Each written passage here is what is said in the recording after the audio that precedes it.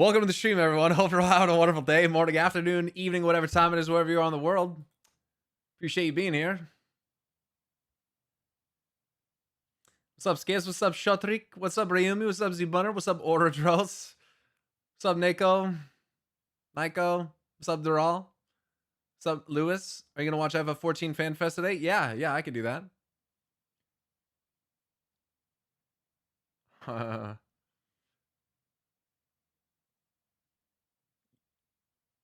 Hey, man. Yeah. I'm so cooked tonight. I've slept like 3 hours. LMFAO. What's funny is I was almost up late enough to fucking watch FanFest anyway. Dude, I was up pugging Mythic Chimeras on my death night for 4 hours, dude. We killed it, though. What's up, Ravito? Thank you. I'm glad the room is looking good. I forgot the FanFest stuff was today. Or last night. I could probably check some of it out. The Pugler! Dude, it was awful. How can you take a fight like Chimeras, reduce it down to literally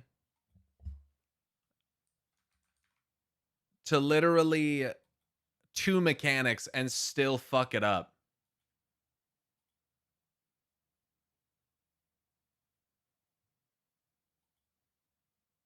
Like, how?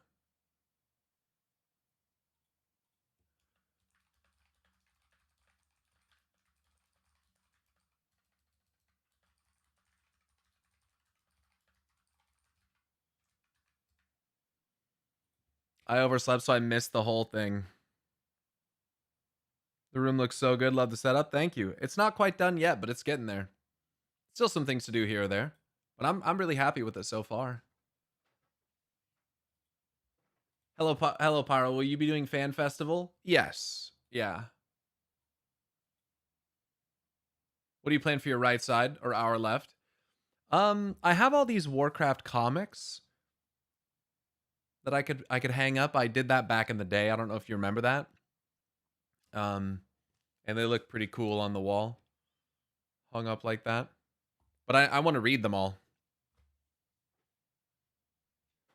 Behind the bed, yeah.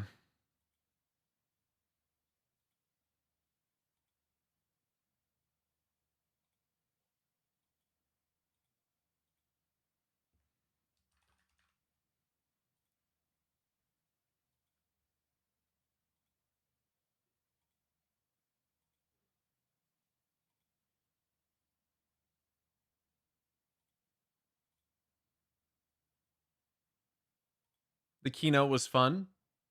I'm just getting to the end of the live letter, and if you don't want to deep dive into Beastmaster, you can probably skip the live letter. It's just a limited job, right?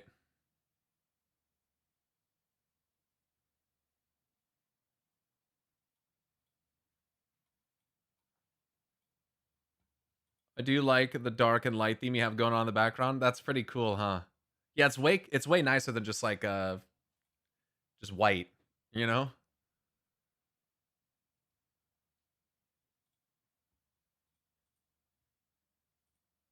It's more interesting. No question about it.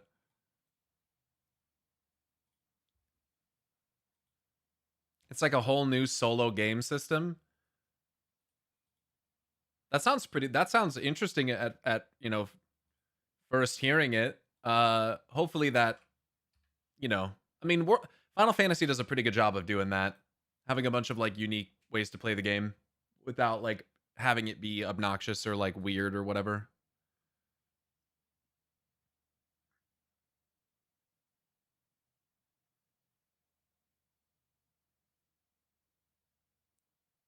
Have you settled in already at your new place? We're in the process still. You know, we're getting there. Still got to have some things done. Still some decorations put up, some organizing. We got to get Nayrel's room set up.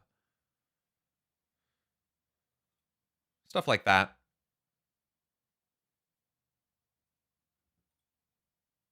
They're removing Decor Duel, and there's a cool Sindora shield from the vendor if you want to get it before it's gone. Wait, they're removing Decor Duel?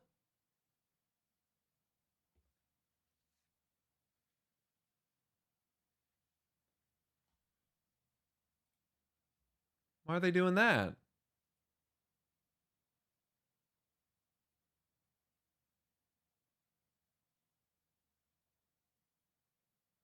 Why do they remove shit? Before 12.1 as well? Why do they remove shit? That's sad. I guess it didn't get enough traction. Maybe it's just a one and done thing. You get double the currency until then, though. Crucible or whatever has 3 difficulties, and you have to plan which beasts you bring into it based on the challenges in that floor set. You have to follow branching paths that make you choose between rewards or healing yourself, / your beasts. That's kind of cool. That sounds like some shit out of RuneScape, to be honest with you, man. It's like RuneScape and Pokemon, like fucking Battle Frontier type shit.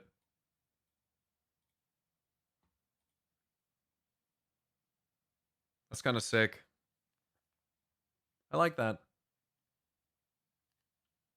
I think they cooked hard with it. Yeah, I'll check it out. And that's specifically for Beastmaster? That could be dope.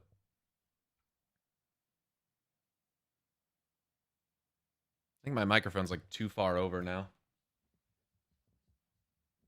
They did a whole 1+ hour live letter on it.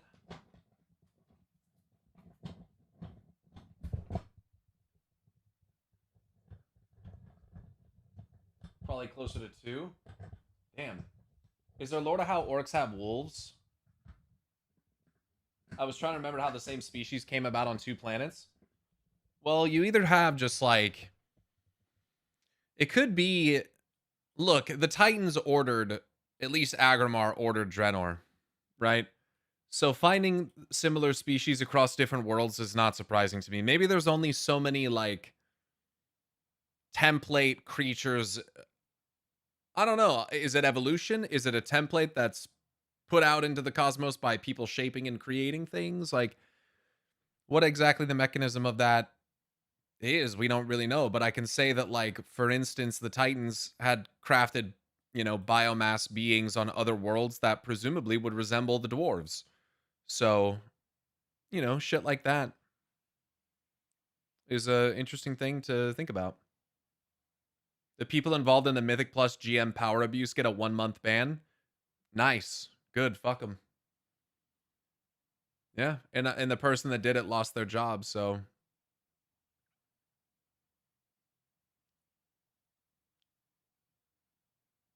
Decor Duels is pretty fun. I just didn't play it too much. Yeah, you like the light and dark theme back there? Hell yeah. Hell yeah, brother. Yo, my Death Knight is 276, by the way, already. 276 that DK already, man. Gearing and alt is so nice right now. I did a Spore Fall yesterday. I won the plate belt, which is best in slot, and then I bonus rolled the necklace, which is not technically BIS, but it's better than what I had. So yeah, I'm fucking gaming already, man. DK is in good shape, dude. At this point, if I want to reroll DK next season, I absolutely could. And I still have time that I'm going to gear a Guardian Druid as well. Fuck it. What's up, Sierra? There's a change to Season 2 Vault. Sorry, this is just a Mistweaver I'm looking at trying to recruit. Comparing him to Hinata. Because Hinata wants to play Holy Pally next season. Claiming bonus rolls in Season 2 from Great Vault requires 3 filled slots in the same week. Players now acquire Nebulous Void Core bonus rolls directly from the Great Vault UI, but there is a requirement to unlock the option. 3 filled slots in 1 week. Okay. A new button has been added to the Great Vault UI, which allows players to directly buy Nebulous Void Cores easily if the geared options aren't looking good. However, there's a requirement to purchase the bonus roll from the Great Vault. Players must have unlock 3 or more raid, dungeon, or world rewards in a single vault. That doesn't seem too egregious to me. I don't know. That seems all right. I'm not really bothered by that. But it sounds like that's going to be... Is that the only way to get Nebulous Void Cores? Is by doing that? So you can't get Vault Gear and Nebulous Void Cores. It's kind of lame. I have not seen it, Kevin. Yeah. Is that even out? I haven't seen that.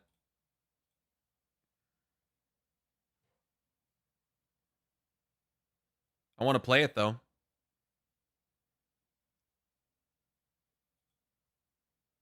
Yo, Ziara, thanks for the 19-month resub.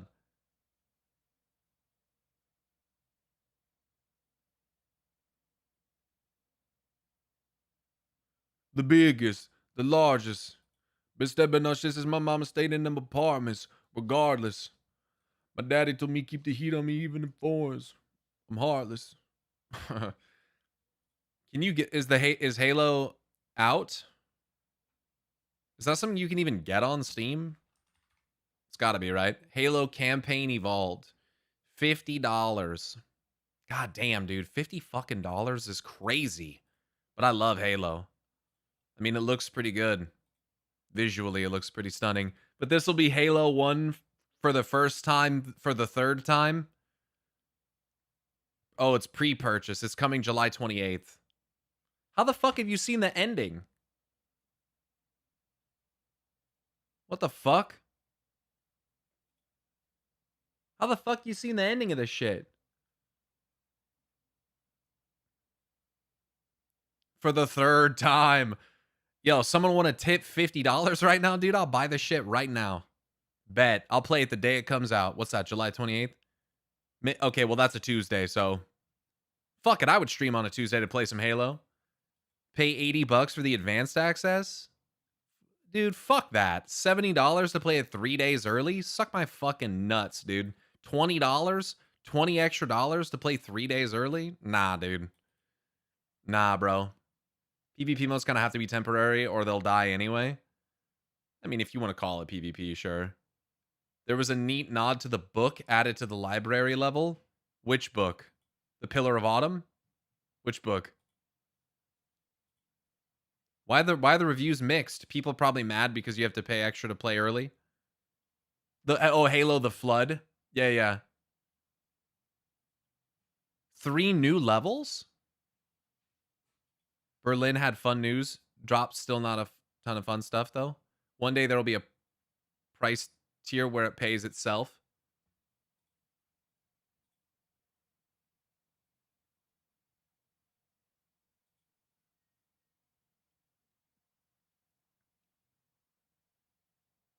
Florida's lava. Oh, they have new skulls too. Yo, Original Gondui. Ektra, thank you, sir, for subbing for 3 years. Been sitting on the 3-year for a bit. Let's go. Hey, dude. Thank you so much. That's a long time. It's kind of crazy to think it's been 3 years since a lot of y'all started watching in the FF days. Yo, Apina. Apinom. I don't know how to say your name. Thank you. I'm glad that you enjoy them. I heard that they plan for the keynote in Tokyo to be 4 hours. I'm not sure if that's true or not, but that's crazy. You mean for XIV?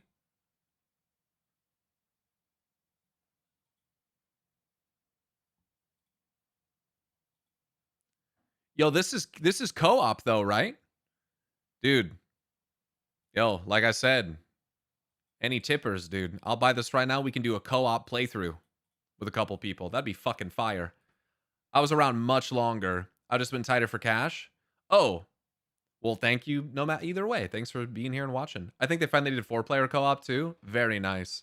One of them, I think it was Master Chief Collection, had like really scuffed multiplayer. It was fucked. It had giga scuffed multiplayer, man. Like disconnects and people not being able to join and all sorts of cringe stuff. It was tough. Does anyone have a link to this FanFest thing? I'm curious, like, how long it is. Because I know a lot of you guys are here mostly bless you, mostly interested in WoW. But, you know, there's some new Final Fantasy stuff that's pretty interesting. FF14 is a great game. If you guys haven't played it, I'd recommend it. It's got a great story. If you care about story in video games, which if you're watching my stream, you probably do, I would recommend. They haven't cut it up. It looks... The keynote is quite a bit. I'm playing it right now. Jack, I'm jealous. Here's the full stream on YouTube. updated trailer, though. I suck at FPS games. You get motion sick? That sucks. What I posted is everything except for the extended trailer. Well, I want to see the extended trailer. You were big into 11? Yeah, I heard 11 was a lot more grindy, but still, like, fun, like, classic MMO type shit. So what do you get from this bundle, by the way? Premium edition. 5-day early access. Art of Halo campaign digital art book. Digital art book is so cringe.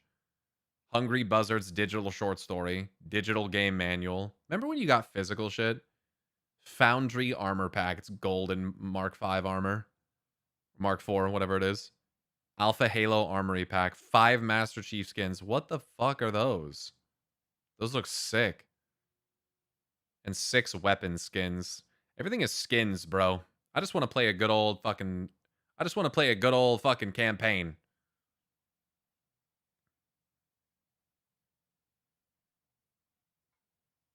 Hey, Pyro, have you thought about this before? Haranir equals Hera plus Nier. Alnhara equals Azeroth. I'm not sure what you're trying to say, but we already know that Alnhara equals Azeroth. I'm not really sure what you're trying to say. If you play or watch Halo, I don't mind watching or listening. Stories were cool. Yeah, Halo's got sick lore, dude. And as you can tell, I'm a Halo fan. I've read a lot of the books, too. The Flood, The Pillar of Autumn, Ghosts of Onyx, The Fall of Reach. I've read quite a few of them. There's a lot of new ones, though, that I didn't know that they came out with. Halo's got a really cool universe. I didn't really like when they brought the Forerunner stuff into the game, with, like, the Diet Act and all that stuff, but I preferred that being, like, a tell, you know, a mystery kind of tell, don't show kind of thing. But, whatever. I was tempted to play through them all again. Dude, it's one of the most fun things to do. Get a group of some friends and just fucking blast all the campaigns together. Halo books are sick. Yeah, they're really good. Especially when you read ones that are from, like, the books give a lot of perspectives from Spartans that aren't John 117, right? You get a lot of other perspectives, which I think is really cool. And you also get, like, certain of them, like Ghosts of Onyx, largely is told from the perspective of Sergeant Johnson, which is pretty cool as well. There's a lot of neat shit. It's where you get like 99% of the Halsey lore, all that stuff. Oh, Grub, yeah. Oh, yeah. The space battles in Fall of Reach are fire, dude. Oh, they're so good. Yeah, yeah. And it's so cool. It's cool, like, being familiar with the IP, because when you actually, like, read the books, you can visualize most of the stuff that's being said. It's just really cool. Having, like, visual things to go along with your mind is awesome. My B-Day tradition is co-op. Halo 3 Legendary. Oh, All Skulls on. Lasso. A little lasso run on Halo, huh? Halo 3. That's crazy. Halo 3 lasso's hard. Any lasso run is hard.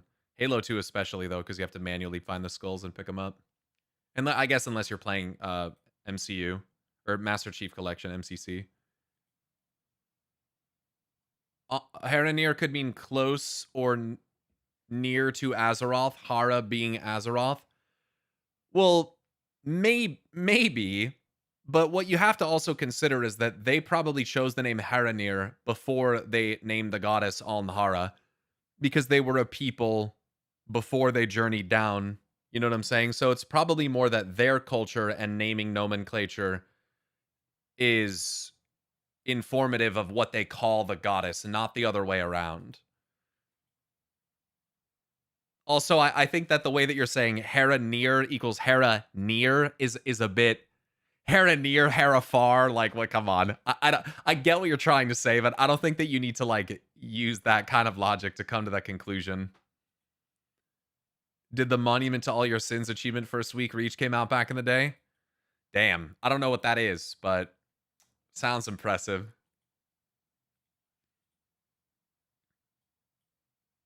Remember Reach, rip Noble 6. Yeah, and Emil. Rip the entire Noble squad, literally all of them.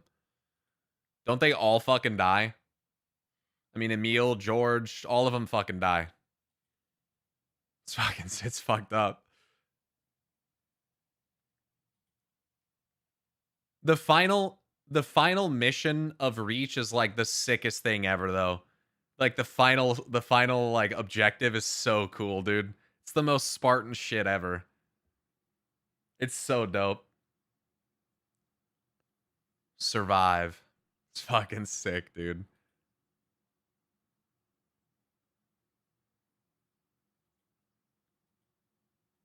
The green one made it off the planet at least. I don't know if he died post-reach, though. What's that guy's name? Zhong? Or something like that? The sniper? Noble 6 is MIA 100%. All Spartans are MIA. There's no such thing as KIA Spartans. Spartans never die. They just go missing in action. Canonically, Noble 6 held out for an entire day. That's fucking crazy. That's crazy.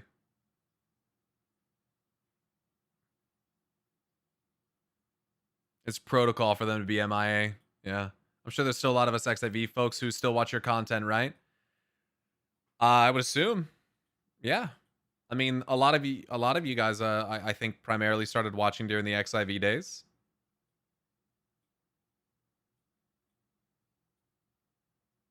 What makes you say that? Of course. The Reach missions were actually crazy good IMO, maybe better than the originals. I think Halo Reach is the best Halo game. I also hear, and I never finished it, I never played the whole thing, but I also hear ODST. I hear a lot of people say ODST is like the best one, which is crazy. I held out for 2 hours on Legendary because I thought there'd be something. It was so painful. 2 hours? Jesus. You know what I really liked about Reach as well was like the Horde incoming wave mode. I like that a lot. It was a good way to level up your character as well and like unlock stuff.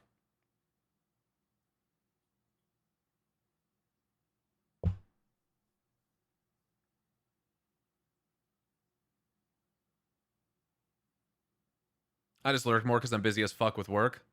I liked ODST. Reach was great because it was very similar IMO. I was just wondering because you said the majority here play WoW, or maybe I misunderstood. I mean, I would assume that when I'm in the WoW category and stuff like that, that the majority of the people watching are WoW players or WoW fans. Like when I go to FFXIV's category, I imagine that the majority of people watching that are XIV players. You know, just the category tends to attract people. Like, let's say when you log on Twitch, right? You open up Twitch and you see Pyromancer streaming and you see Final Fantasy XIV as the category. If you don't play that, you're probably not going to be as inclined to click on it, right? If you see World of Warcraft and you play it, you might go, "Oh, I'm clicking that." You know, even if I'm sitting here talking about the lore, that's kind of how I do it, right? Like if I log on, I see Summits playing Counter-Strike or Sea of Thieves or GTA or racing of some kind, I'll watch that. But if I see he's playing Tarkov, I don't click that shit. Because I don't give a fuck about Tarkov. I don't want to watch him play Tarkov. I just don't think it's fun to watch. I think people who are new to XIV will also not click because spoilers. Some people don't care. Some people just don't give a shit. The protective nature of spoilers in XIV is quite unique, I think, especially compared to other MMOs. People don't generally give a shit in other spaces. I heard someone wants to play CS competitive again. Yeah, he's playing with a team right now. Not like a pro team, but like an amateur team right now. He's all right. I just don't I think CS stresses him out really hard, and I just don't think that he's got that competitive fire in him anymore.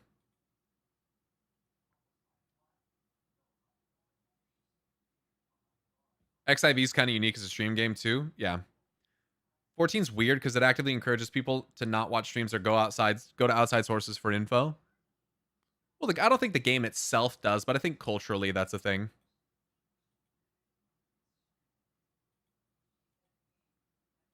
Like I could run a poll and just ask.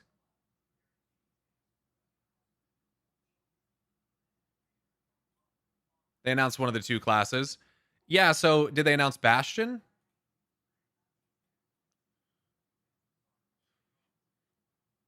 Yeah. Is it a tank? It's a tank, right? It's got to be. Is it double shield tank?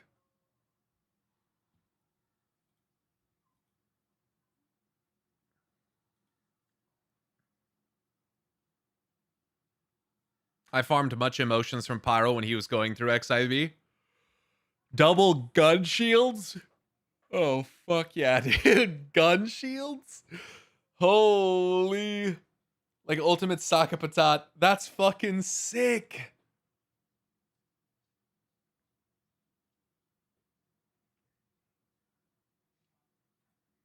Fucking gun shields is crazy.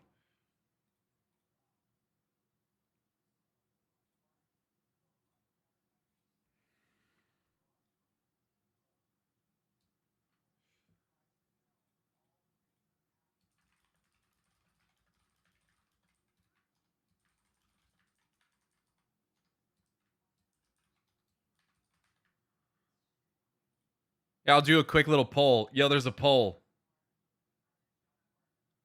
Wait, I think I allowed multiple results. Hold on. I fucked up. Allow additional votes? Stupid.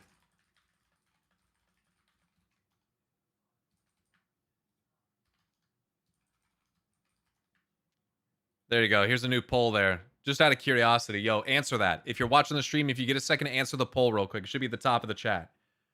Answer that shit. I'm just curious what people think.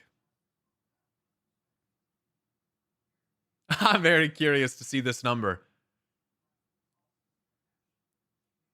Answer. Answer.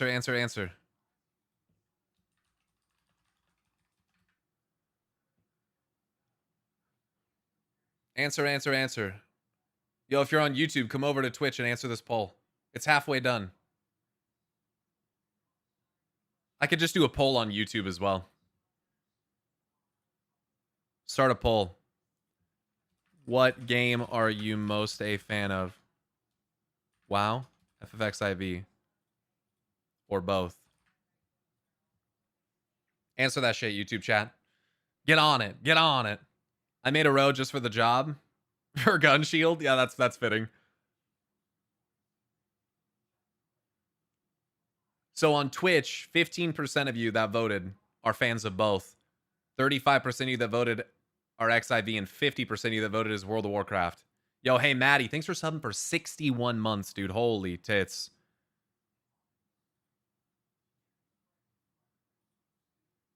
Yo, on YouTube, it's not close. Holy shit. On YouTube, it ain't close, dude. On YouTube, 78% of voters have selected World of Warcraft. It's not even close. Which, that makes sense. My YouTube channel is primarily WoW content. And I am in the World of Warcraft category on there too, but discoverability on YouTube is a joke. So, yo, answer the poll. Answer the poll on YouTube, guys. Answer the poll. You're a fan of both as well, but you didn't see it. I'd be really curious how many came from League. I am curious about that too. I couldn't care any less about FFXIV. I tried and it's not for me. That's all right. I get that. MMOs can have wildly different feels to them. XIV and WoW, like WoW is a lot like faster and like crisper feeling, and it's just a different aesthetic. And I mean, everything about it is so different. There's some similarities, mostly just that it's an MMO.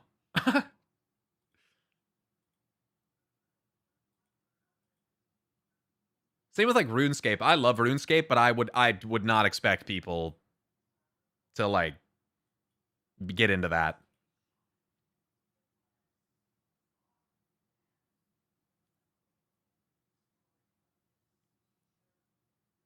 It just seems like they're trying to shoehorn the Heronir as a progenitor species when the trolls are everywhere on Azeroth. Well, everywhere on Primordial Kalimdor, at least. But ultimately, even the trolls don't predate things like the Black Empire, as far as we know, unless they were created with them. To be fair, it's kind of like saying that they shoehorned Yongal as the progenitor species for Tauren, but no one really seemed to give a fuck about that. The thing is, as well, is that the conflicting histories are supposed to make you question what the Heronir are saying. I feel like this is a nuance of the storytelling that's being widely ignored right now, and I think that this is fundamentally a lack of literacy that's causing this, and I mean that as no offense, but this is just really how I perceive this.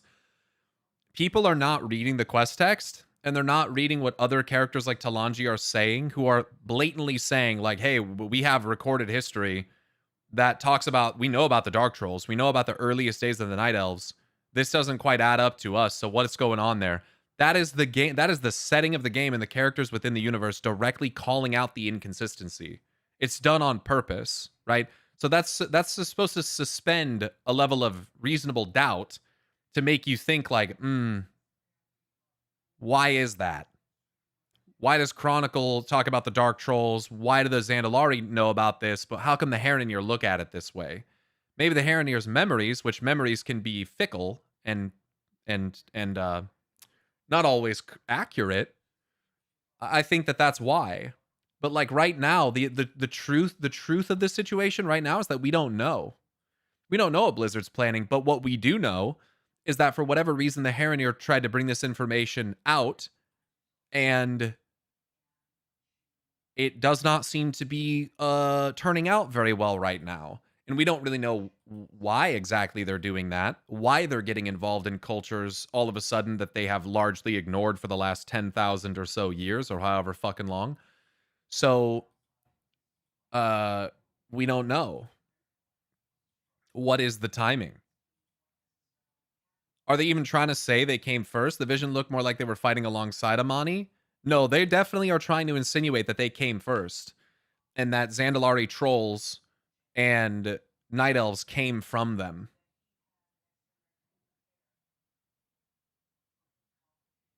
Aren't there some Naga that were alive when they became Night Elves? No, the Night Elves predate the Naga.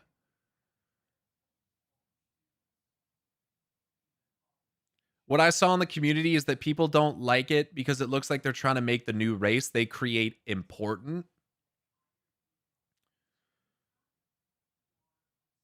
Yeah, I mean, they are important. Do you need Heronir in the game? No. Do you need them for the story? No, I don't think so. I really don't think Heronir need to exist. I said that honestly, I don't think Herondar even needs to exist, but that's what they decided to go for. It's what they did. So I'm going to try to work with it as best I can. But I think ultimately one of the biggest lessons that you're supposed to be taking from this right now, because it is a very big theme in World of Warcraft right now, especially, is that different historical accounts often conflict with one another. You know what I mean? Who of you has listened to the Bitter Truth audio drama with Lorthamar Theron and that other troll, Tarundo, or whatever his name is? Who have you listened to that? If you haven't, you really should. Because it's not only about the conflict between the Blood Elves and the Amani, but it's about how these two guys who were involved in the same wars and involved in the same events see them and are from very different perspectives and are aware of different details as a result. So this is a really important thing that we need to understand. Culture in real life, even if they were involved in similar or the same events, they don't describe them the same all the time. And the way that they view certain atrocities are different, right? And in this story, you get the full picture. So I heard from someone one time that there's 3 truths. There's the truth in one perspective, there's a truth in the opposing perspective, and then the real truth is in the middle. You know what I'm saying? So when you hear the Heronir just tell you, like, this is what happened, that's probably not true. When you get the perspective of just the elves, that alone is probably also not true. When you get just the perspective of the trolls, that is also probably not entirely true. If you want the whole picture, the best thing you can do is combine these perspectives and cross-reference them to make sure that it checks out. And this is how I kind of came to the conclusion that Chronicle had something that was off about it. Because I would compare and contrast perspectives and information, and they wouldn't always add up. And instead of taking that and being like, Blizzard sucks and they're inconsistent, I took it as like, maybe there's something else going on here. Maybe they just don't have the same information, or maybe certain information has been withheld or hidden. And what can we do to cross-reference these things to make sense of it? So instead of just raging that like the Heronir now predate the trolls and this is some huge retcon, like frankly, my initial reaction was kind of in alignment with, because I kept reading and I saw what Talanji said, I caught that and went, oh, okay. This is not so cut and dry. It's not so simple that like this is just the truth. Because the Heronir, like every other culture involved in events, especially ancient events, is likely to have different perspectives and beliefs on what happened. So that's how I feel about that. Have I watched Discordian Kitty's newest video? No. As I understand it, that video directly addresses PTR-based spoilers about Xalatath, and I don't look at PTR spoilers at this point. So no, I have not looked at that.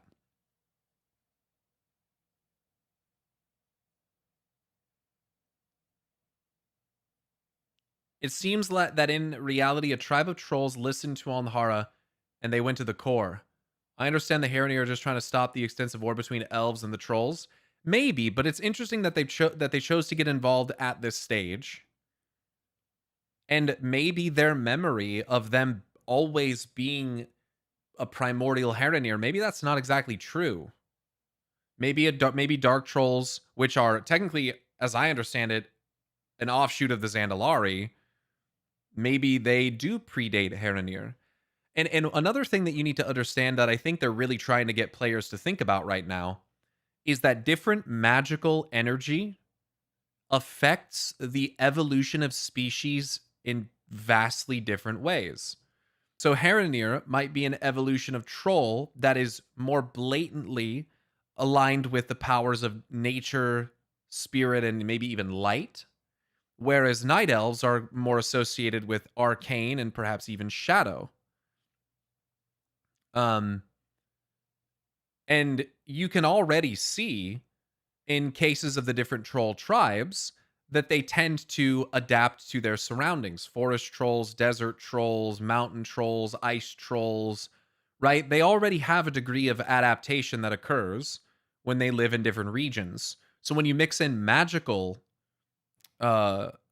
influences as well, the amount of evolution and disparity between their appearances is likely to become rather significant. Akir evolve into different species also. Right, evolution is evidently a thing in World of Warcraft. They try to claim that the Akir were an empire that fractured as a species, the Empire of Ajakir, and then the fractured remnants of that became or evolved into the Nerubians, into the Mantid. But that isn't true. That's not true, because historical accounts of the fall of Yasharaj indicate that the Mantid were part of the Empire of Ajakir, not something that evolved after the fact. Really, so much of that old stuff has been obscured, obfuscated. I would believe intentionally. The environmental impacts which genes in an animal is passed on to their offspring, just like how they have a different name for Azeroth, Proto-Heronir, and Dark Trolls could just be one and the same. They absolutely could. Good morning, Zaxis. Intuitively, Heronir seems more like a transitional race. I'm not sure. Heronir have some interesting... Umbric would agree with you, I think, considering their physiological similarities, but Heronir also have some unique traits, like the fact that they have quills on their head, which undoubtedly leads people to associate them with Quillbore. To a degree. They have the longer pointy ears, much like you would see from trolls and elves. Interestingly, with Heronir, they have, if I'm not mistaken, they have 3 or 4 digit toes, feet, instead of the 2 that trolls have or the 5 that elves have. So I can see why you might see that as in the middle as well, from 2 to, 3 or 4 to 5. I could see that. I think they only have 3 or 4 digit feet. But again, we also have primordial animal gods and stuff like that who can influence and shape their worshippers and followers. Like, Agamagon, who I recently learned is probably has a name inspired by Agamemnon. I learned that because of the Odyssey. Um, he obviously has the Quillbore worshipping him. Aristor, among others like Ursoc and Ursul, have Furbolgs worshipping them. Aristor actually looks like a Furbolg, which is interesting. You have a bunch of Loa that have, the Tuskar, which worship a Walrus Loa. There's a lot of that. Um, the toe finger count thing with trolls could be a similar situation to the broken Draenei. I've been thinking losing digits. Yeah, it's possible that and I don't like this angle. I don't like this because to me it makes one sound lesser and one sound superior, and the idea of racial superiority to me is obviously like revolting. But it could be that Heronir are some type of original and trolls are a degenerative species, like what you got from the original earthen and then trogs and dwarves, and that elves are an evolved species, right? One is degenerative, which again, I really don't like that concept in World of Warcraft. I think that's very insulting.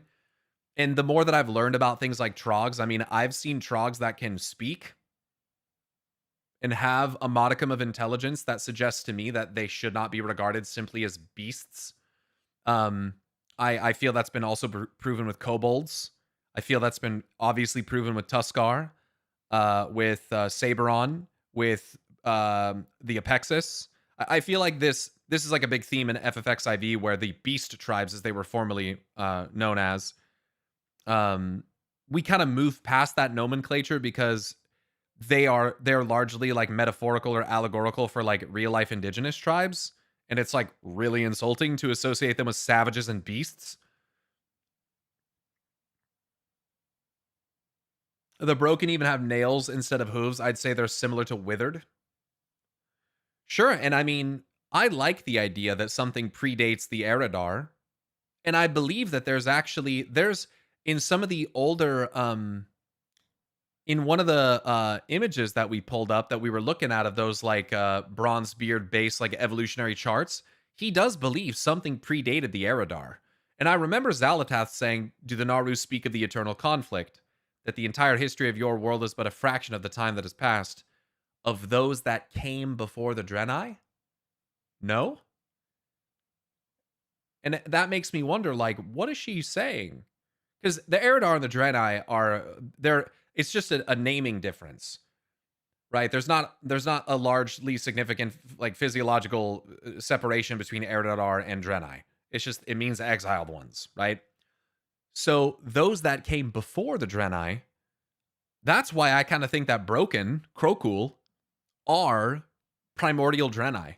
And that Draenei were at some point exposed to primarily the energies of order and light, and they were drastically physiologically changed as a result.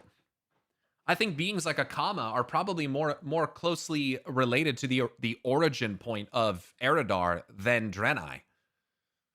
Well, not then Draenei, but then we realize. Like Blood Elf and High Elf, yes. Like Highborn and Blood Elf, Quel'Dorei and Sin'dorei, yes. Are they influenced by the Loa, or do the Loa evolve to represent their worshippers? Didn't Bomb Salami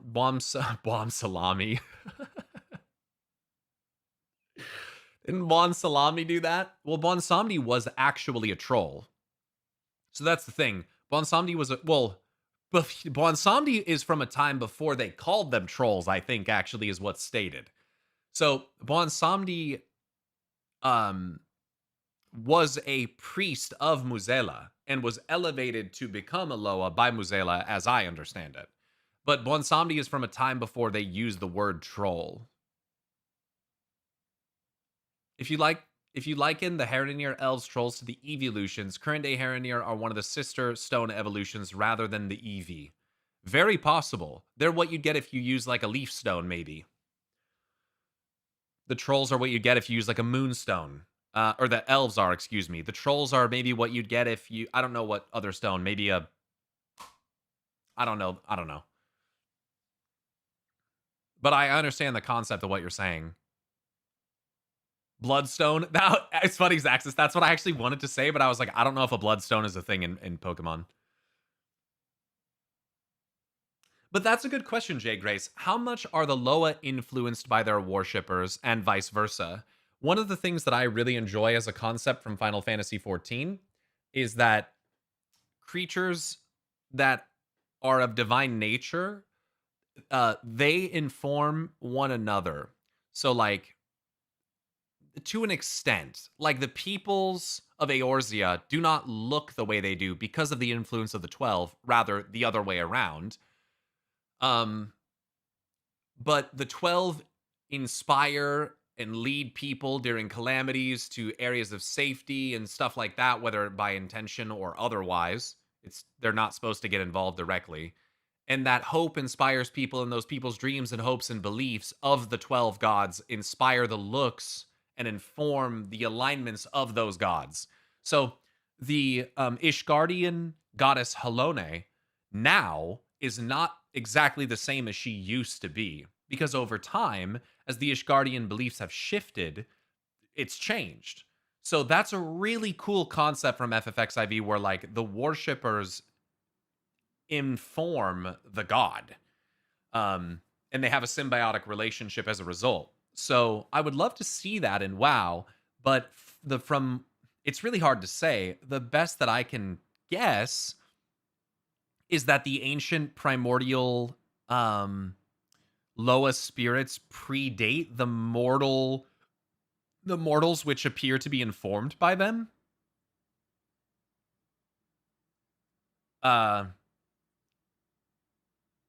I like the idea that they gave rise in some capacity to their own like little races somehow, but I don't know how I could prove that. I don't, and that's the thing is like, I don't think that we really know.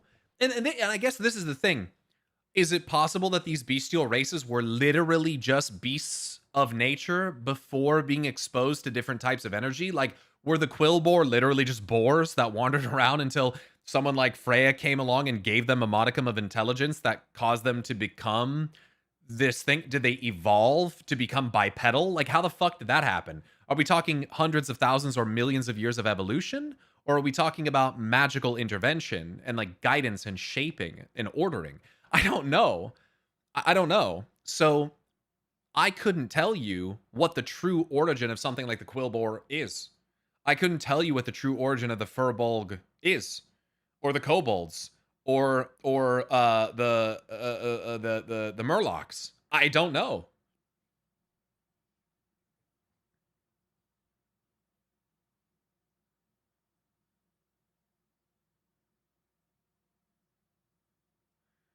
You said you don't like the idea of racial superiority because it mimics racism in real life, but I like the idea of cultures with sacrifices, blood culture, death by trial, slaves, etc. And I understand that. If Blizzard are afraid of to mimic reality, we'll never see this kind of themes again. It is a game. Just because I like this themes don't mean I like them in reality. Sure, and I think it's important to be able to separate those things and acknowledge that. Yeah, absolutely. Absolutely. I just think it gets weird because when we're talking about playable races, and this is a minority, a very minor type of it, like I don't think this is a widespread issue, but you get people who get really fucking weird about it. There's already people who are weird about it. So when you're associating yourself to any degree with this, with your in-game character, and people want to like be casually like in-game racist, that can just be kind of weird. So I'm not saying that they should just not have those things in World of Warcraft at all, but I just don't I don't like, it's not about the culture having sacrifices or trial, death, and stuff like that. It's about referring to them as degenerative. It's that, right? Because then you're saying that race is degenerate. Like they're degenerate, and it is implied from that they are inferior. You know what I mean? And Zaxxas makes a great point. All cultures have had that depravity, not just indigenous groups, especially the farther back we go. We were all savage beasts once, right?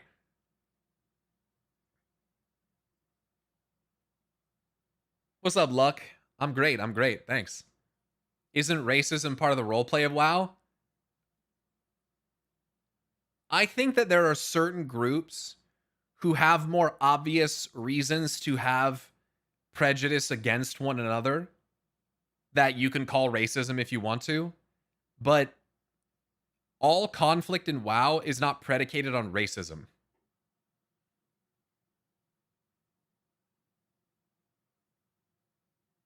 There is racism in the Red Dawn quest. Yes, and they're obviously portrayed as bad guys for doing that.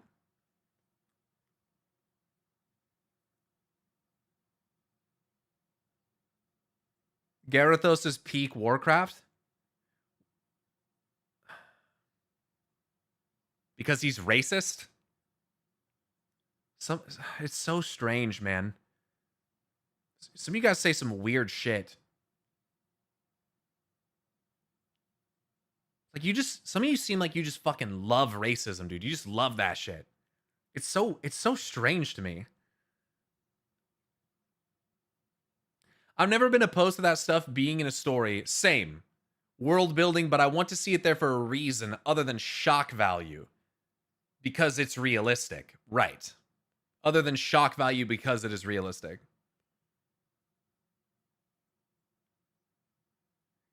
Again, let me just be clear. Tension, whether racially motivated between groups, I have no problem with. That is a real thing. It is a real reason for a lot of conflict in real life, as much as I wish that it wasn't. But again, when you're talking about, and maybe this is just Titan words, right? Maybe this is not really, maybe this is a bit of a me problem, where I'm looking at how the Titans call it, it's degenerative, and I'm thinking that is some type of objective classification of those races by Blizzard. Maybe this is a me problem.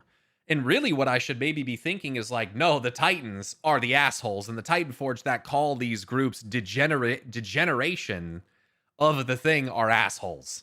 They're the ones that aren't really respecting the nature of these beings, the potential intelligence, the potential of these beings. Maybe it's not, maybe it's nobody else, maybe it's them. Maybe that's more where the problem is. I mean, Naga and Undead are not races. I would say the Forsaken at this point are effectively their own race, and Naga most certainly are a race. Maybe some cultural practices rightly cause degeneration, though, like shadow/blood magics. Right, but I guess, again, I don't know why I don't feel like I'm gonna make any headway here, and I don't feel like what I'm saying is really being, I don't think the focus of what I'm saying is really being acknowledged. That's not how I feel about this right now. Again, I think the term degeneration is a pejorative, and I think that associating it primarily with more like tribal groups is inappropriate. That's it. That's it. I just don't think that calling them degeneration, I think it's just a different kind of culture.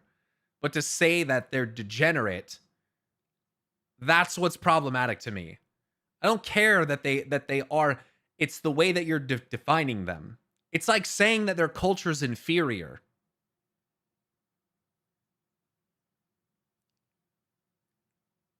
Maybe I'm wrong. That's just how I see it.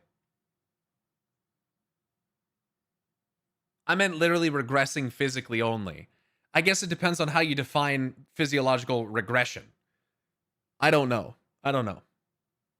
Are trolls regressed because they have 2 toes instead of 5? I don't look at it as regression and progression. I just look at it as branches that go in different directions.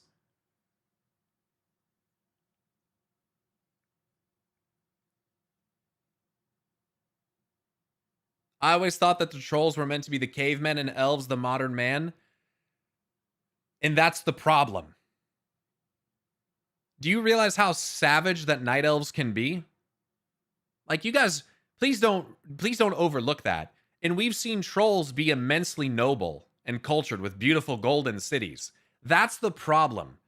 That's why I have an issue with this, because I think that it's kind of fucked up to just associate trolls with cavemen and elves with modern man. because I think that you're likely to see one of those as superior to the other. And I think that that's wrong. I don't think that's how you should look at that. I didn't mean like they're degenerate scum. I see you now. That's how I take it. But maybe I'm wrong. Maybe I'm wrong. And I think that in the case of the Trogs specifically, the thing that the Titans didn't like about them was cannibalism.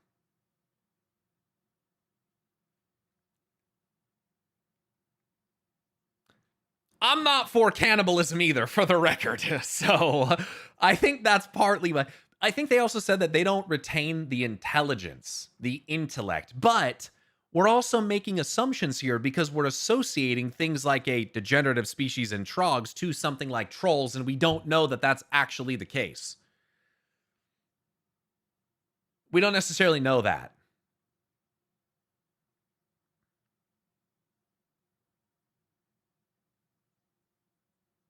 Haranir were just old story they had in a box from before Shadowlands. Someone just blew the dust off old lore someone carried over from a different game. Yeah, tell me more that you listened to from the Bellular video. Do you have any original ideas or thoughts on the topic? Int is great unless you're a warrior, then it's Garbo. Or how the High Elves treated the Amani, gouging Zul'jin's eye when he was already subdued. The Elves are anything but noble. Well, the Elves can be very noble, but it comes down to the individual and their actions.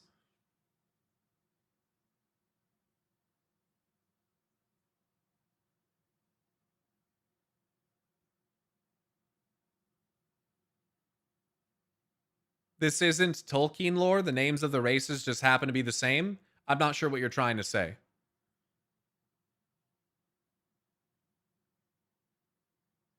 WoW humans hated the orcs because they invaded their lands.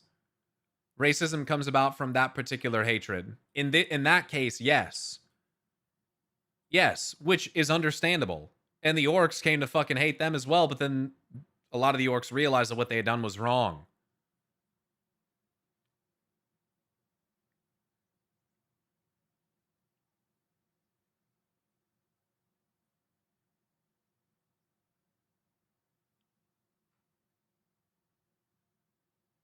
Right, they also just have their savage moments, right.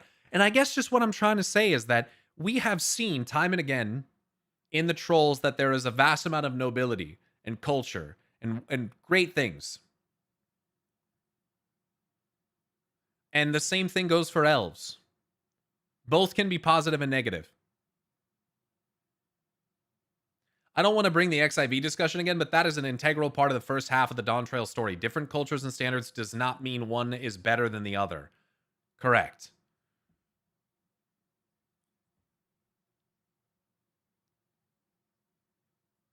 With orcs and humans, the invasion is the point of conflict, not racism. That's why it works.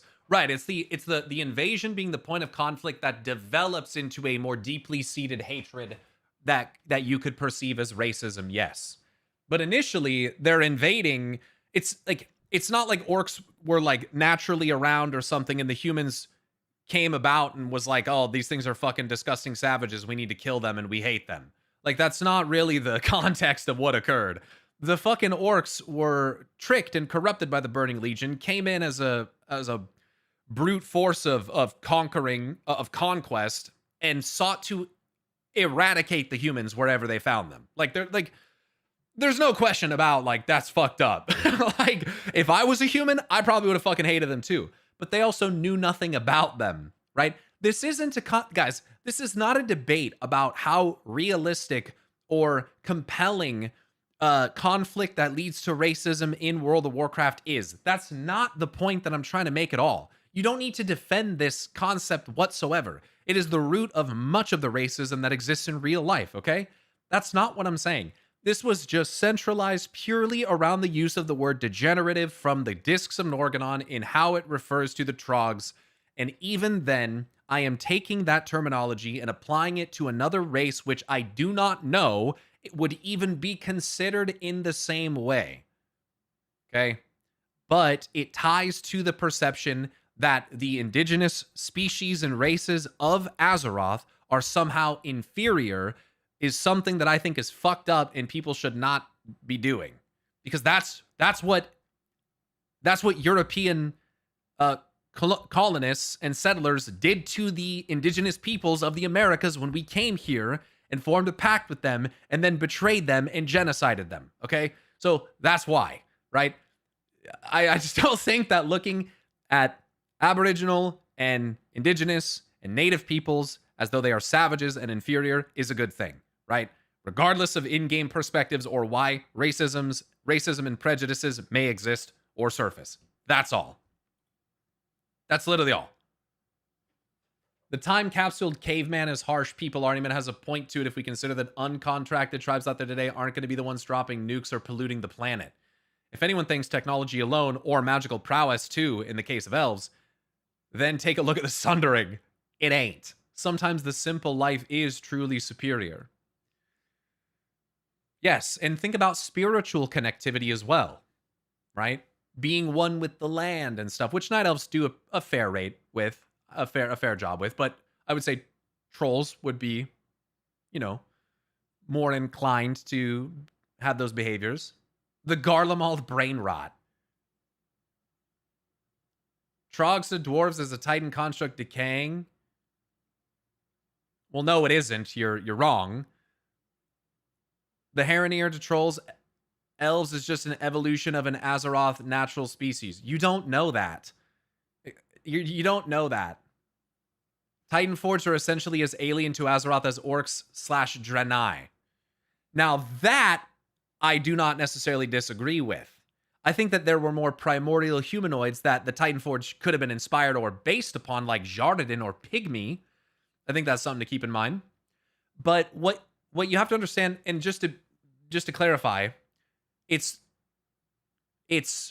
earthen were created, and it is alleged that when their stabilization matrices were destabilized due to high stress environments, which the Tribunal of Ages suggests was the old gods, they either degenerated into trogs or they evolved into dwarves. The interesting thing that we learn, and what you need to understand, is that the Discs of Norgannon also state that dwarves are a lot more similar to the standard subterranean being matrix composed of biomass construction on other worlds employed by the Titans, in that they procreate. What does that tell you? The Titans created biomass constructs and creatures on other worlds that were made of flesh. They procreated. They were flesh and blood. But additionally, what you read in the Discs of Norgannon is that the earthen are a modification of the standard subterranean being matrix, in that they were composed of a cross-section of the world's stone core components in an attempt to increase their survivability paradigm by enhancing their resiliency and imperviousness to physical harm. That's why they're made out of stone. That's why they have what is referred to as stabilization matrices inside of them, because they're crafted to withstand certain types of influences. Seemingly that didn't work, but why call it the curse of flesh? Because obviously at some point, first of all, that's probably a Titanforge word and perspective, but obviously at some point their perspective on flesh changed. I mean, simple as that. The record tells you they created biomass beings on other worlds. It literally tells you that. So then to say that the earthen are a modification of the standard subterranean being matrix, which the dwarves are much more similar to, would indicate that, like, this is not normal. The Titans did not craft stone Titanforged all over other worlds. That's not what they did. Why did they do it with Azeroth? Why did they change that? What shifted in their prerogative? It's a really important question to ask. I got to reread Dwarf Lore. I thought Trogs were a direct result of the Curse of Flesh corruption from the old gods, and the dwarves were a result of the Titans attempting to stabilize that. So again, you have the earthen crafted from a cross-section of the Earth's crust, right? From the destabilization of the stabilization matrix inside of earthen, you had a degenerative species known as trogs, and you had an evolved species known as dwarves. The dwarves, who venerate the titans and retain a lot of the intellect and a modicum of resistance to magical influence, were deemed appropriate by the titans, worthy of Genesis in their own right. It literally says that in the Discs of Norganon, that even though they're made of flesh, that the dwarves are worthy of Genesis in their own right.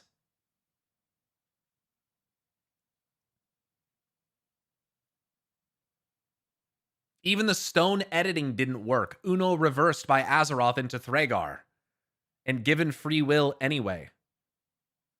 And what's documented in the notes of the Keepers as well is the idea that the curse of flesh infects beings to varying degrees. That is to say that some beings become totally flesh and some develop free will. We have examples of this, don't we? What is a group in World of Warcraft that isn't flesh but has free will?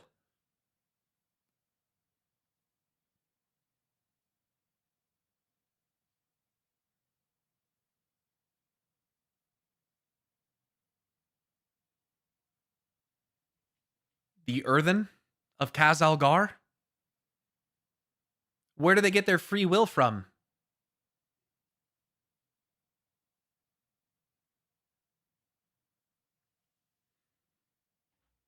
Azeroth?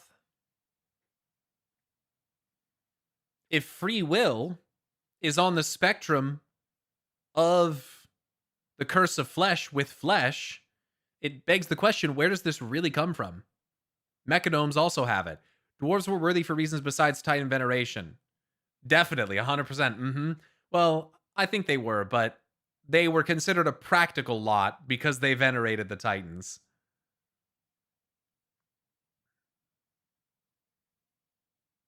Did you guys know that if you run new Uldaman, that there are earthen NPCs in there that cast Curse of Stone on you?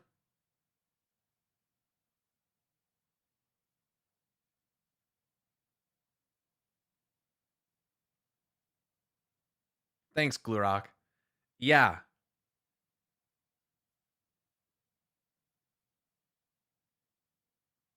I am of the opinion that, what does he mean, new Uldaman? The one from Dragonflight? What defines a curse? Sometimes it's just perspective. Uldaman got a rework? Bro, when was the last time you played the game? Uldaman got a rework like 6 years ago.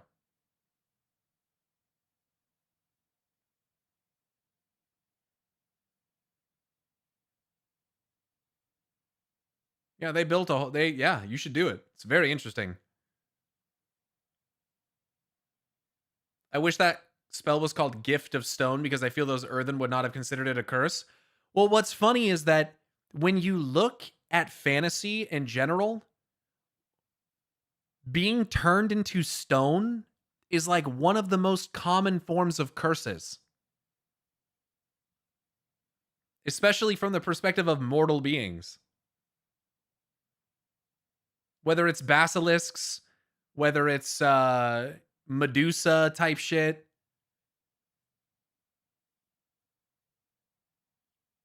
Gorgons. I don't want to be turned into fucking stone. That's horrifying. But stone constructs can probably be more easily suppressed. Magu has shown how Titans created stone beings. I think you're talking about the Mogu. But I agree with you. They literally craft terracotta Mogu. They take the fucking souls of them, of other Mogu, they spirit bind them into new vessels, and there you go.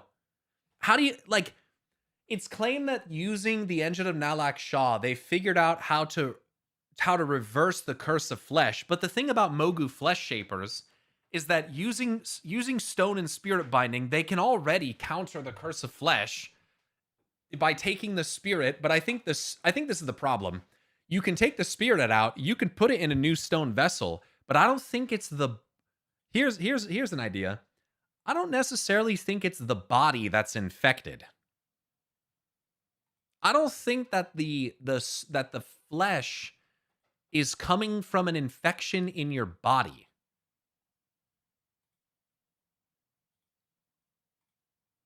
I think the infection is in your soul. Or that they are so closely related that it's really hard to tell the difference. I think this is something that's happening fundamentally at a soul level. So here's what I think. I think that there was a bunch of primordial races on this world that rose out of the chaotic bedlam that predated the arrival of the Titans.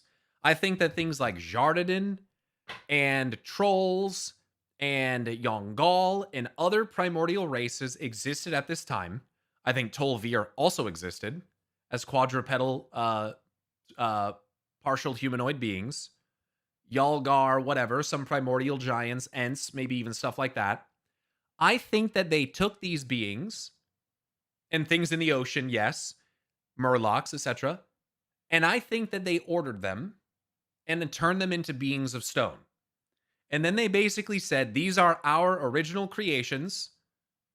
And then, when their stabilization matrices destabilized, they turn into flesh. And whether it's the perspective as recounted by the Keepers and Titanforged, or the Titans themselves, we were basically given the impression that these are due to old god corruption.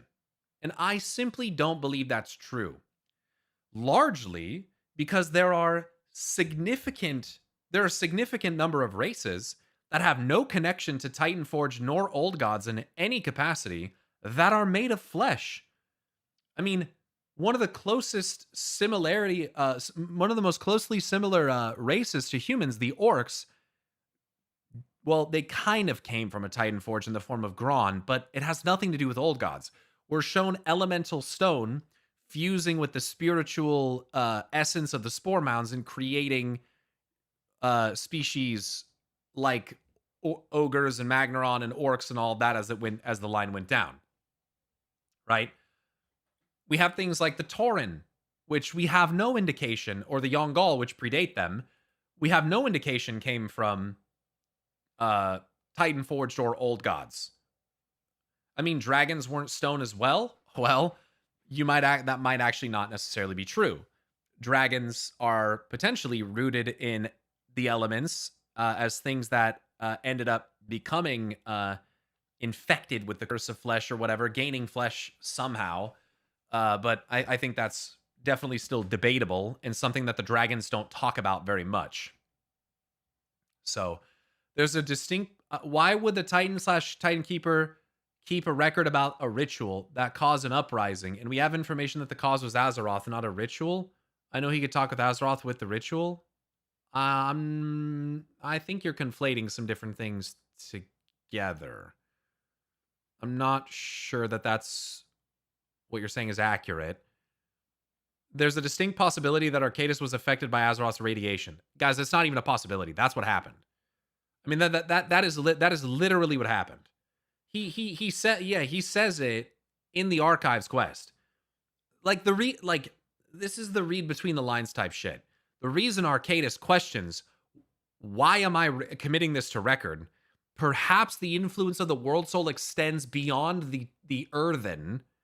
He is literally suggesting that he too has been affected, and it's because he has.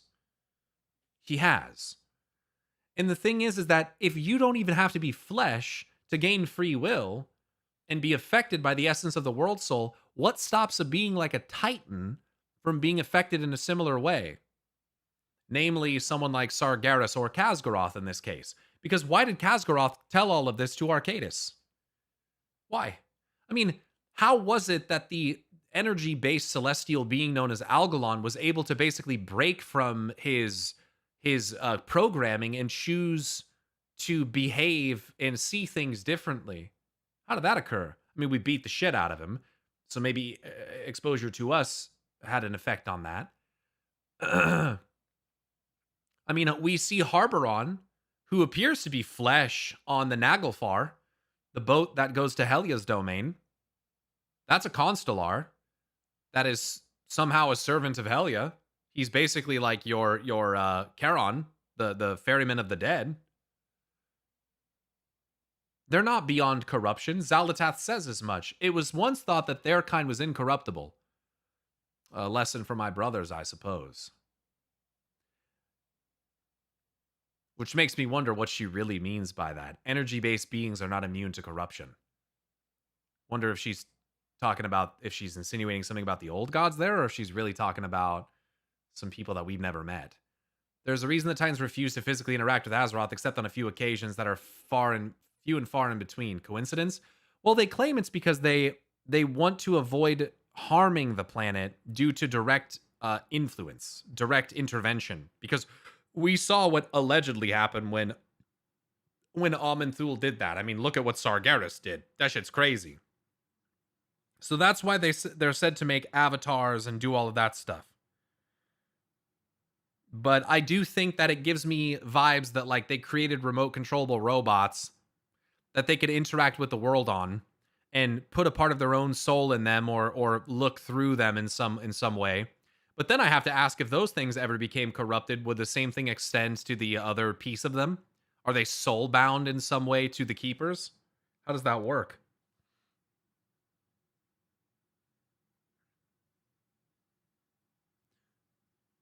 Who is her brothers? The other old gods? Well, Xal'atath is not an old god. So that's a good question.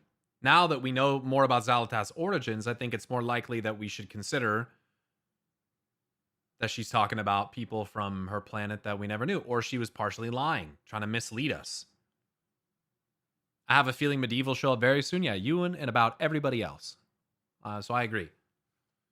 It's just telling the Titans didn't camp out by Azeroth that she's the prime they searched for. Yeah, they ordered it and then they left. They went to go confront Sargeras. And then they never came back. Always loved the idea that Khaz'goroth seeded his likeness on other worlds in the subterranean being matrix. I would imagine that the standard subterranean being matrix is a specialty of Khaz'goroth.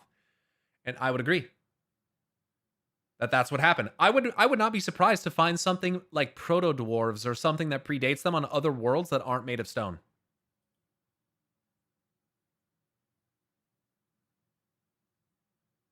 I like what you're saying, because Sargeras spent decades tethered to Azeroth after Egwene slew the Avatar, through Medivh.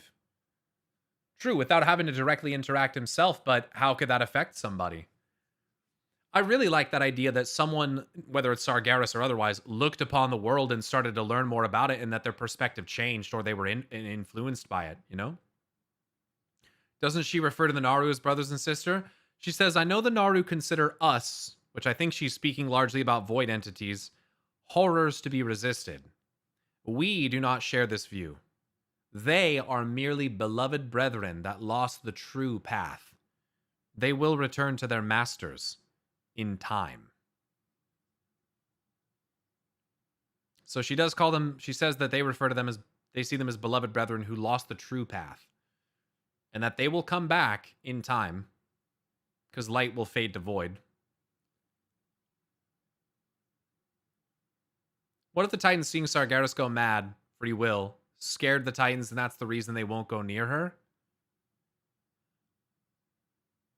Maybe, but I think that the original RPG lore and shit like that, that said that Sargeras' madness was based on him recognizing that the Titans were the ones actually seeding corruption throughout the cosmos and that they were to blame for a broken, flawed creation, is more compelling than the old gods. But maybe those two things can exist simultaneously. Maybe there's a relationship between those two things. Because one thing that Agramar used to say when you approached him in Antorus was, mortals, I spent millennia fighting to save your kind from corruption, until at last my eyes were opened to the truth. You are the corruption. And we shall save the universe by wiping all memory of you from existence. That's fucking scary. So if Agramar is serving Sargeras, they believe that mortals are corruption. That we are the corruption in the cosmos. And if what Chronicle says is correct, if what it says about Sargeras being driven mad by the old gods is correct, then he must be basing this out of a perception that mortals are a corruption spread by the old gods, or something along those lines. but they see us as the source of corruption.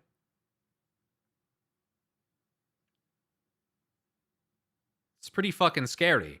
And then if you look at the discs of Norganon and say, well, the Titans crafted biomass creatures on other worlds that would be like dwarves and procreate and be made of flesh and blood, then the Titans spreading the corruption that Sargeras perceives to be the corruption checks out. Now it makes sense. Because if Sargeras and Agrimar think that mortals are the corruption and the Titans were creating mortals and spreading what he believes is corruption, there you go. We are the corruption in his eyes. That's fucking scary. But what's insane to me is that the Twilight Hermit and Silithus suggests that they both think that we're corruption. Which is interesting, though, because they say the dwarves are worthy of Genesis in their own right. At least that's what the Titan Keepers have said in the Discs of Norganon. So it just begs the question, like, do the Titans see us as corruption? Do some of the Titans see us as corruption? Because think about like what Rygolon says, or what Loken says. Loken says, my master has shown me the future and you have no place in it. Like mortals. He literally is talking about mortals. The ignorance of mortals is the only constant. I have seen entire civilizations born and raised, or whatever he says, you know. And then Rygolon, the Constellar from the Sepulchre, the first one says, you are nothing more than aberrations to be discarded. Aren't there a few cases where Titanforge bosses refer to us as aberrations? Yes. Yes, or Celestials, like Constellars, yes. You are nothing more than aberrations to be discarded. Like, holy fuck. Aberrations detected or what have you. Yeah, absolutely. And so what the Twilight Hermit says is that even the Dark Titan had a pattern to his actions, a cold logic underneath everything that he was doing. He says, do you really think that he and the Titans are so different? Only in method, not in goal. So that's really scary, because what that's saying is basically like the Titans and Sargeras, they're trying to accomplish the same thing. They just have different methods by which they would do so. But unfortunately for all of them, this corruption, this flesh, this free will, this power to resist preordained fates and break cycles and shatter fetters and chains, seems to be coming from Azeroth. So what may be very well the most powerful entity in the universe, and the source of free will and potentially flesh, is the source of corruption and the Philosopher's Stone, Anima Mundi, creator, destroyer, entity, god of the universe that they want to control, but can't. Because why? Because hope and the spark, albeit brief, the bright spark of mortality beats everything else. Why? Because this is a fucking fantasy game, and that's how it works. Because this is a reflection of real life fears and anxieties and oppressive forces bearing down on us, the great inevitable of the darkness beyond the margin of our skies that terrifies us, that which we cannot define nor confront directly, but only fear in the looming darkness of. That's what it all represents. All of these horrible world-ending forces that we fight, they're literally just metaphor and allegory for the things that humans are terrified of in real life, because we don't know enough about them. The void is the great darkness of the universe, the great grandness of the cosmos, which we cannot even comprehend. The Titans represent oppressive order structures, which bear down upon those with free will and light in their heart, who just want to be free. They're the most obvious like manifestation of oppression in WoW, alongside domination. Like the exterminating burning crusade, which believes us to be a corruption, to be expunged from the universe in order to try to save us from the darkness, which is also inherently part of us. Like what? Like it's almost like a representative of overbearing crusading religious institutions. Like these things all represent things that exist in real life. And what Azeroth and us and our kinship represents is human beings banding together to face these things side by side. Because division, as it exists in real life, whether it's the form of racism, nationalism, xenophobia, cultural barriers, language barriers, thanks Tower of Babel, so on and so forth, these are things that divide us and stop us from moving past the darknesses which we walk among, and which walk among us. That's what it all represents. It's pain. Anguish is literally just pain and trauma made manifest as magic in a video game that can be used as power. But like, it's their magical manifestations that represent the real shit. A cosmos divided cannot survive what is to come. Zoval's not wrong. He just sought to unite it in a way that didn't make sense with the concepts of free will. So it's rather simple when you boil it all down in this way. Azeroth, and we as an extension of her, represent something that you can't put your finger on. That we represent the spark of life. We represent free will and hope more than anything else. And yes, we do represent despair and division and pain too. But the powers on the other side overcome that. That's why fate cannot define us. Fate cannot predict us. Cold logic cannot account for the power of free will, regardless of how you choose to use it, for good or evil. Right? So ultimately, we wield a power that if a wholly benevolent entity out there in the cosmos wants to try to force us to use to do good things, it can't do it. If a terrible, malevolent, malign entity like the jailer out there in the cosmos wants to subjugate us and force us to do the thing, it can't do it. Because the thing that we have overpowers all of that. And why? Seemingly because it stems from the creator and destroyer of the universe herself. That which is the source, the wellspring of all else, which cannot be overcome by any one power. It's not possible, because all of these powers are but shades or manifestations of her. You can't overcome them. They cannot overcome her. It's not possible. They try and try, but it is not within their grasp. They can't do it. They even try to use source code to overwrite it, but they can't do it.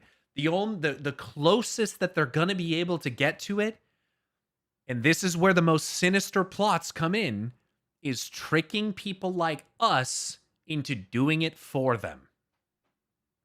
We must be manipulated and blinded to the truth so that they can get us to do the thing that they want us to do, because they can't force us to do it. That is such an important thing you gotta fucking remember. They can't make us do it, so they have to trick us into doing it. Don't fall for the trick. Don't fucking do it. Because they don't have the power to force it. It's not possible. Domination and the end of the Sepulchre of the First One's raid proved that to me. It's not enough. Even domination can't do it. But we have to stand together in order to resist it. It's about unity as one.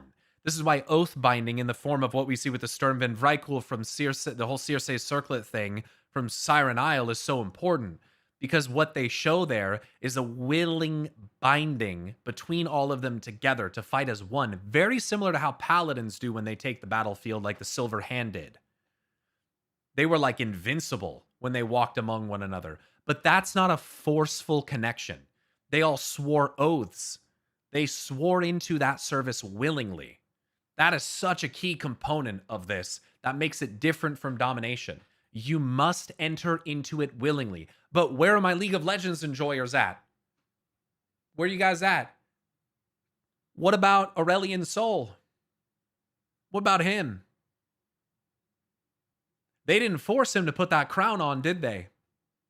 That arrogant creator celestial dragon. They didn't force him, did he? Did they? They tricked him into putting it on. Because they pose it as a gift. They appealed to his pride and his ego to make him think that he was oh so special. Might as well just put this on. Put it on. It's a gift. A beautiful adornment for your noble head.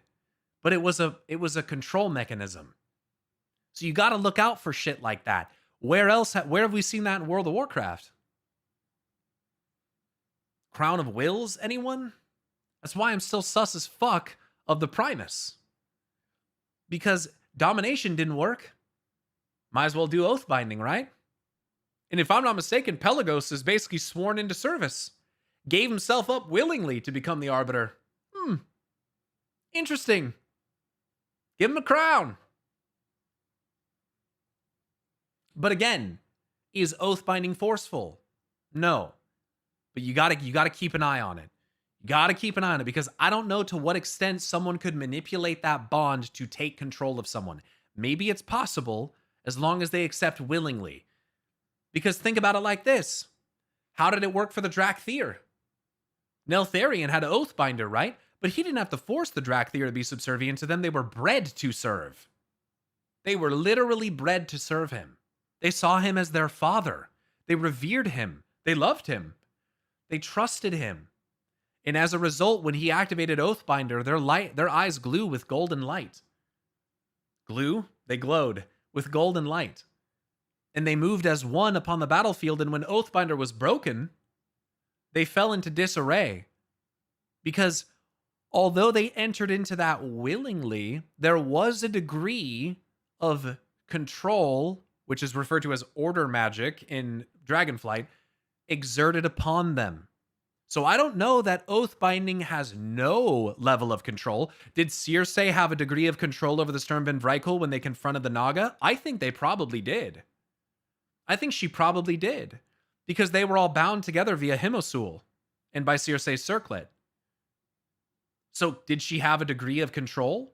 Or did they all become a hive mind? How does that work? How's that work? I don't think that we exactly know just yet, but that's what you have to be very afraid of. You have to be very careful of this. You have to be very calculated in the oaths that you enter into with people, especially oaths that include magical artifacts. Oathbinder, the Oathstone, Circe's Circlet, or Himosul. You must be very careful, because once you have a conduit to bind that oath to, it becomes more than a cultural oath of fealty. Think about this. What makes it different for the Koreshi? When Soulscribe made an oath to protect Koresh, that oath is older and predates her oath to King Salhadar, right?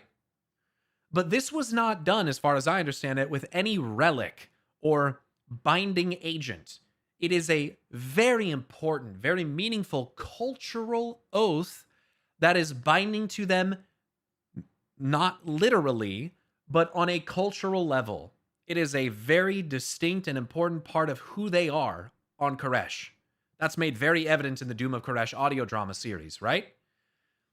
So, when she's confronted with the fact that she did already swear an oath to the World Soul, and Venari asked her, hey, which oath is more important to you? You have to choose. And she thought about it and said, okay, it's my oath to Koresh. She wasn't literally bound to King Salhadar. So I think that because there was no conduit of binding, no relic to which they were connected, there was no degree of control. King Salhadar did not have control of, nor was she bound in any actual way to him on a soul or, emotional kind of level like what you would get with these other instances. Yo, Tazzy, thanks for something for 21 months, dog. Rat guys, thanks for the 19-month resub if I missed that. Jay Grace, thanks for the 28-month resub. Sorry if I missed any of those guys. So these are really important distinctions to make, because it can help paint the picture of like how these binding things actually work. Crown of Wills, another instance. That's an actual object to which they are bound. Oath stones and so on and so forth, right?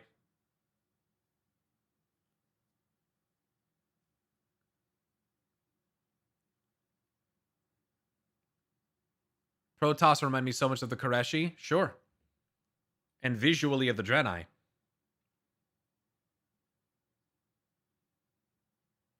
Just want to show some appreciation in that you have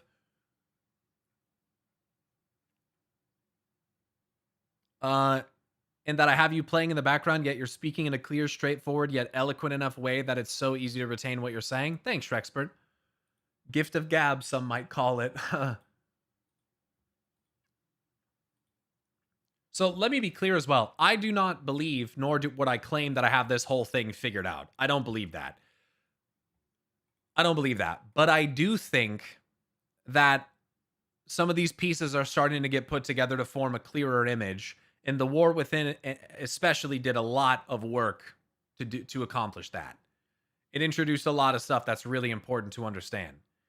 I mean, again, we can reference the fourth boss of Mana Forge Omega, Forge Weaver Araz, who discovers that willing sacrifices to Dimensius generate significantly more energy, maximum output, in fact.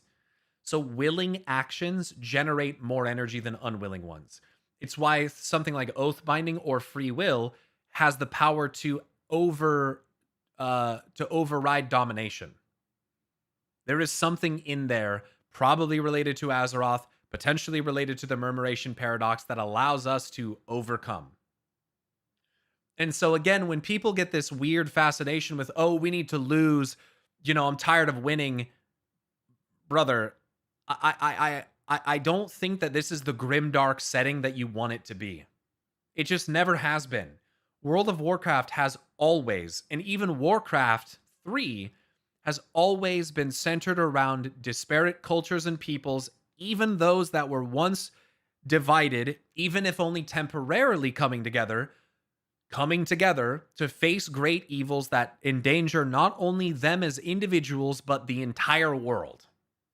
It's why in Warcraft 3, you have people coming together in ways that are unprecedented. It's why it's happening in Midnight. It has always happened. This is a common theme of WoW. It's why Thrall recognizes that the old ways of the Horde are unsustainable and sails west, and they form the new Horde. That's why they exist. Because that gritty, murderous, conquesting, grim, dark type of thing went out the window when World of Warcraft became more popular. Even when Warcraft 3 became more popular. And part of the reason why, I would imagine, is not only because the ideals of the people behind the writing of it aligned more with them, but also because it's not as popular. I think that there's a lot of people, even though negativity sells on the internet because people are fucking sick, I think there's a lot of people who want stories of hope and inspiration and working together to overcome impossible odds. If everyone just wanted the constant conflict, murder bullshit, everyone would play Warhammer. It would be more popular than it is. But it isn't. Right? People, they want the bad guy to look at and be like, that's a bad guy. He's cool. The story is cool. Aesthetically, he's cool, but he's still a bad guy. I like to see the fucking Jedi. I want to see Obi-Wan fuck that guy up. You know what I mean? Yeah, Ranner, stories don't just exist to remind us how bad life is. They exist to help us imagine a future where things are better. However, there is room for nuance. Like what Pac just said. When people say they want to lose, it's more like Avengers Infinity War. First, the bad guy wins, then loses. And to be honest, I think we've had quite a lot of that in WoW. We've had a lot of the bad guy wins, maybe not to the degree of Thanos, but we've had a lot of that. I mean, Sargeras stabbed the giant fucking sword into the heart of our world. That's not exactly a win. Xal'atash showed up and fucking blew up Dalaran. It's not exactly a win. It's not a win. I mean, she is kind of outplaying us to a degree. We got bodied in Voidspire. So many fucking people died. Like, look what happened to the fucking Sunwell. And then now she got access down into the ley lines and potentially the fucking Manifold. That's insane. We're not in good shape right now. But we're gonna win in the end. Obviously, Azula technically killed Aang. If Titan's Oathbind subject, a subject Oathbinds subject B, and on and on until Immortal is binded to someone or something that is in turn somehow binded to the Titans? Maybe, yeah. Like maybe if the Keepers are bound to the Titans and then the Dragons are bound to the Keepers and then the Dragonflights are bound to the Dragons, there's probably a line of binding that exists there. I could see that. Also, the United Elves situation is very clearly strained. Part of the Harney reveal showed us that the Alliance was on super shaky grounds. Yeah, this perception that they're all just buddy-buddy all of a sudden comes from people who are not paying attention to the game. I mean, you have people like Nixium saying it outright in his video. The 10 worst types of Warcraft players, the lore captain Andy or whatever the fuck he calls him, saying that these people enjoy the story because they read the books and paid attention to the story and all this stuff. Yeah, bro, that's how this shit works. Yeah, you're just literally admitting that you don't like the story because you don't know anything about it. You don't actually consume it. Like what? You only understand it because you paid attention to it. Yeah. And like people that listen to people like Nixium for their opinions on modern retail storytelling, I don't know why you would listen to people like that. Why would you listen to like a Nixium or an Asmongold or any of these people? None of these people are known for their work on the lore. They don't know anything about it. Come ask me. Go ask Noble. Ask people who actually have a history with it. Fuck, ask Zaxxas. Ask Discordian Kitty. Ask people who actually engage with that content. Why the fuck would anyone? It's because the people that are going to these people also don't know enough about it. So when they listen to someone just spew this shit, they're just getting a fucking hate boner and jerking off about it. Ask Bellular? No, don't even ask Bellular. Ask Bellular's writers. They have a modicum of knowledge about it.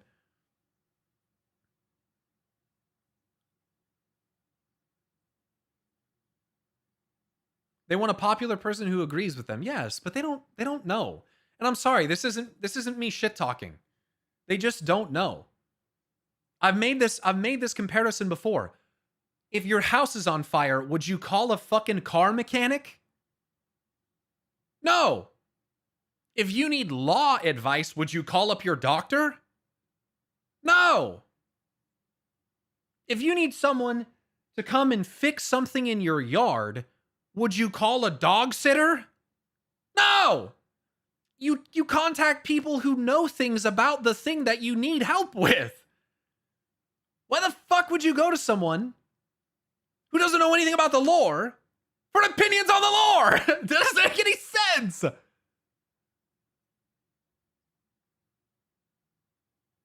What the fuck? They'd call that appeal to authority or something? That's because people that's because people no longer respect expertise or putting time into something to study it. It's funny because you get a subculture that is butthurt about participation awards, but then also call the appeal to authority paradox or fallacy anytime that someone who doesn't know what they're talking about is called out for not knowing what they're talking about. It's so obnoxious, dude. You can't have both. You can't have both, man. You want meritocracy and you don't want participation awards, but you also don't want to have to actually prove that you know about anything in order to be regarded as someone whose opinion should be respected in any capacity on a given topic. Why would I sit? I always say this too. I'm not going to sit here and tell you about PvP and how PvP is and how good or bad it is because I don't fucking know. I don't know. I don't know. Don't ever come to me to ask me about PvP. I don't fucking know. You know what I'm saying? Stay in your lane. Talk about the shit that you actually know about. Otherwise, shut the fuck up. But you guys want to know why they do this shit? I don't think it's because they even genuinely think it's bad. It's because grifting is the norm on the internet now. It's become so fucking normalized that these people just grift. Half of these people's content is just talking about how much they hate stuff. They're just grifting. That's all they give a fuck about. And they're doing it because people click on it. You get a fucking video. The Disneyfication of Warcraft. 200,000 views. And then people go, whoa, it couldn't be because people actually agree with that opinion, right, Pyro? Bro. No, they're just angry. There's a lot of people clicking on it who don't even fucking think that. Plus 200,000 people is a fucking small amount of people if you think about the amount of people who actually play.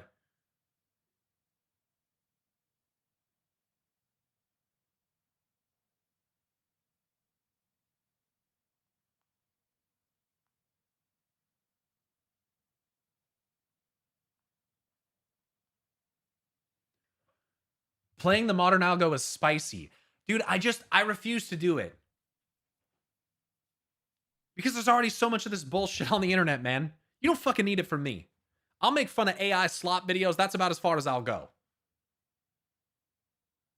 Have you seen the latest Discordian video? Bro, how many times are you going to ask me about this? No, I haven't seen it.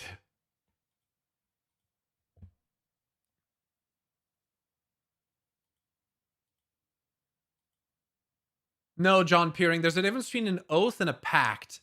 I think a pact is different. You going to? I don't fucking know, man. Maybe eventually.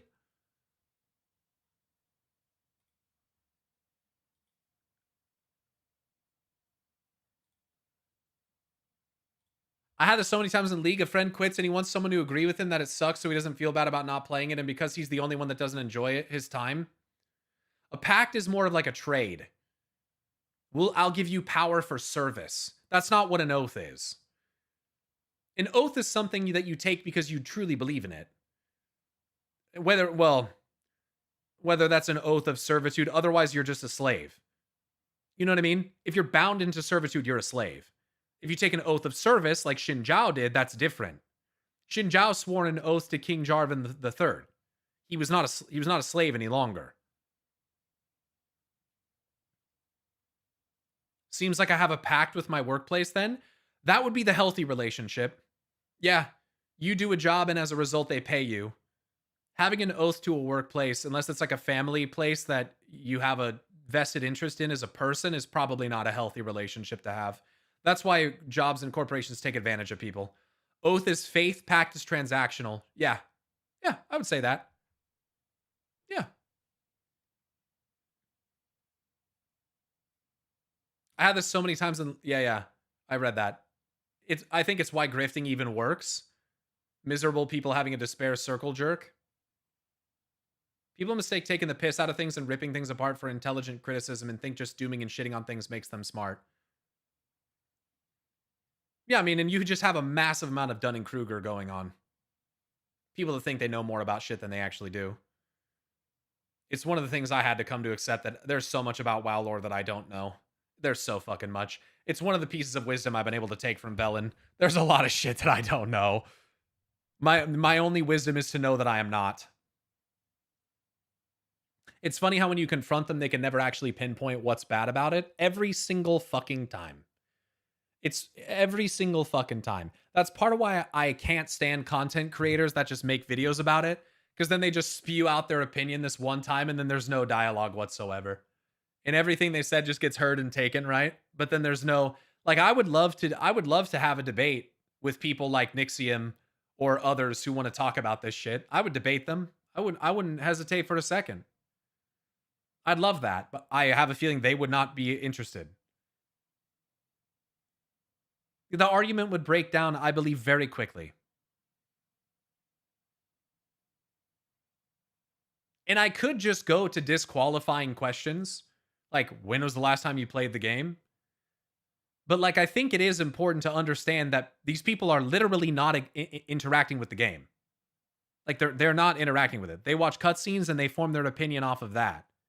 Like, this Disneyfication of Warcraft thing, literally when you hover over for the preview, the first thing you get shown is the fucking Arathi Highlands cinematic. It's like, dude, like, I genuinely don't believe you even actually play the fucking game. You just watch cutscenes, and that's it. Yo, Lockrocker, thanks for the sub for 100 months. 100 months. God damn. That's fucking crazy. That's a long time, dude. Thank you very much, dude. That's a banger. That's crazy. It's no different than a conspiracy theorist. When a proven point is presented, they move the goalposts or onto a new vapid argument. And it's why I've tried to, like, have the position over the last, like, 6 months that, like, it's just not worth interacting with because it brings people down, right? We should just focus on the positive. But there's just, for some reason, the social presence of these fucking people in the online discourse is so prevalent, and I cannot seem to escape it. I want to ignore them so badly, but they are for some reason brought back around all the fucking time. It's not about who's right, but more about what interaction will generate the most views. And we have this issue with populism right now, where people perceive that just because you get more likes, that you're correct. It's like I put out a tweet on Twitter, gets 1,000 likes. Asmongold's response to it gets 20,000 likes. And people go, ratioed L ratio. Dog, he has millions of followers. No shit, his response is going to get more likes than mine. Do you think that makes him right? Ad populum fallacy. It doesn't make someone right. It's not like, but that's how people think. Like, if someone gets more views or is more popular, then they must be right. It's brain dead. No problem. Always enjoying your streams. Hope you're doing well, sir. I am. Thank you. How many years? 100 months? Shit. It's a long time, dog. It's like 9 years. Over. Jubilee. Pyromancer vs 20 YouTube commenters. Oh, God. I've pruned all those channels from my algorithm and it's been wonderful. Same. But people link them in my fucking stream react request channel and ask me to watch them. One of my... Olwyn linked one, bro. Olwyn linked this fucking Disneyfication of Warcraft video. I said, why are you sending me this grifter dog shit? He said, I just watched this, unfortunately, and it's so bad. Makes me think more about the failed argumentation of the Disney discourse. But yeah, I get not watching her content. Small note, while I disagree, her perspective on writing women in WoW is at least a new angle, even if exaggerated and misinformed about Blizzard's current women-led writing team. It's just like, what? Stop sending me this shit! I don't want to watch this shit! Who the fuck is this pick-me-ass fucking lady, dude? Come on, man! Get this out of my fucking React channel.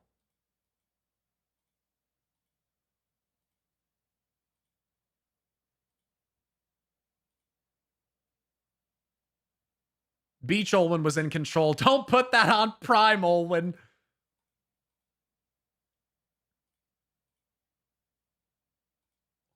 Olwyn rage baiting Pyro. Why is it always my mods who rage bait me? Why, dude? My mods rage bait me more than any of you. Literally any of you, dude.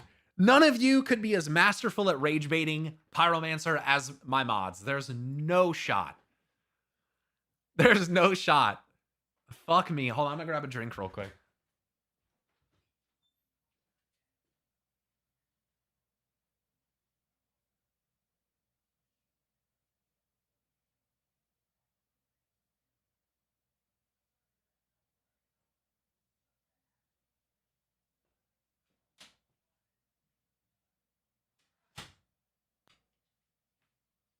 I'll never be a masturbator. Ugh. With the right keystrokes, you too can be a masturbator. I mean, props to Achubra, though. He's not a mod. Dude, Achubra is the funniest rage baiter, though. Achubra says the... I wish he would chat more. I feel like I haven't seen him as much lately, but that guy cracks me the fuck up, man. He just rage baits me in harmless ways. It's so good. I wish more of you did that. That's what I like. I like to have that joking interaction between you and I. It's fun. Achubra does it very well. Pyro quit WoW for FF14, then quit FF14 for WoW, then quit WoW for FF14 for them to hit I can't even hit QoW with a F14 WoW and yeah, I can't even fucking say it all. Oh, you got married? Grats, man. Yeah, like that shit. You fucking say that shit. I don't get it. I mean, I get it.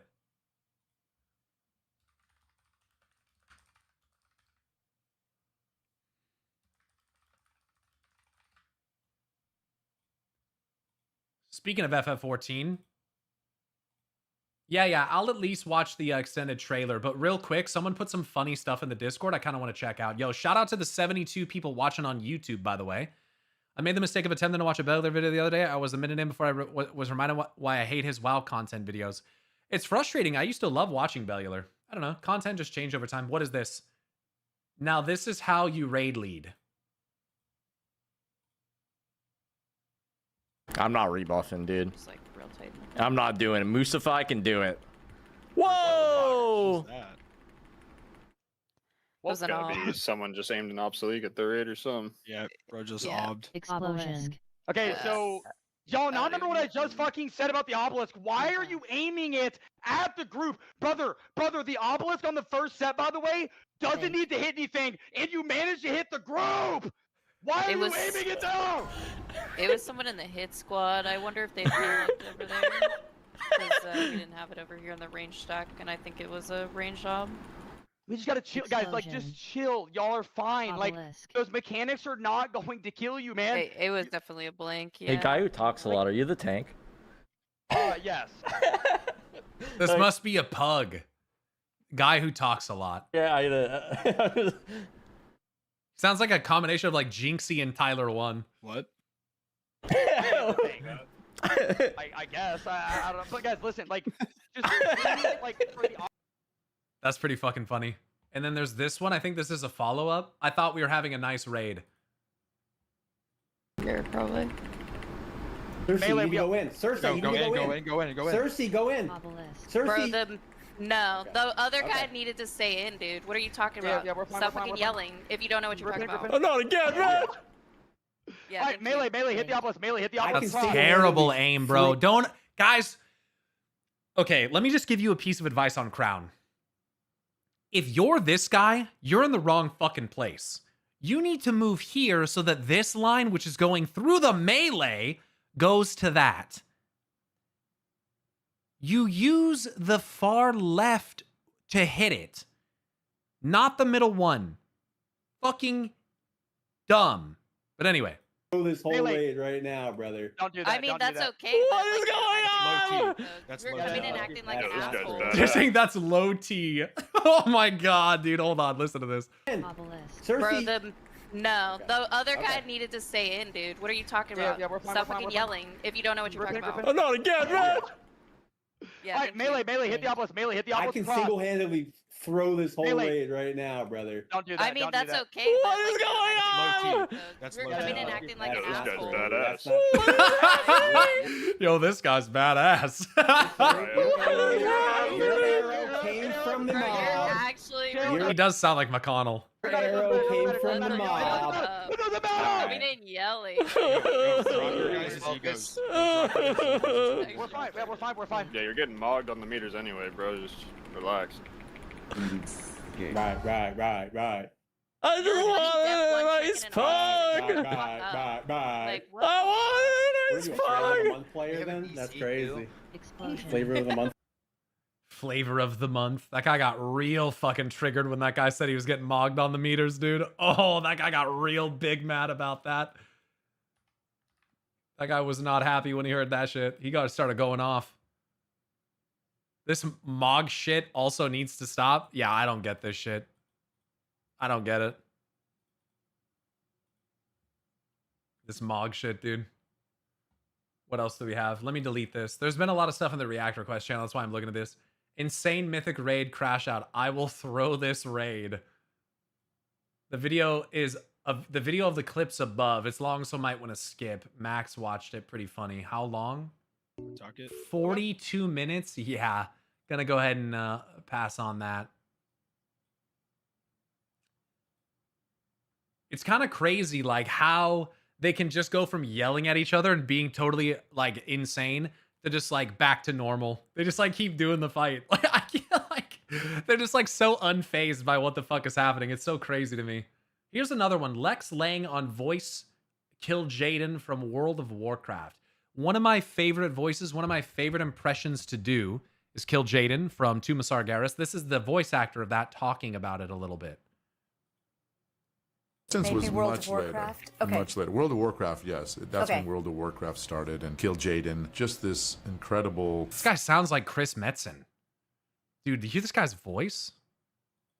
World of Warcraft started and killed Jaden. Just this incredible, fierce character. Destroy the frozen throne or face my eternal wrath. It's also interesting how in this Kill Jaden, until he failed and came back, Kill Jaden was orange and golden fire.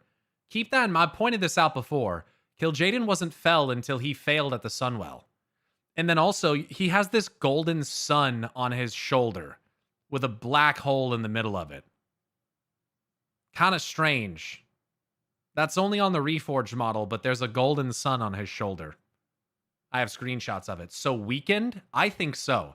I had a video back in the day where I said Fel is weak and Sargeras knows it, and I used Kill Jaden as the example. Also, because in the fight with Gul'dan, Gul'dan was getting more and more powered up with Fel energy, and it wasn't enough. And then eventually when Sargeras, when his power came through and hit him, he turned all orange and got fucking gigaroided and started casting shit like Flames of Sargeras. So I argue that that power is more potent than Fel. No, it's super Fel. Yeah, definitely, bro. God fucking hell. In original Warcraft 3, he was also orange. Right, well, he had to be, because he was when he came out of the Sunwell, too. There he Is that is. him? Well, that's like the block version. That's probably the very first version I did of him. Now Yeah. he's much more, you know, CGI and like really. This guy? Yeah, there he is. Jaden. And like, I'll get close to my mic for this because Yeah. certain characters you have to actually Yep. be very close to your Yep. mic, right? So he might say, You are no match for Kill Jaden. you know, and then they pump it up and they lower it even further, and it just Yeah. sounds so incredible, right? It's good to know that they do post-processing on voices as often as they do. It makes me feel better about my impressions. Because I did like a voice for Sovereign Elise. Yo, Elise, can I play that? Can I play that Tauren voice for them? You guys want to hear me voice a Tauren character?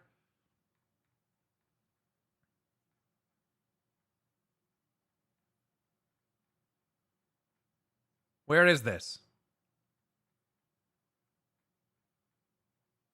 Where is this?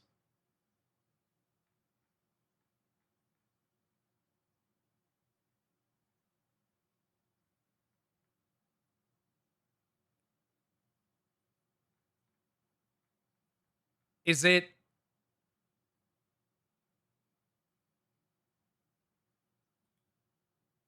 As the children. That's the raw one. Okay, here we go. Listen.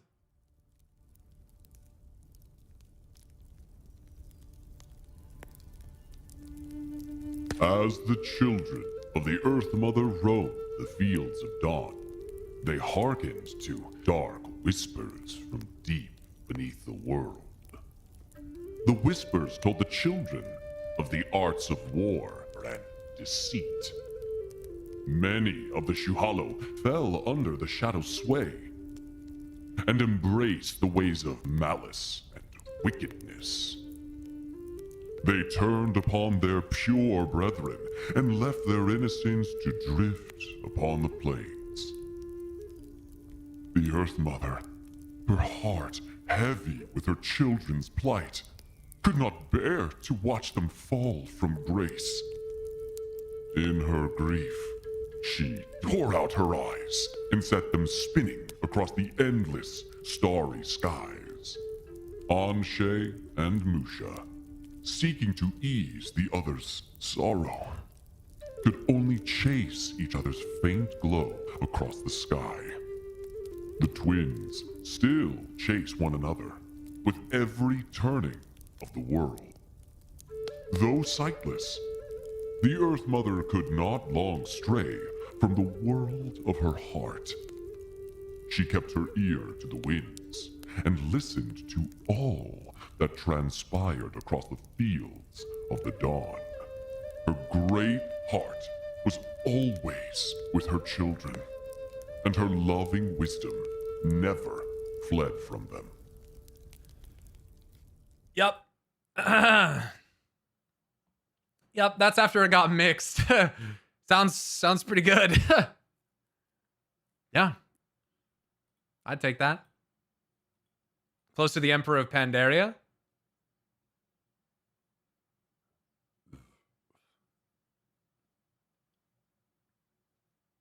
I don't know if we've heard Emperor Xiaohao's voice. I think that's narrated by Lore Walker Cho. By the way, that's only down one semitone, so very minimal pitch shifting. Yeah, this is what it sounds like without anything. Of the Earth Mother roamed the fields of dawn.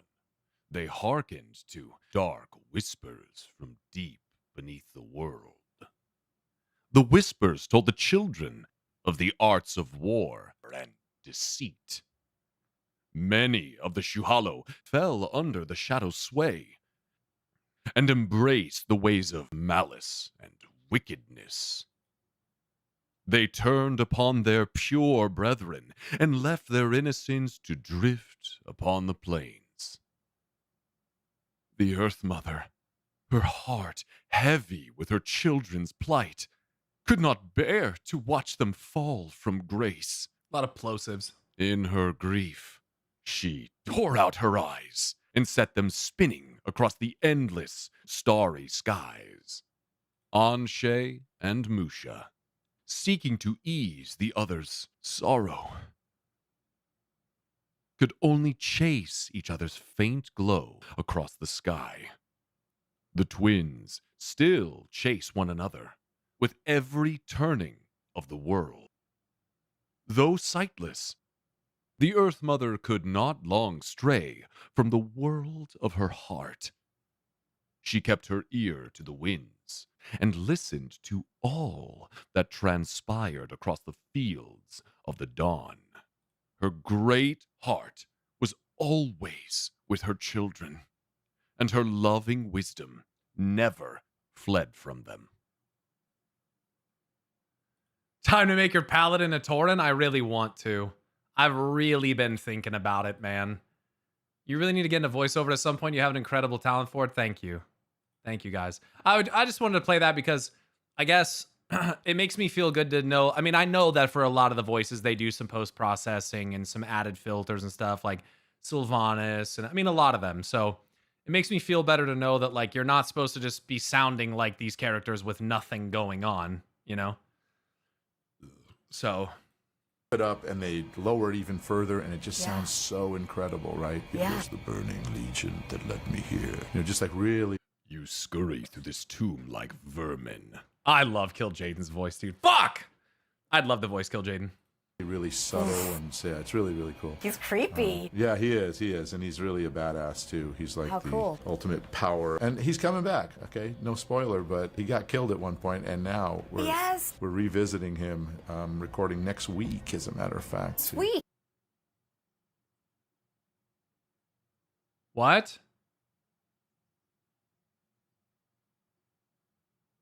When is this from? 11 days ago?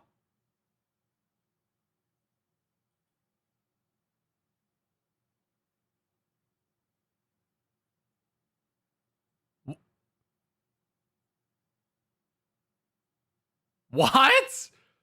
For what? For the game? For lore walking? It can't be as like a... Probably some old video? Yeah, what's the original? I don't think this is the original. This is like someone ripped this. The Radiant song isn't what we think. She's gonna say it's Nazoth. That's what it is? Who is singing? I don't know. I don't know where the original was. He has to be talking about Legion. Because he says he died at some point, but Kil'jaeden didn't really die when we defeated him at the Sunwell.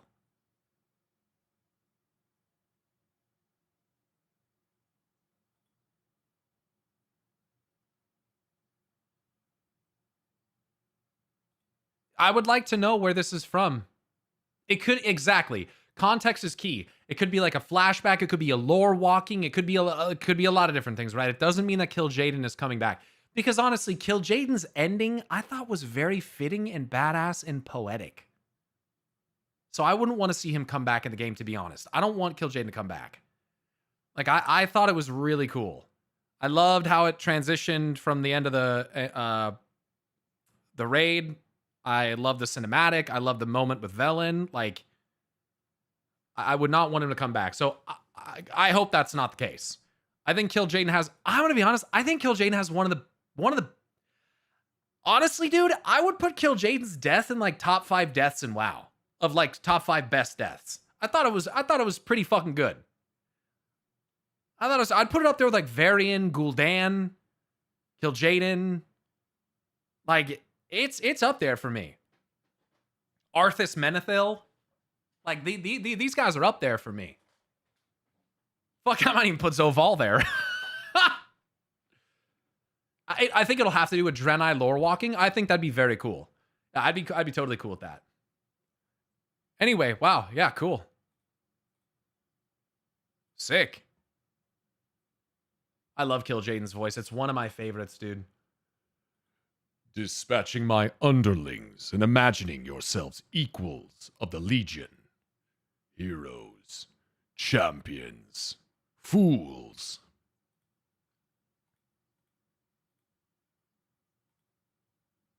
The husk before you was once the vessel for the might of Sargeras. But this temple itself is our prize. The means by which we will reduce your world to cinders.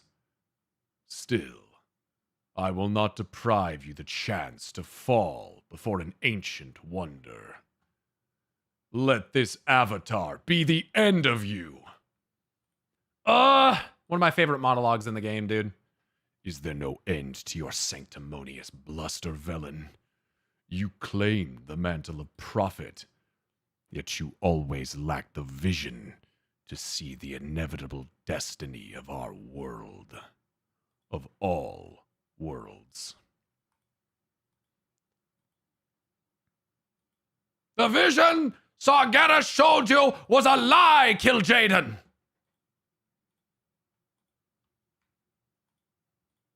Sir, this is a Wendy's.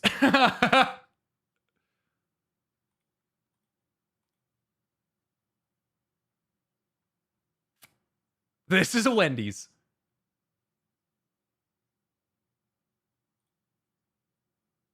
Gul'dan, you made a pact. Is Argus ever getting healed, or is it a lost cause? I don't know. Can you heal Koresh? Because if you can heal that bitch, you can probably heal Argus. Argus at least still has a shitload of energy. You know, energy ripe for the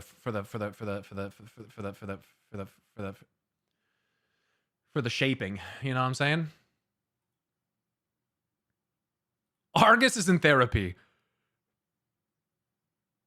Death, death and pain. No hope, just pain. Only pain.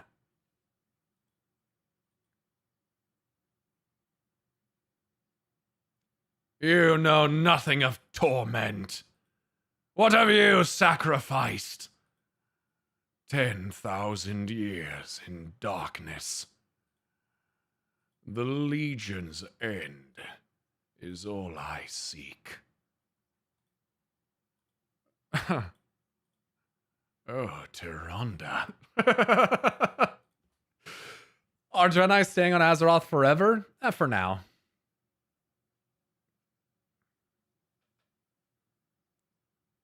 Argus learning some cognitive behavioral therapy to reframe those negative thoughts. That motherfucker's soul is broken. He needs more than he needs soul mending. That motherfucker's soul split like a hell. Oh, Tyrande. Oh, I long to massage your feet.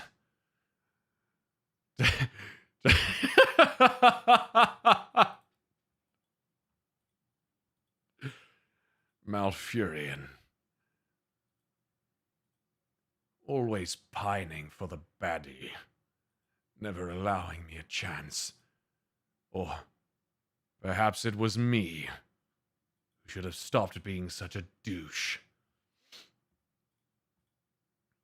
All right. I am interested in checking out some Fanfest stuff. Check out some Fanfest. Link to the Fanfest live streaming starting at the keynote. Dev panel, community manager panel starts. Live letter about Beastmaster. Okay, where is the extended trailer?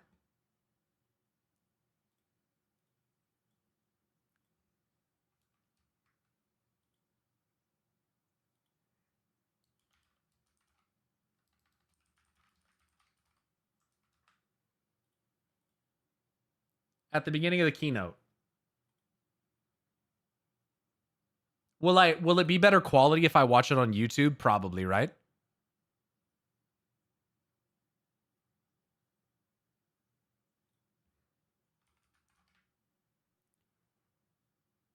Extended teaser trailer. Peggy 16. Peggy 16.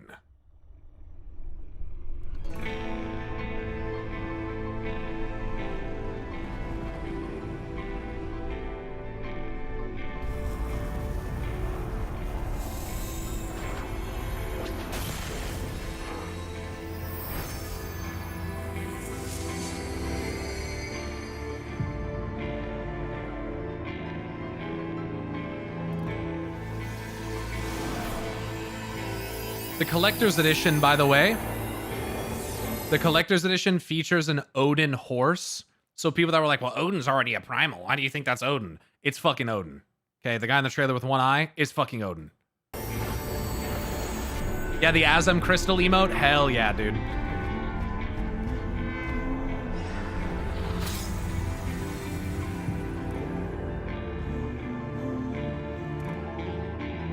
Yeah, dude. FFXIV and WoW both have insane trailers. The mount is from FF13 Odin. Hell yeah. One more time? It's my favorite story. Oh, you know it better than me by now. But if you insist. She has a cat tail. I didn't even notice the first time. This old lady has a cat tail. Mikote. Long, long ago. Big Mikote vibes. In a time few yet recall. She's like a mix of original Matoya and Y'shtola. For the world was rich in plenty. Majestic trees stood sentinel over lands without end. From Majestic towering trees. peaks sprang rivers, flowing into and feeding great seas. And noble kingdoms flourished, wanting for naught. Man, it's so beautiful.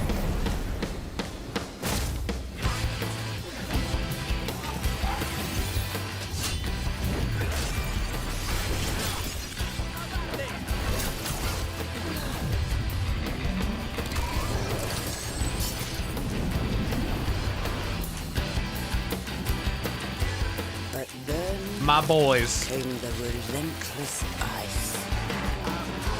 The world grew cold, cold and still. Men succumbed to bitter sorrow. And as we struggled to survive, they marched. And Oh, they marched. Okay, so she does say marched. It's good to know. People were correcting me in my initial reaction to this because I thought she said they watched. So they marched, these big godlike things. was lost. We had no choice but to flee to the skies. Maybe those are like Sin Eater-esque type things. Oh.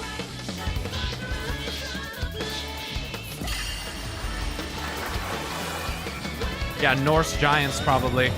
Oh, wow. Oh my god, dude. Oh my god. Oh my god. Their floating islands are fucking gorgeous. Oh my goodness. A lot of serpent motifs I'm seeing so far. Look at this Forge Island. Oh my god. Oh, here's the new job. Hell yeah, dude. Oh, let's fucking go.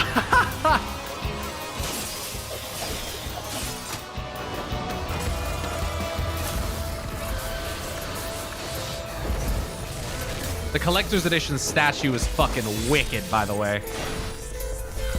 Yeah, they're airships, dude. Whoa. Holy fuck.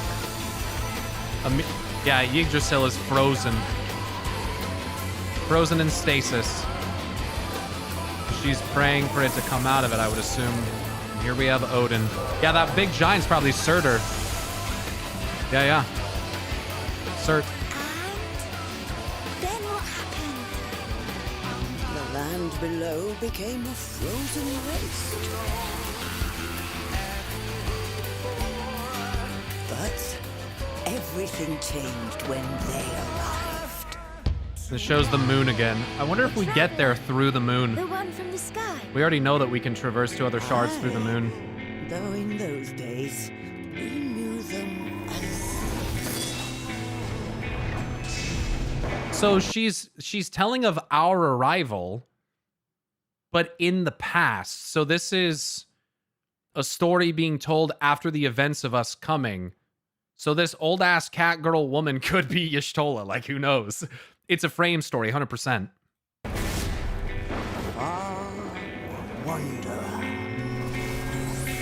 Far Wanderer. Man, their trailers are so fucking gorgeous. I can't even comprehend it, man. The incredible fucking shots that they show of like the cities, dude. These look insane. The fidelity of these cinematics. Like, Square Enix has always had fucking insane cinematics. No idea who this character is, but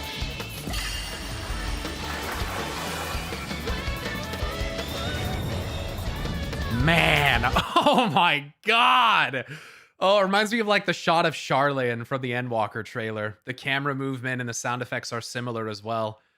Holy fuck, it's beautiful. I love the white petrified tree look as well. The ship, oh, the hull of the ship being frozen is so fucking sick. They have like a woman riding on the head of this serpent up here for the front of the ship. I forget what this is called. And then there's a huge serpent motif back here as well with kind of, I don't know if that's supposed to be a humanoid or like just a citadel of some kind. Also looks like maybe some kind of huge ether battery dome on the back or something. I'm not really sure. This twin twisting crystal as well kind of reminds me of some of the ether giant crystals you'd see in like FF16. Minas Tirith vibes, yeah. Is it the helm? I was thinking the helm is where the wheel was, but maybe that's not true. Maybe the woman is an effigy of Hydaelyn? I don't know. There's probably a Norse mythological inspiration that you could find. Helm is the front. Okay, that's what I thought. Man, it's beautiful. Oh my goodness, dude. Oh my fucking goodness. I mean, this one.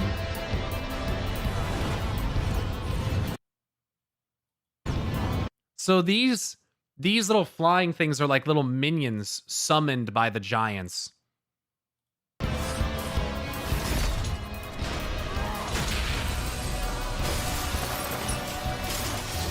And they talked about those in the keynote thing before. This guy looks badass. I wonder who this guy's going to be. Looks like a general or an... Oh, he's probably a ship admiral. He's dressed like an admiral with the gilded coat, embroidered coat and everything. This guy's probably going to be like one of the main leaders of this area, if this is an actual direct character. He might actually be Hoary Boulder. No fucking way. That'd be crazy. No fucking way. So they definitely are comprised of fire ether, primarily. Yeah, and like I said, the collector's edition statue is like the Reaper with this thing too. It looks fucking badass. I'm gonna get collector's edition if I can. I assume it's not available for pre-order or anything yet.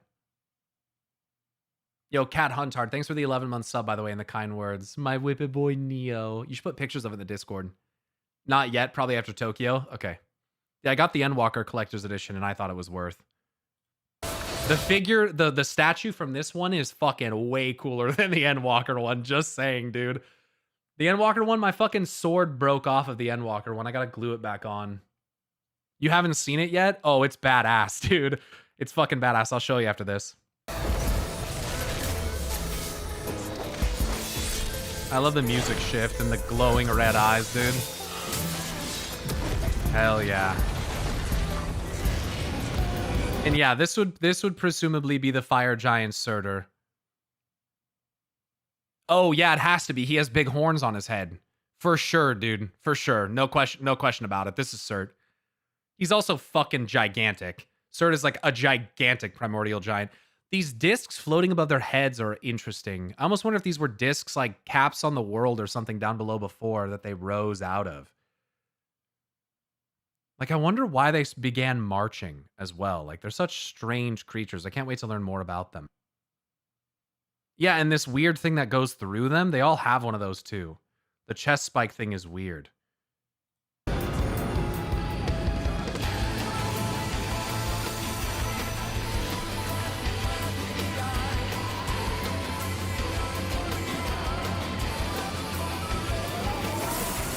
Wonder why this world got thrown into stasis. What caused the spread of the ice? I would imagine it's possible that it was sourced from Yggdrasil. The tree, I would assume that's what this tree is going to be called, or something along those lines. I wonder if it came, where it came from. And any correlation it could have to other, like, umbral forces, like light. More static forces. I wonder if it bled through from another realm. Where it came from. What caused the etheric disruption in the first place? It's obviously going to probably tie back to Ascians with the Winterers and Halmarud and all that stuff, but I wonder what these specific events that caused this are.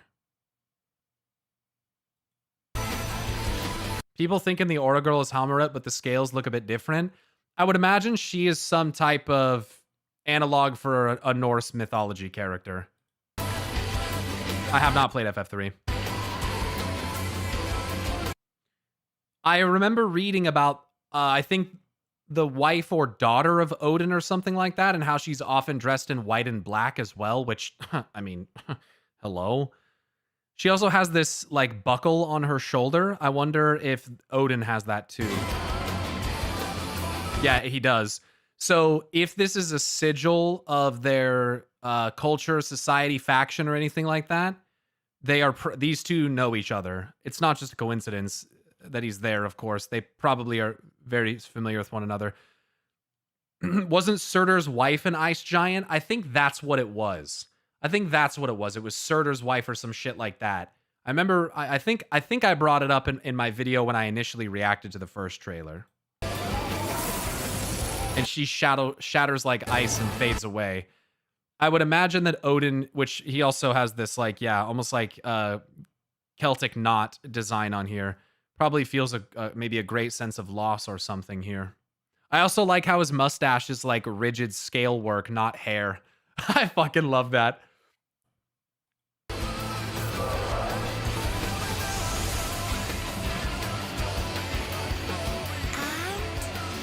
then what happened? The land below became a frozen. She's wearing a very similar pin as well. Not quite the same, but very similar.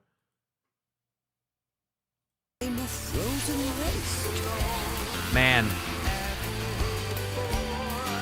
But and also how it shows the moon with like this blue radiance coming off of it. It reminds me of the color of Heidelin.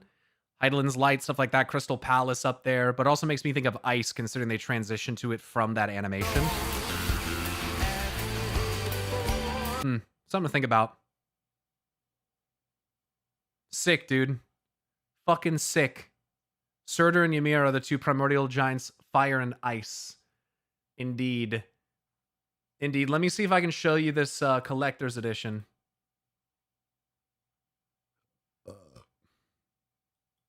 So this is what they showed in the thing, in the keynote or whatever.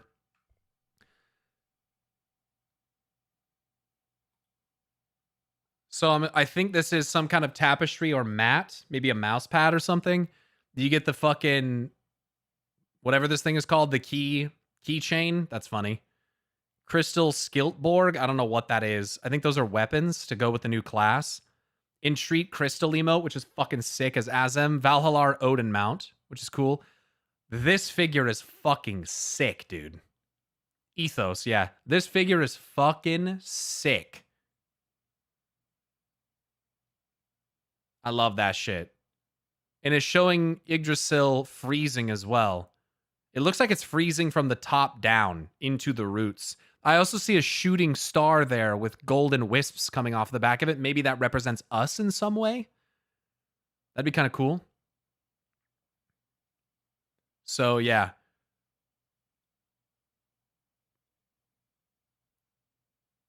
I think this is Aetheris, not the moon. I disagree, because it looks like the moon, and also... But everything changed when they... Oh, maybe that isn't the moon. Maybe you're right. I thought this was the moon, but that actually doesn't appear to be a moon. That appears to be the world, the planet. So maybe that's their planet freezing in ice. This is the comet going by them. This is the shard itself, is what this is. So it is a theorist technically, but it's a shard. Yeah. So this is meant to symbolize their world. Man, I hope we get some cave murals like we got in the Katana Ravel, dude. Oh my god. Oh my god. Everything changed when they arrived. There's a moon symbol at the top left of it. Yeah, right there. Yeah, this is the world. This is the world. That's a good shout. It is not the moon. I was definitely wrong about that. But everything changed when they... It's Frost Theorists, by the way. All right, so is the Keynote fucking sick or what? Is the Keynote fucking sick? That's a sick trailer, man. I like that one a lot. Also, they're adding some other stuff. Evangelion Ghost of Desire now planning for the crossover. Yeah, there's a bunch of shit from this. Beyond the live stream. Hold on, is this an FF7 crossover? Okay, we gotta watch the Keynote. Holy fucking shit. No fucking way, dude. Dude, if we get to fight Sephiroth, I'm gonna bust. If we get to fight Sephiroth, I'm gonna bust. Oh my god. Oh my god. Oh my god. One Winged Angel starts playing violently in my ears, bro. Oh my god. Oh man. Here we go, dude. That got me real excited. I love FF7. The crossover's very late into the Keynote. We got time. We got 3 hours before raid. Is that enough time?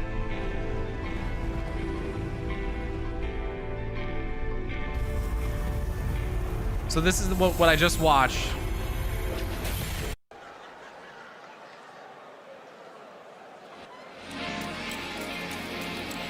Oh, To the Edge, bro. You can't be playing that. In monochrome melodies, arches are painted in red.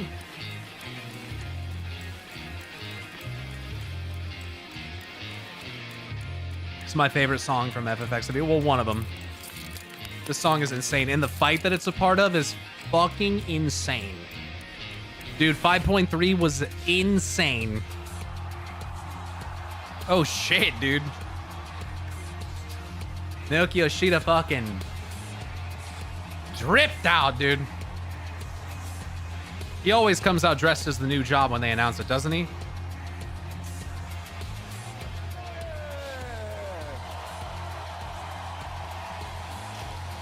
Hi guys! Welcome to the Final Fantasy XIV Fan Festival 2026 in Berlin! Yoshida-san is the Chris Metzen of Square Enix, bro. Am I wrong? Tell me I'm wrong, bro. Crazy. Thank you for coming and watching today. My name is No, he said Naoki Berlin. Yoshida, producer and director of Final Fantasy XIV.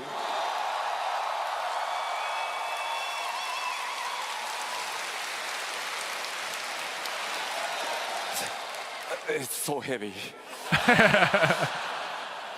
さあいよいよ始まりましたファイナルファンタジー14ファンフェスティバル2026、ヨーロッパはこのドイツの首都ベルリンからお届けいたします、すみませんここからは日本語で、お伝えしていきますので、頼もしい助っ人を今回も、呼んでみたいと思いますマイケル・クリストファー・コーチ・フォーク You don't know who Chris Metzen is? You must not be a World of Warcraft fan. I assume, right? You're probably like an XIV fan.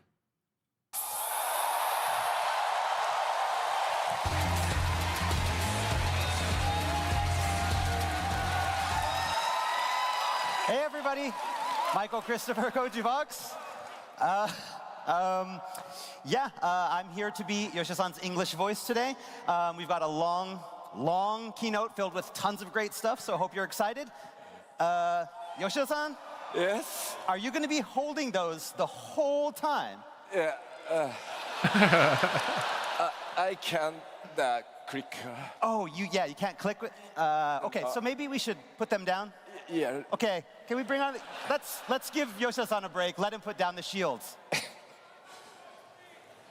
もっと筋トレすればよかった。 Yeah, you probably should have done a little bit more training before the show. All right.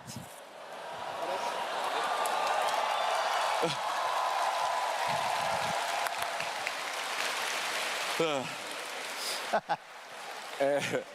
欧州ファンフェスティバル幕開けは僕の基調講演からスタートしたいと思います。 All right, so like we do with every festival, we're starting things off today with the keynote address. He looks sick, dude. さ I love the fur on the cloak. Looks so good. あ、痛い痛い痛い。 You good? You good? さあ、エバーコールドティザートレーラー Yeah, 第 the 2弾 detail's crazy, dude. 今ご覧いただきましたがいかがだったでしょうか。 So we started the keynote off with the extended teaser trailer for our new expansion, Evercold. How was it? It was sick, dude. I'm genuinely so excited for Evercold. I'm way more excited for Evercold than Dawn Trail. I'm gonna be honest with you. The trailer is way more like 格好もね enticing. 気になるところだとは思うんですけど。 So now I can see some of you have taken an interest in my gear. いやーしかしですねプロデューサーというのは大変なもので、私今年で53歳になりました。 So it's tough being a producer on a critically acclaimed MMORPG. They make me do stuff like this. I'm 53 years old.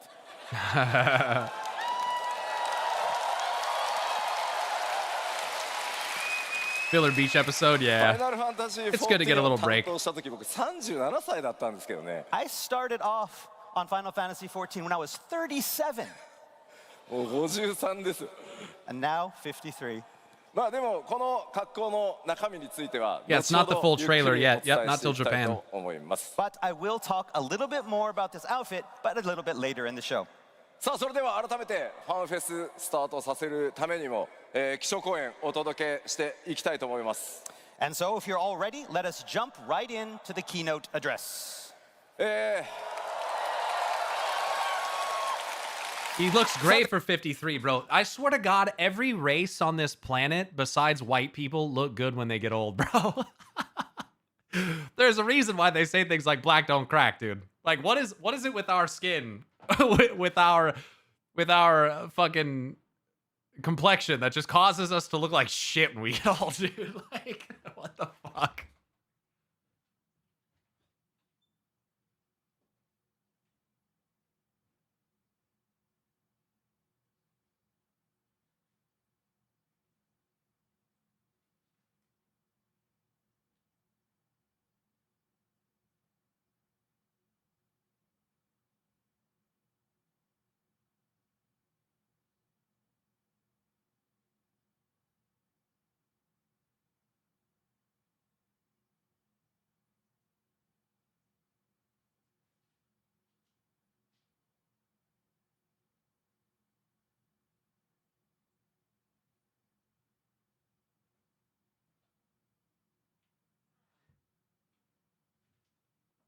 So I just had to get some snacks.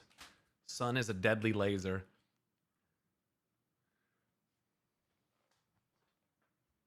Joke's on you. I'll look awesome. The real question is, why are we balding? Sunscreen. Yeah, not enough melanin in our skin. Yummy tacos, the end of all things. Yep. Here we go. 北米の基調講演の方ではエバーコールドではねパッチ 6.1 からスタートしているサーガ第2章、神なき世界編がさらに加速していくこと、さらには14そのものが次のステージを目指して進化していくというところをお伝えさせていただきました。 All right, so as you recall, back at Anaheim, we talked a little bit about how 6.1 I love how they call it a saga. The Godless Realm saga. since Thematically 6.1, fitting. the game's main narrative had begun transitioning from the Hydaelyn Zodiarch saga to the current Godless Realm saga. We also talked a little bit about how Evercold would not only continue that transition, but how it would also look to evolve Final Fantasy XIV, taking the game to the next level. 本日の基調講演でもその時と同じようにね、エバーコールドの新要素をお伝えしつつ、それ以外にも14の進化についてもいくつかの項目について詳細、そしてパッチ 8.0 ではなくその先の展開についても、お伝えしていこうと思います。So today, we are going to focus on those changes coming with Evercold to give you better insight into what the future has in store for Final Fantasy XIV at 8.0 and beyond. 情報量非常に多くなります。多分2時間ちょっとかかると思いますんで、ぜひ最後まで皆さんリラックスして家にいるかのように、基調講演楽しんでいただければと思います。All right, so like Anaheim, we've got a lot of information to cover. We expect this keynote to run at least 2 hours. So sit back, relax, and enjoy the presentation. Here we go.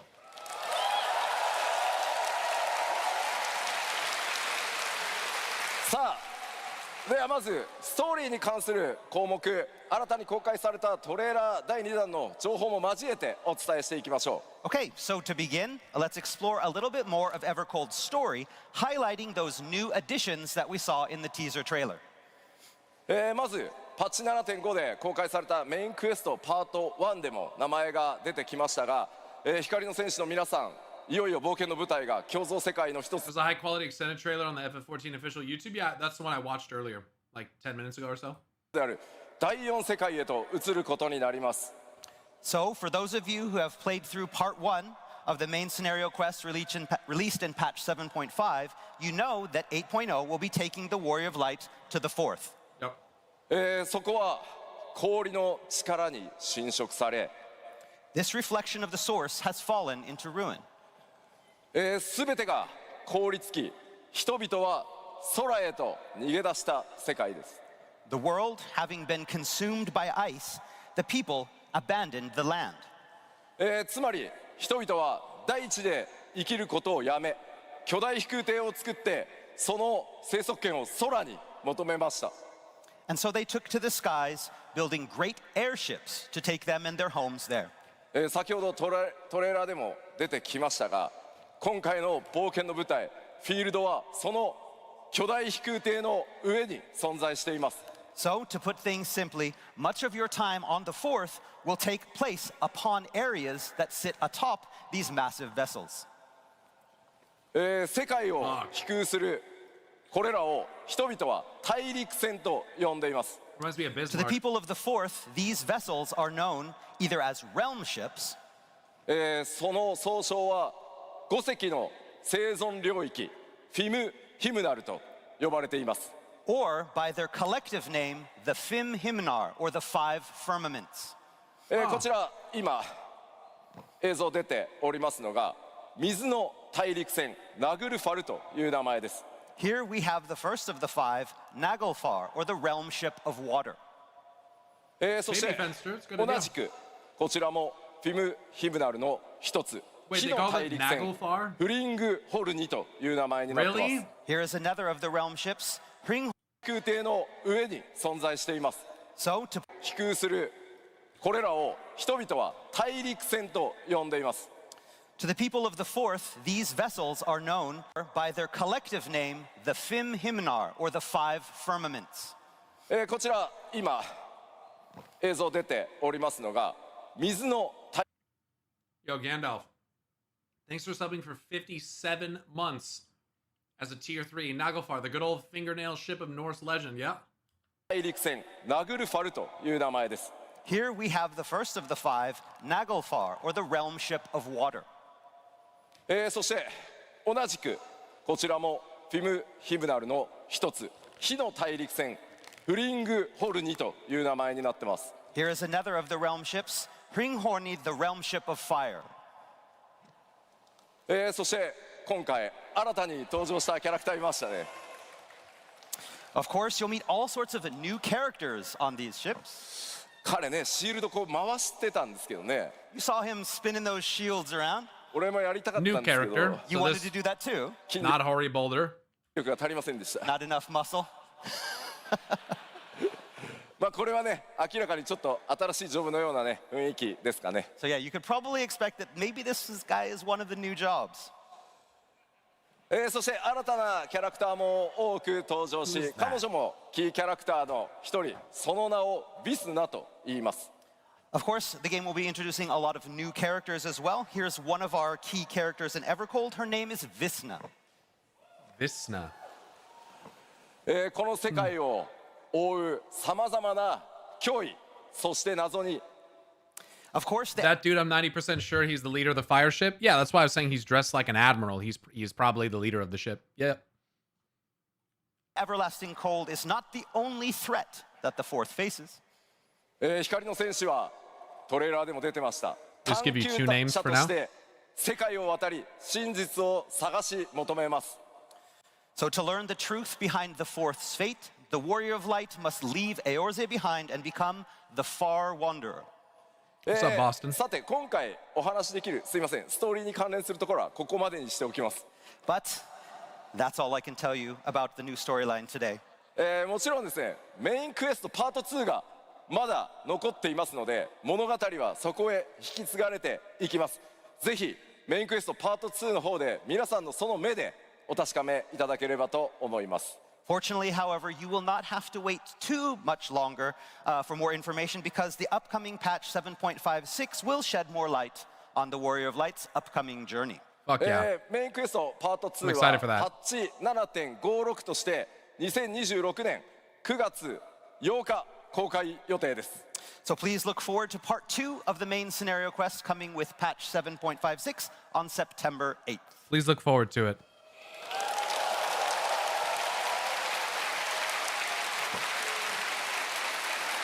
さあ、それでは、ここから怒涛の勢いで新情報を出していきますので、一緒に盛り上がっていきましょう。 All right, so now let's explore some of the exciting new features we can all expect in Evercold.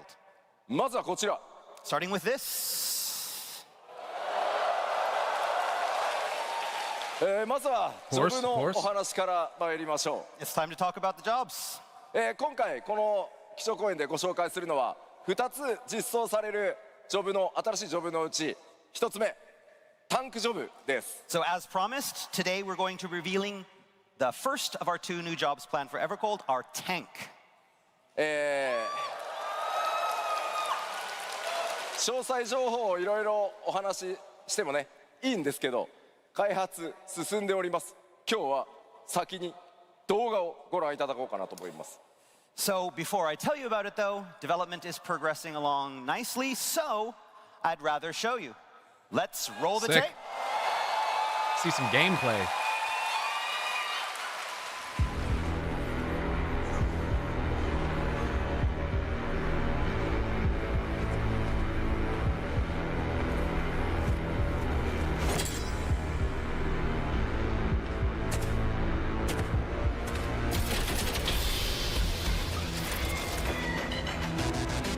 Oh.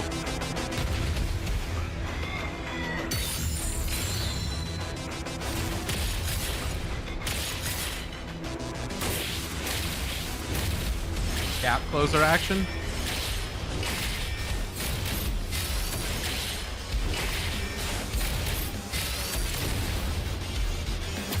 Looks like the sky above them is like freezing.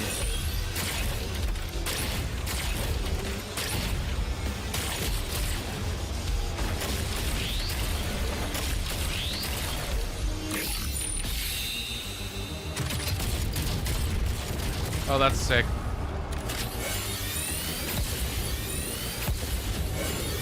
Hadouken!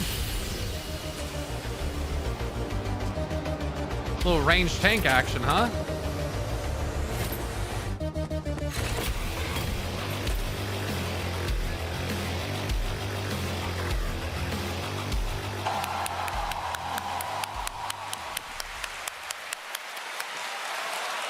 Sick.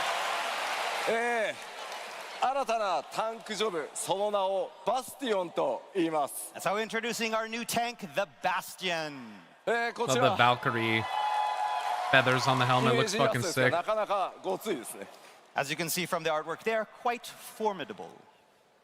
装備はこういったファンタジー要素の非常に強いものからメカニカルなものまでかなり幅広くなる想定です。As for their gear, the design is a broad blend of both high fantasy and mechanical aesthetics. では、ジョブの詳細、見ていこうと思います。All right, so now let's take a closer look at the job's specs. まず、バスティオンの特徴です。ロールはメインタンクとなります。So, as I explained last FanFest, the job's role will be a tank, or to be more specific, a main tank. 前回の基調講演でもお伝えした通り、新ジョブであるバスティオン、バトルモードはエボルブモードのみになりますのでご注意ください。All right, and also like I mentioned before, Bastion being a new job will only have one of the action modes that we have planned, and that is the new mode, the evolved mode. そして武器ですが、Skilled 魔 Borg 鋼と呼ばれる攻防一体の武器を使用します。All right, as for their weapons, those would be the twin shields known as the Skiltborg.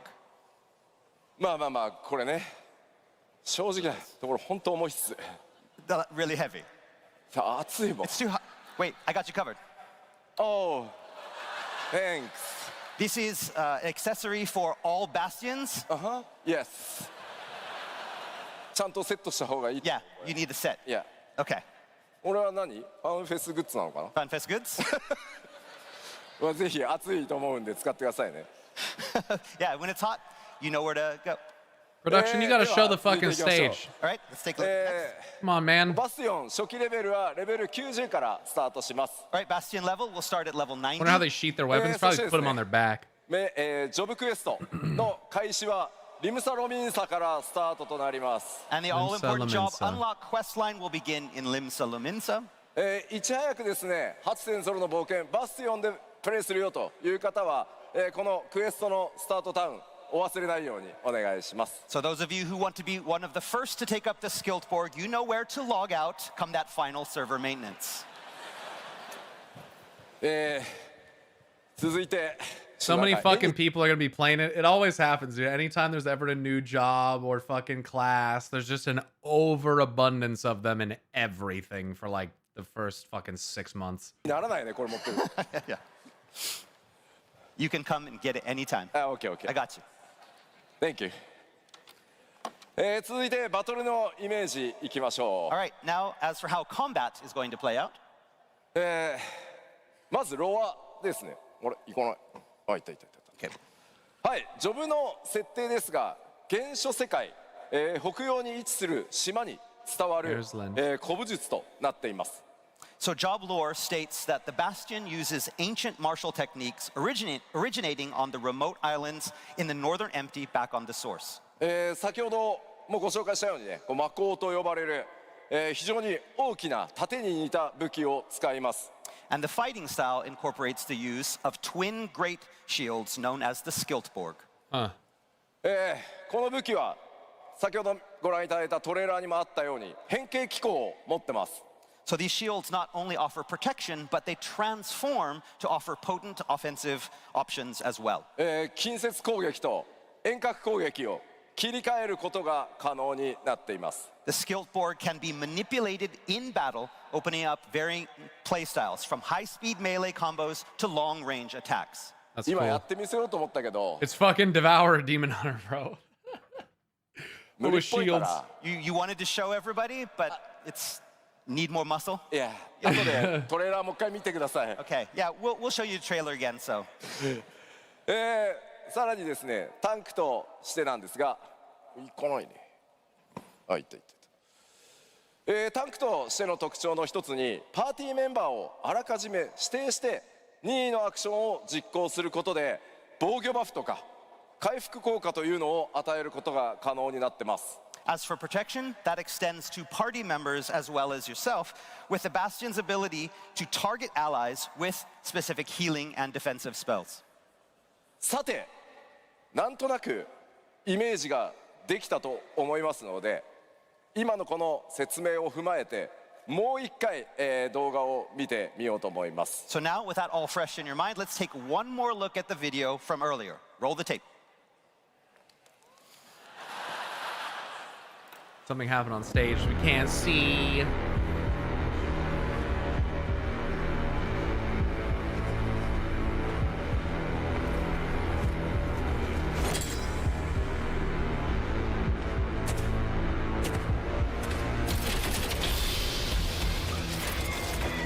looks kind of sick. Animation.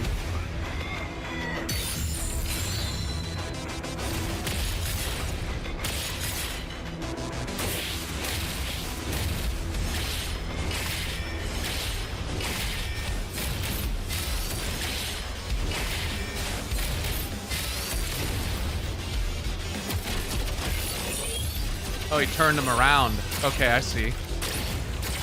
You flip him gun side when you want to do ranged attacks. That's cool.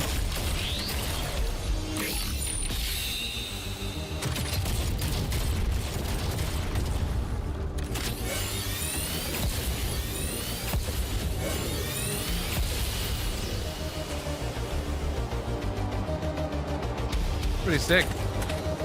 I'm assuming the Garleans conquered that island because a few of their people wielded similar weapons. Yeah, that's all I can think of when I see this. It's that guy that we fought that had them. I remember his name, Grinwater, some bullshit. というわけで新たなタンクジョブバスティオンの紹介でした。 And that was our first new job, the Bastion. すいません。暑くて。I'm sorry, it's so hot up here. ちょっと待って。 I got you. Sorry. I got you. It's okay. The Garleans could have stolen it from them. Yeah. Yeah, you mean back in medieval times, people were fighting in armor like this? Considering that they're, an empire, an expansionist empire, it's probably that. さあ、今回ね、一つ目の新しいジョブご紹介しましたが、二つ目の新ジョブの情報はすいません。 Ritaten is the one that we fight, right? Not Grinwald. Now, as for our second job, I apologize. That will be announced in Tokyo later this year, so please look forward to it. I'm so sorry. Oh. So I assume people are speculating Falconer because I saw Rannerlol say that. I would assume they're basing that off of the cat girl interacting with the bird thing.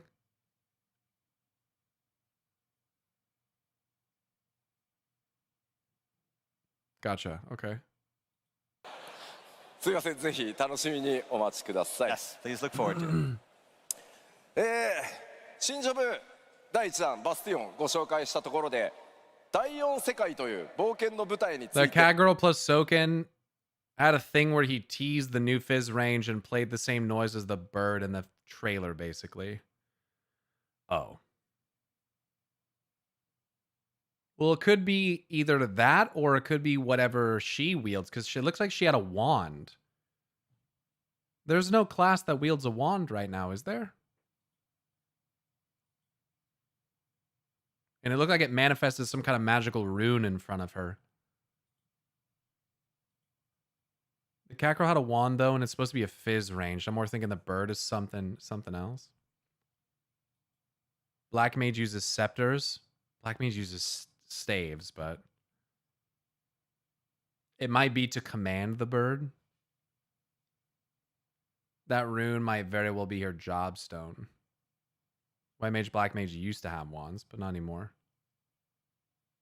Those are magical classes, though. I think that's the problem. Is it would have to be, I mean, if it's Fizz range, then I don't really know. I was assuming she used it to command the bird. Yeah, could be. So she could be using magic to do Fizz range damage, though. That could be interesting. Or she could be a new crafter. I don't know. Yeah, interesting. Interesting ideas. 開発の進捗をね、お知らせしていくためにも、ちょっとその冒険の舞台をいろいろ見ていこうかなと思います。 Okay, so now that we've talked a little bit about Bastion, let's take a closer look at the new areas that you'll be able to explore in the fourth and see how far along in development we are. 今回トレーラーでも新たに公開された All the fourth is a stage in a grand play of the gods. ヒムナル5隻の生存領域ですが、制作も非常に順調に進んでますので、動画イメージボード、スクリーンショットなどを使ってお伝えしていこうと思います。 So as I mentioned earlier, and as you saw in the trailer, there are 5 great realm ships known as the Fim Himnon. And as luck would have it, we have brought some art, video, and screenshot to give you a better look at some of these under development areas.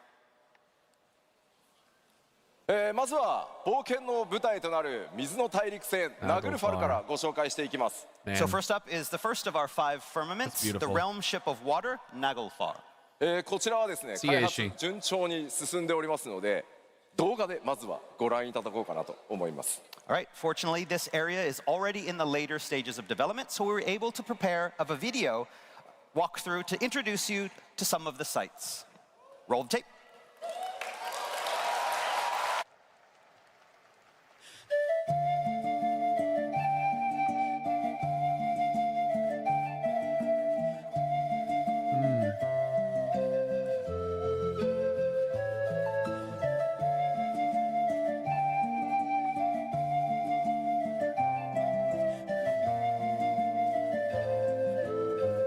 I'm assuming this is some kind of weather effect and that it won't look like this all the time because in the trailer it was much brighter and daylight and all that stuff. I would assume they maybe have like ice storms or like atmospheric ice storms or something that roll through, and it's not like this all the time. Because when they showed the trailer of the Bastion fighting that robot thing, this was in the sky as well. So I'm assuming it's not constantly like that. That would be silly. It's a barrier? What is that? What is that based on? Yeah, the orchestration's very good. The music's very good.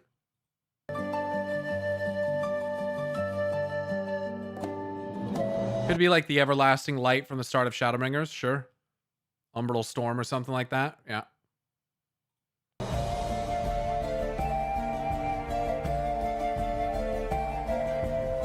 Looks like a barrier airship with a barrier. Guys, this barrier is like gigantic and outside the boundaries of the ship if what you're saying is true. Like, I really don't think that there's... I don't think this is a barrier. I think this is weather. Part of the reason why I say that is because if this is just a barrier or whatever that's constantly on this, it makes the zone look muted and like cold. And that's not really great considering it doesn't contrast very well. The ship's the size of a full area. Right, there was just nothing showing that there is a barrier. It really just looks like weather, but yeah.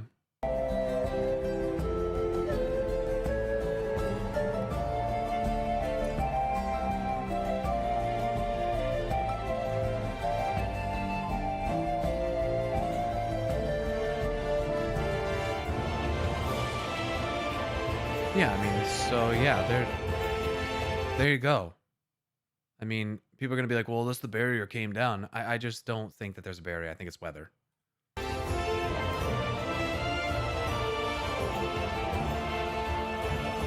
Probably just the barriers there during cold winds. Why are you so set on there being a fucking barrier around the ship? What the fuck? Like, we saw a barrier on the ship, but it was towards the back. Presumably around, like, the engine or something. Because he watched it already and knows there's a barrier around the city.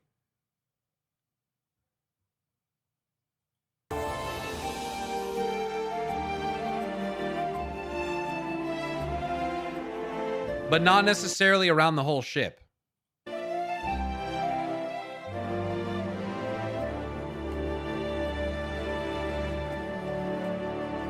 Very pretty.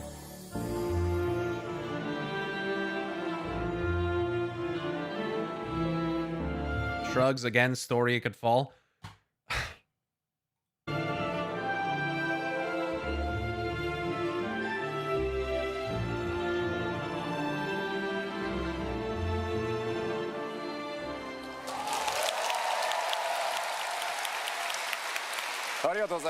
Thank you. そして今流れてたね音楽8.0の新曲でしたね。So, did you all notice that the music in the video was a new composition? That's very good. 作品を中心にですね、楽曲の制作も順調に進んでおります。新しいサウンドいかがだったでしょうか。So Gen and his sound team have been hard at work. How was it?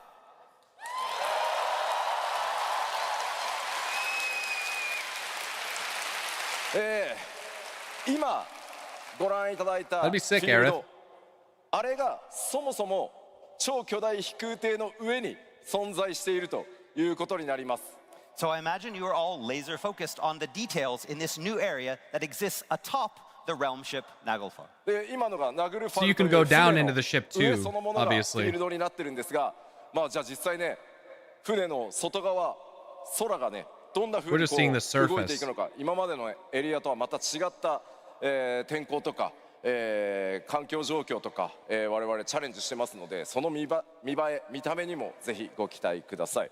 But what is it like outside the ships? What is it like atop the ships? What is the weather going to be like? What are the environments going to be like? There are so many different questions. And the dev team is trying lots of new things in their design of this area. そして船体 Bro, の having that thing behind Koji in the video was a fucking mistake, bro. The bit rate just goes to utter shit every time they show him. It's so tough, dude.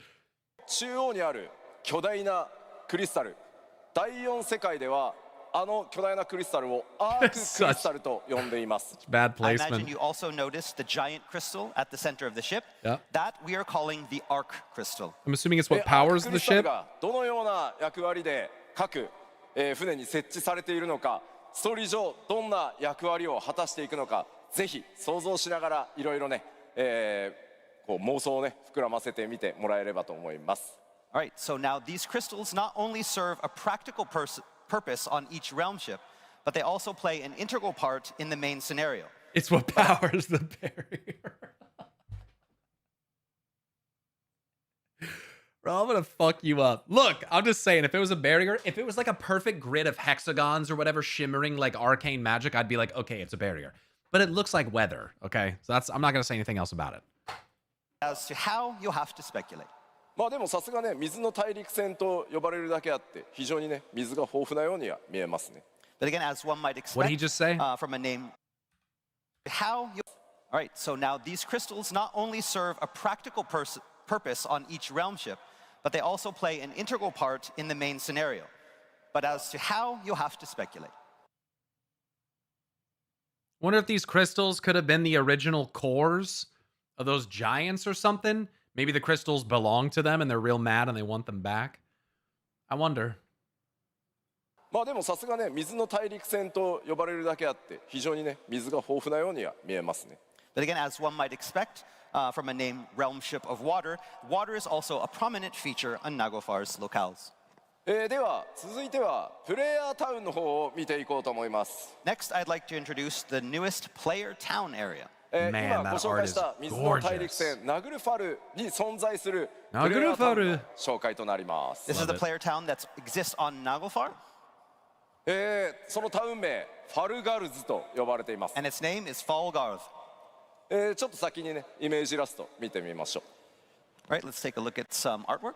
Soken is actually nuts, bro. We've known that. we've known that for so long, dude. Yeah, nuts in the best kind of way. こちらはね前回の北米のファンフェスでもご紹介したイメージイラストですね。 This art probably looks familiar, seeing as we first showed it off back in Anaheim. もちろんこちらも開発進んでおりますので、ウォークスルーの動画を用意いたしました。 But today we have brought some in-game footage to better show you the town sites. Fuck yeah. ただ一個ごめんなさい注意点 Wait, ございます。 you have one thing. こちらの動画に流れるミュージックも新曲です。 What about You'll music? notice that in the music in this next trailer that we're going to show is also a new composition. ただしですね、タウンの曲ではないです。 But it is not actually the song that's going to play in the town in-game. Oh. まあこれ実はこのタウンのミュージックの制作がまあなかなかねまだスケジュール的にはこの先だったので、もともとはオールドシャーレアンのミュージックを当てて皆さんにねこうお届けする予定だったんです。 I wonder where it will So play. the reason behind that being is then we're still early in development, especially when it comes to sound. And so the sound for this area wasn't finished in time for the trailer. So originally, we were just going to put in some temporary music, maybe like Old Charlian. でも Yeah, 動画 good をね choice to not do トレーラー that. チェックしてたらすごいよくできてたので、いやーできればあんまりこうオールドシャーレアンのイメージつけたくないな。 That's a very good idea, full synchro. I wonder if the ship crystal is the analog to the giant's crystals, both constructs powered by a big rock that gives them purpose. I like that idea a lot. That's very cool. っていう話をしたところ And so, but then I finally got the trailer, and I was doing my checks, and I was looking at it and thinking, no, Old Charlie doesn't fit here. It would be great to have some new music. サウンドディレクターのソケンがですね、一晩で新しい曲を作ってく And れた so Soken made a new track in one night. Whoa, what? They didn't just take another track from the expansion. He just fucking made a new song. Like, what the fuck? This guy made this shit in one night? Let's hear it. What? This guy's crazy, dude. ただしすいませんさっきも言ったようにこれ実際のタウンの曲ではないのでそこだけご了承ください But again, please note that this isn't going to be used in the town. ソケンちゃんと言っといたからね Soken, we told them, just like you asked. They know. さあそれでは動画ご覧いただきましょう All right, let's roll the tape.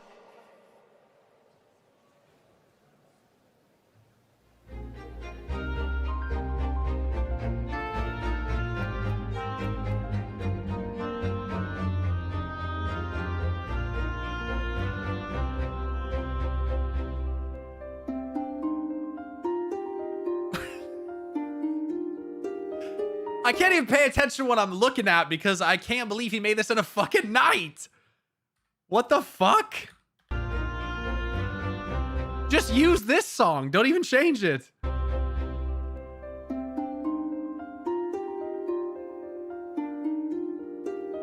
Yeah, and this has a barrier around it, which looks a lot more like a barrier. Okay?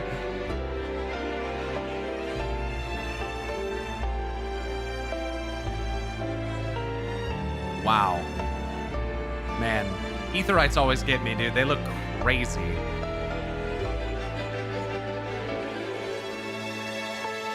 Wow.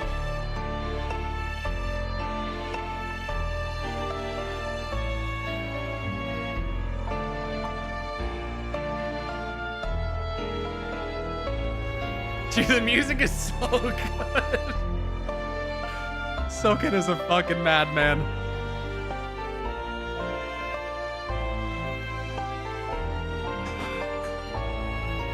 Oh, wow.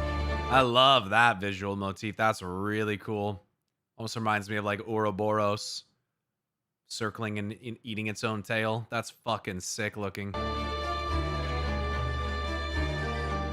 They're going heavy into this concept from what I can see. In ancient Near Eastern cosmology, the firmament was a celestial barrier that separated the heavenly waters above from the earth below. Yeah, World of Warcraft has this too. The sun, the moon, and the stars are actually inside or part of the firmament. Outside of the firmament is waters and chambers and heavens. Pillars of the earth. The earth. Yeah. Very cool. In biblical cosmology, it was a vast dome, solid dome created by God during the Genesis creation narrative to separate the primal sea into upper and lower portions so that the dry land could appear. The Quran describes a firmament above the earth created by God and raised. There's been some dispute whether the Quranic firmament is flat or domed. Very cool. It's just weather. Fuck you, dude. Hey! Hey! It could be. It could be a barrier, all right? Come on, man. Come on.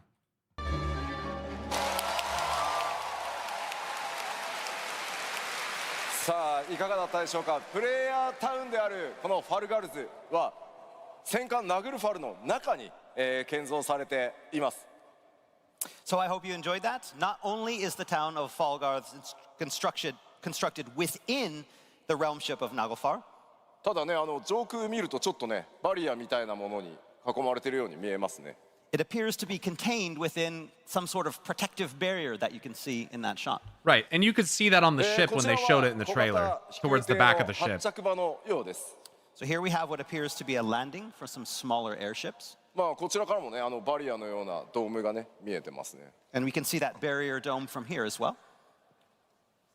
こちらは前回、気象公演でもご紹介したマーケットの様子制作も It appears to be contained within weather. And here we have the market area that we showed off in Anaheim. As you can see, development of this location is coming along nicely. はい、このタウンでね、皆さん様々な出会いと冒険が始まっていくことになりますので、ぜひファルガールズ、ラグルファルという船と共にね、覚えておいてください。Again, there will be lots of encounters and adventures waiting for you in this town of Falgarth on the ship of Naglfar. Hopefully there will be people in these cities, you know?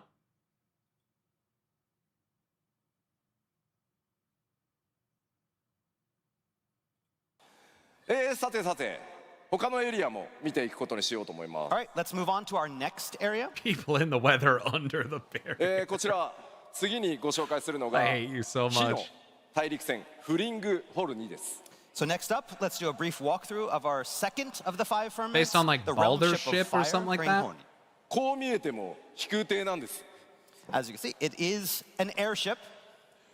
先ほど公開したティザートレーラー第2弾 Same で Tyler. 登場したエリアとなります。 You'll recall that this area appeared in today's extended trailer. Ring horny. こちらもですね、動画をご用意しましたので、ウォークスルーでまずはお楽しみいただこうと思います。 And again, just like Naglfar, we have prepared a Ring video to show it horny. off. さてこちらも新曲なのかどうかご注目ください。 Again, listen Yeah, I closely would imagine that's where like the dwarven cat guys are from. They look like smiths or forge workers. Yeah. to see if we use a new track here as well. Roll the tape.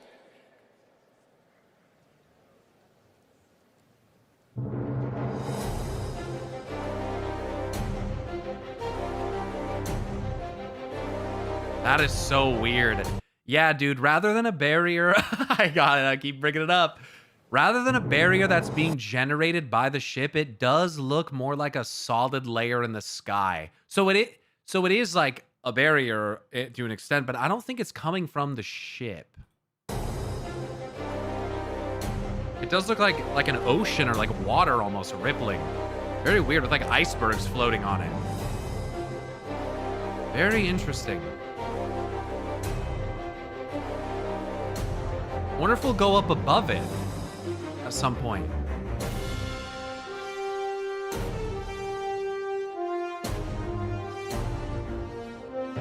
Yeah, a more naturally formed barrier rather than something being generated. Yeah. Isn't the planet fully frozen? Something in its massive ice/snowstorm sometimes could be.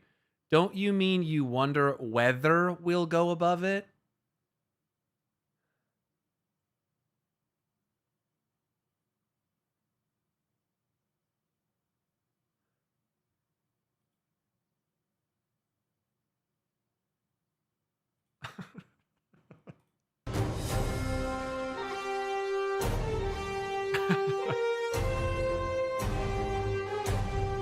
Love this. Love this music too. Love the snare.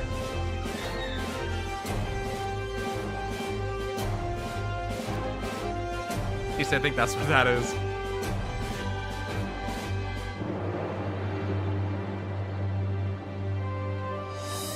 Ooh, love how the metal's heated up or glowing towards the bottom. Should be some cool crafting stuff. Wow. Man, the music. Oh. Oh.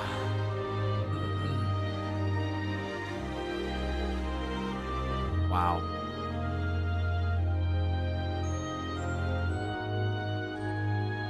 Looks like the forges flow down from the crystal as well. That is beautiful. Thank you. I mean, they have literally just copied Ironforge. Do you guys think Ironforge is the progenitor of smithing and forging based towns in fantasy? Like, do you think that Ironforge is like the original? Like, what the fuck? They did not just copy Ironforge. Like, it's so annoying. Just fucking with you, bro? Man, fuck you for fucking with me. I'll fuck you. Fuck with you. Never mind. Let's move on. 新曲でしたね。 It was a new track. 火の大陸船というその名前の通り、巨大な炉とかね、溶けた鉄のようなものが、多く見受けられたんじゃないかなと思います。 So, and as we'd expect from a realm ship of fire, this place looks definitely hot, with what looks like some foundries and rivers of molten metal. I'll fuck で on も you. こちらの空ね、ファルガルズのドームとはまたちょっとね、違った様子ですね。 Again, even that protective dome that we saw back in Falgarth looks different here, giving the sky a different hue. まあ先ほ God ど damn 紹介 it.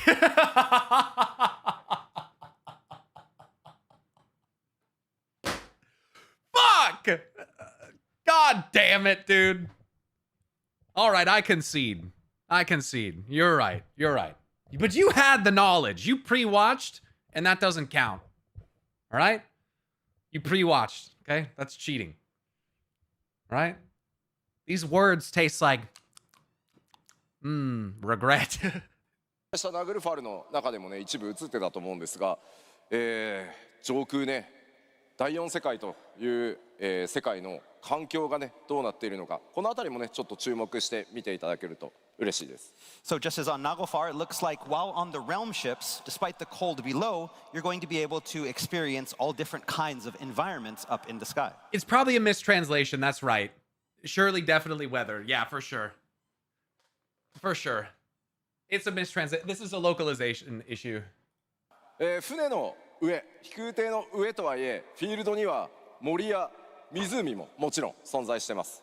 So atop these airships, you're going to have forests and lakes. どうしてもね、こう巨大飛空艇とはいえ、飛空艇の上にフィールドが存在するっていうと、あれもしかして今までよりもフィールド小さくなるのかなって心配する方もいらっしゃるかもしれませんが、フィールドの規模は Damn, that's far as fuck. Should be when 12.2 comes out too. Rip. It would be a little bit after that, I think.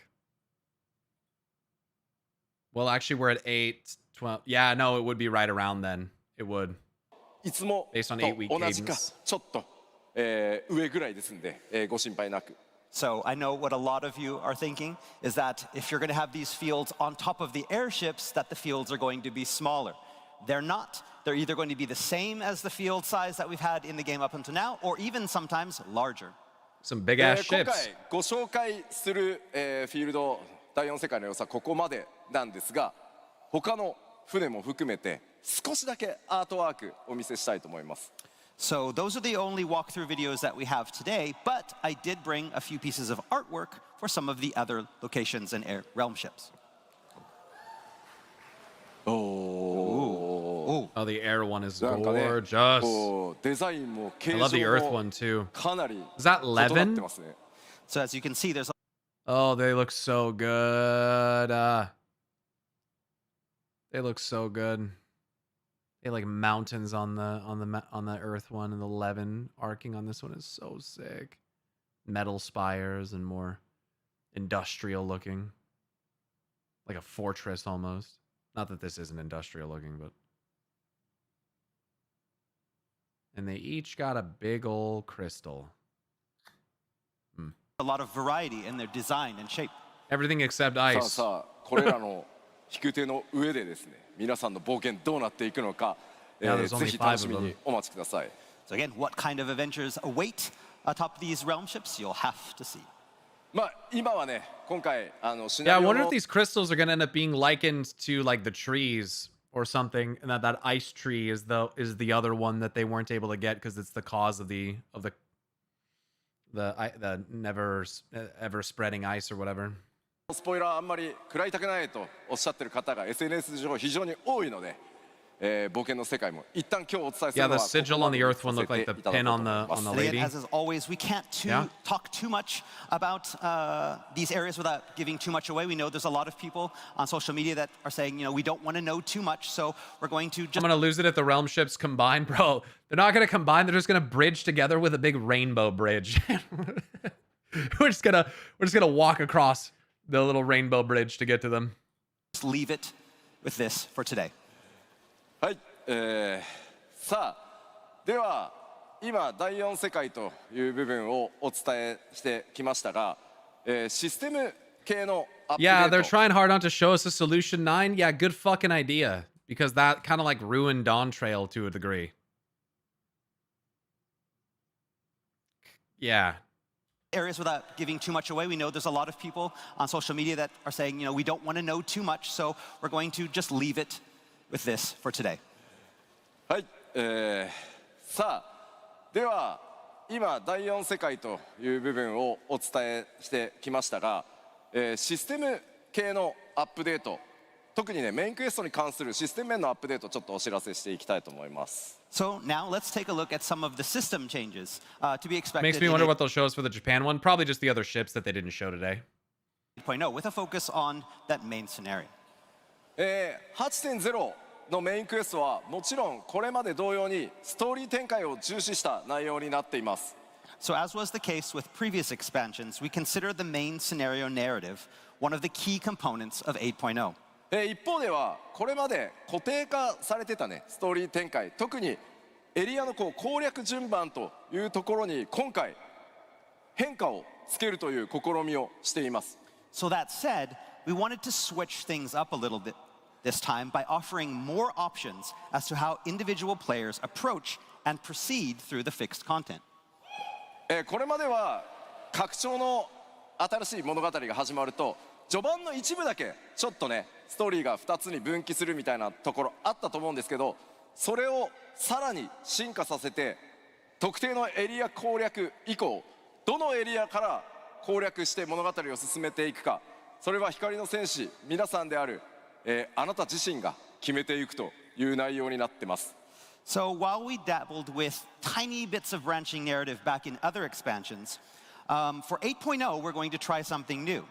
After every player has experienced the same onboarding quests, we want to be opening up the 8.0 narrative to allow players to choose which areas they tackle next, meaning that different players can do different things. ですので It's kind of cool. Hopefully that plays out well. I've never minded the linearity of the FFXIV story because it guarantees that it gets told in the order that you want.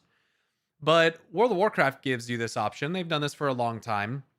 And in expansions like Legion and Midnight, it all links back together. And I really liked how they handled it in Midnight, using Eversong Woods as like the way to introduce the conflicts occurring in all the other zones. I thought that was really nice. So I'm curious how they'll handle that here with XIV, but flexibility is good as long as the there's a main through line with the narrative that remains consistent and is easy to follow. They did a little in Shadowbringers too. Isn't this how it always is, but it's 3 instead of 2 now? Is that how it always is? Did we get to pick which zone we wanted to go to in Dawn Trail?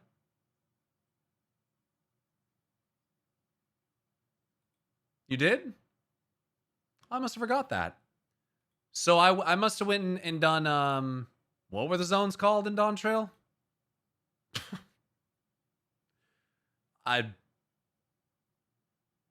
There was a western one. There was a mountainous one.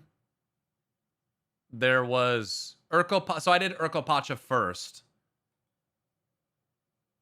And then I did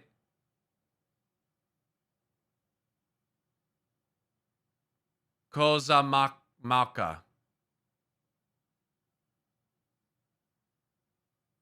And then I did what's the western one? Kozamauka.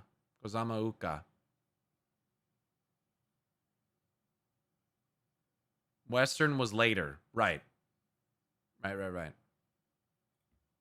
We want to be opening up the 8.0 narrative to allow players to choose which areas they tackle next, meaning that different players can do different things. ですので物語の中盤、プレイヤーごとに攻略する順番が異なるという展開が待っています。And again, because different players can take different paths, that means you'll potentially be experiencing the story in a different order than other players.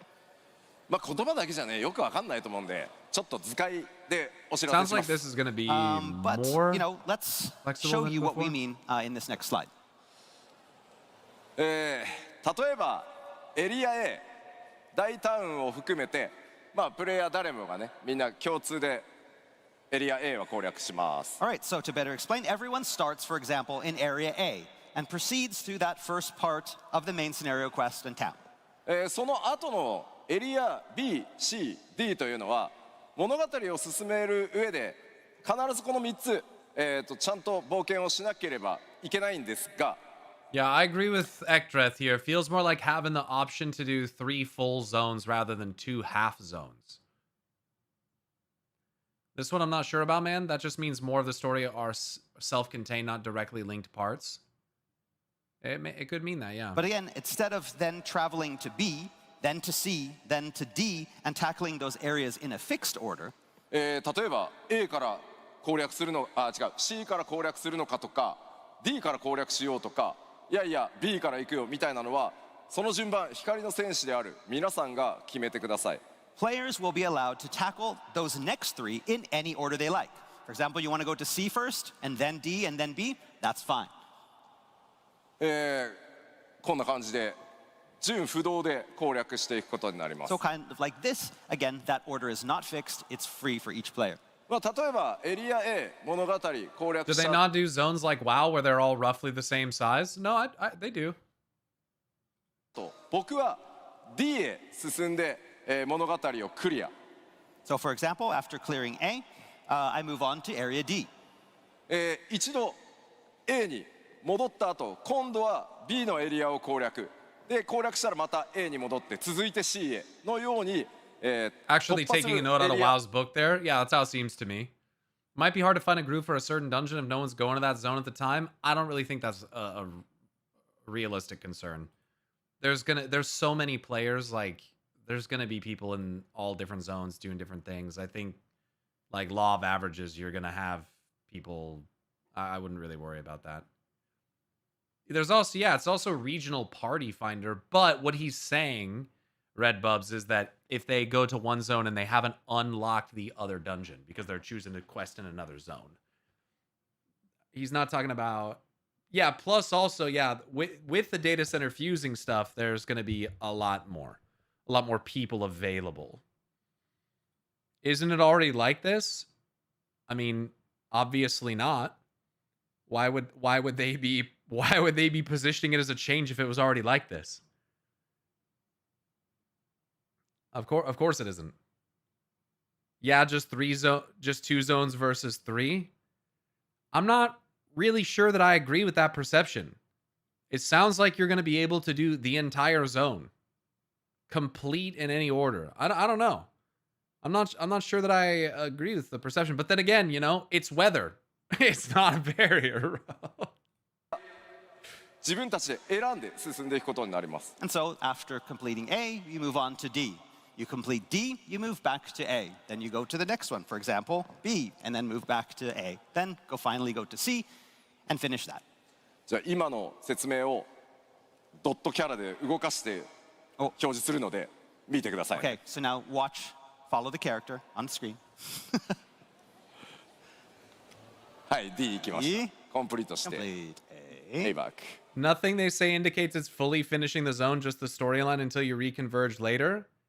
I mean, except where it says complete, and you complete the MSQ, and then you complete it, and then you complete it, and then you go to this area. I mean, I don't know. That's kind of seems to be how they're portraying it to me. B ってコンプリートした。戻ってくる。で、The level brackets that's going to be shown soon also kind of imply it, in my opinion. コンプリートした。そして、新しいエリアへと進んでいくみたいな。 And then again, after clearing all of those 3 in any order, you all convert the story once again. The path reconverges on the 4th area. 物語はもちろん壮大な大きな一つのお話となっていますが、道中が皆さん自身の手でね、お話の順番が変わるということです。 So of course, this means that players will be experiencing the overarching story in different orders. 最後に来るめちゃくちゃ大きな結末にこの選択が影響することはないので、ただ分岐がたくさんあるので、いろんなルートで多分プレイヤー同士の会話が先そっち行くとそんな話が出てくるんだみたいな、かなり分岐は多く今回作っていますので、ぜひ他のプレイヤーの皆さんとそっち行ってみたらどうだったみたいな話をしてもらえると嬉しいなと思ってます。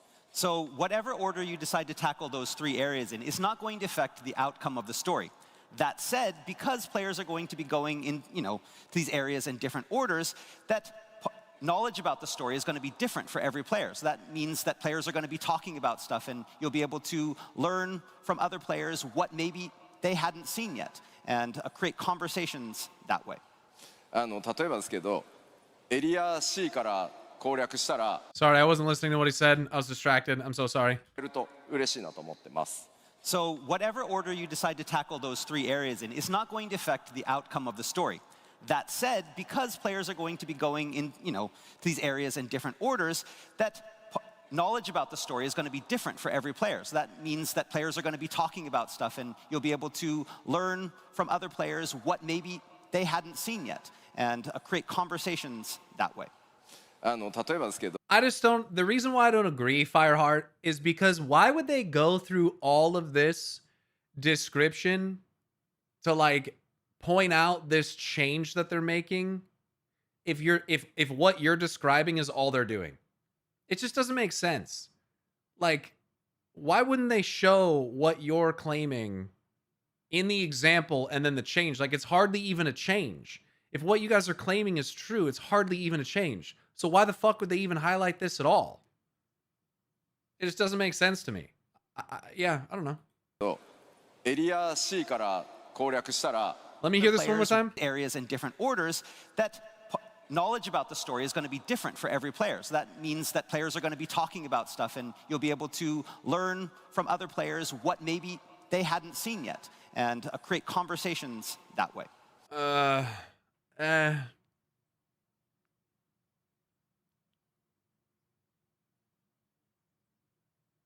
I don't know, man. One of the things that I really like about XIV is the way that it moves you linearly through the zones.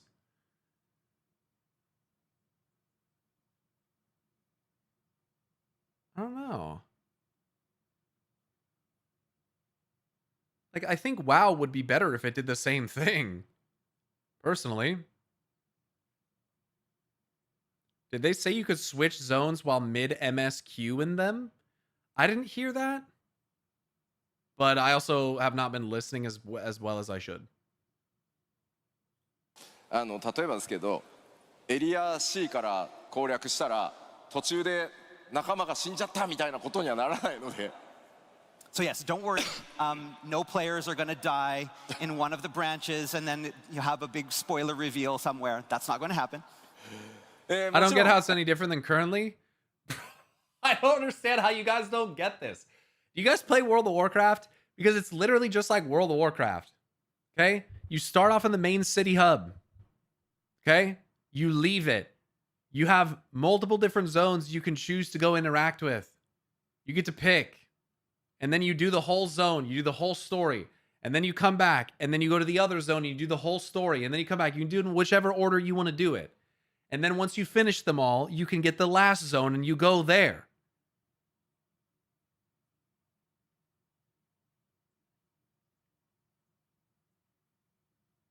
In Final Fantasy XIV, it directs you through zones in a specific order. Does it not? Am I fucking imagining that?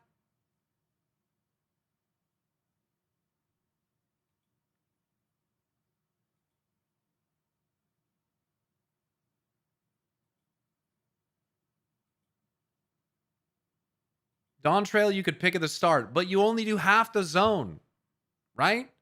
And then don't you come back and then like there's still a restrictive linearity to it. Outside of an early branch that quickly reconvenes, you're right. I think this is more specifically doing the whole fucking zone. これによってですね、レベリングの差が生まれたりしてきます。 We gotta let him だから cook. マッチングにもねちょっと影響するんじゃないのという心配あるかと思います。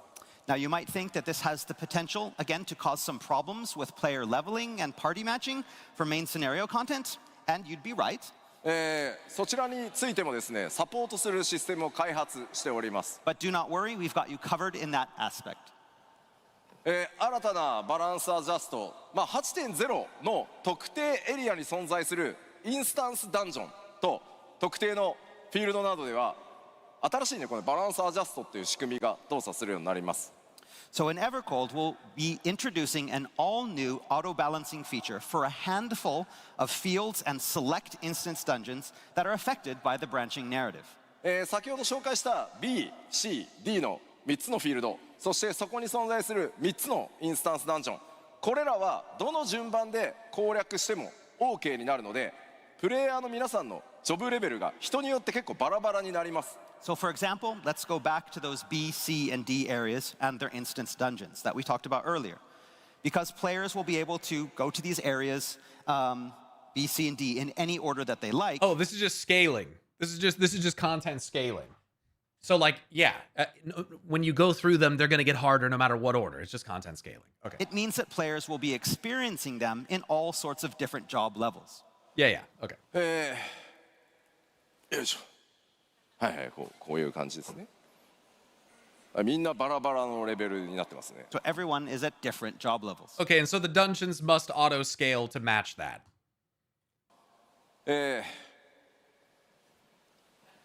モンスターも当然強さっていうのがね変わってきます。だからフィールドにあるモンスターとかフェイトとか、これらはプレイヤーのジョブレベルに応じてモンスター側やダンジョン側の、難易度が自動的に調整されるようになってます。 So to alleviate any potential problems and flatten out the playing field no matter which order you choose and who you party with, we will be implementing a system that adjusts enemy and fate and dungeon difficulty in the area based on each player's individual current level. And not always, but aren't dungeons often like the capstones for zones and stuff? I feel like if you're progressing to the point of doing the dungeon, you're basically doing like the whole zone. More likely than not. I think, so it's not really a problem. The concern that I have with this is that in World of Warcraft, I do think that part of the reason why people don't retain the story as well as I think they could or should is because it isn't linear. So that can kind of like cause a problem because everyone is experiencing it in different orders. I just feel like people don't remember as much. Like, it's not as easy to remember or understand. But it depends on how they handle the story of each area and link it back to the main narrative. Like, it really, really depends. Because you can do it well or you can do it poorly. But I think that Midnight was actually one of the best that it's ever been. I think Midnight's actually got one of the best structures of questing and main narrative that they've ever done. So yeah, but I do think that's part of, I think anyway, that's part of why people tend to retain details about the XIV story a bit more, not only because they're more invested, but because it's like linear. I think sometimes it becomes hard to remember what events happened when you can experience them in different orders. Like, I think a linear timeline is often easier for people to comprehend, but that's just my opinion. We'll have to see. We'll have to see. この3つに関して、想定している強さ、に応じて我々システム側がバランスをちゃんと調整しますよということになります。So basically, we'll be taking that, and on the system side, we'll be adjusting and balancing that battle difficulty in real time. ただこれ実際にプレイしてみないと分かんないと思うので、なんかいい感じになるんだと思っておいてください。Oh my goodness. Now, this is probably one of those things that will be better understood by actually playing it. So for now, you'll just have to take my word for it and trust that job level won't be a problem when it comes to the branching narrative. なので皆さんは自由に冒険してもらえればなんかいい感じになると思っててください。So yeah, you'll go into these levels and things will be fine. Trust us, we'll make them fine. これをやることでこれまでクエストとかインスタンスダンジョンで装備ギアの報酬もらって相手レベル上げてったと思うんですけど、今回攻略順番が変わることによって、報酬のアイテムレベルどうするんだろうみたいなところがあると思うので、それらもですねプレイヤーの皆さんの攻略自由度を上げるために、全面的に見直しを行っています。So you're probably thinking, what about dungeon rewards then? Up until now, gear rewards earned from quests and instance dungeons were bound to fixed item level and equipable level. But this too will be changing to give players more freedom to choose when and in which order they wish to tackle certain content. いずれにせよですね、皆さんの冒険がより自由に不便なく、進められていくようにシステム側もサポートアップデートを行ってますよというお知らせでした。So as I said, these changes and updates are being made with the goal of giving you more agency when choosing how you want to play. 今のところこのシステム 8.0 の It's killing me, chat. What's her name again? I remember Forshano. I can't remember her name. I'm gonna recognize it immediately. It's gonna bother me. Oh, Emiliance. Yeah, how the fuck do I forget that? Tough, dude. のフィールドと特定のインスタンスダンジョンのみで動作します。So currently, this new system is only going to be available in select fields and instance dungeons released in 8.0 for the main scenario. ただしですね、Say currently? この新しい仕組みを使った新たなコンテンツ、新しいコンテンツカテゴリー作っていこうとして今設計中ですので。You can dress her up? Oh, I know. I know. そういったものにもぜひご期待ください。But we are already thinking up new ways to incorporate this in exciting new content moving forward. さあ、メインクエストに関した情報はここまで。All right, so that's all we have regarding the narrative. What's up next? You want some water? Okay. You look really hot. Yes. Yeah, I get you this. 基調講演が終わったらね、僕2、3キロ痩せてんじゃないかな。You think that this is a good way to lose weight? You'll be 1 or 2 kilograms down by the end of the show. すいません。All right. というわけで、ストーリー展開ね、やっぱりあんまり知りたくないという声、今回本当多いので、あまりね、事前にお話しするのは、ここまでにしとこうかなと思ってます。So again, like I mentioned before, we've had a lot of feedback from fans on social media saying that they don't want us to reveal too much regarding the story before the launch, so I'll try to control myself from here on out. ぜひ今日お知らせした内容をね、頭の中に入れつつ、パッチ 7.56 で展開されるメインクエストパート2を楽しみにしてください。改めてメインクエストパート2、公開日は9月8日になっております。So for now, you'll just have to speculate at where this takes us, and also check out the hints that we're going to be dropping in patch 7.56. Remember that part 2 of the main scenario to Evercold is coming in a little more than a month on September 8th. September 8th, 7.56. I gotta make sure that's in my calendar. That'll be right before BlizzCon.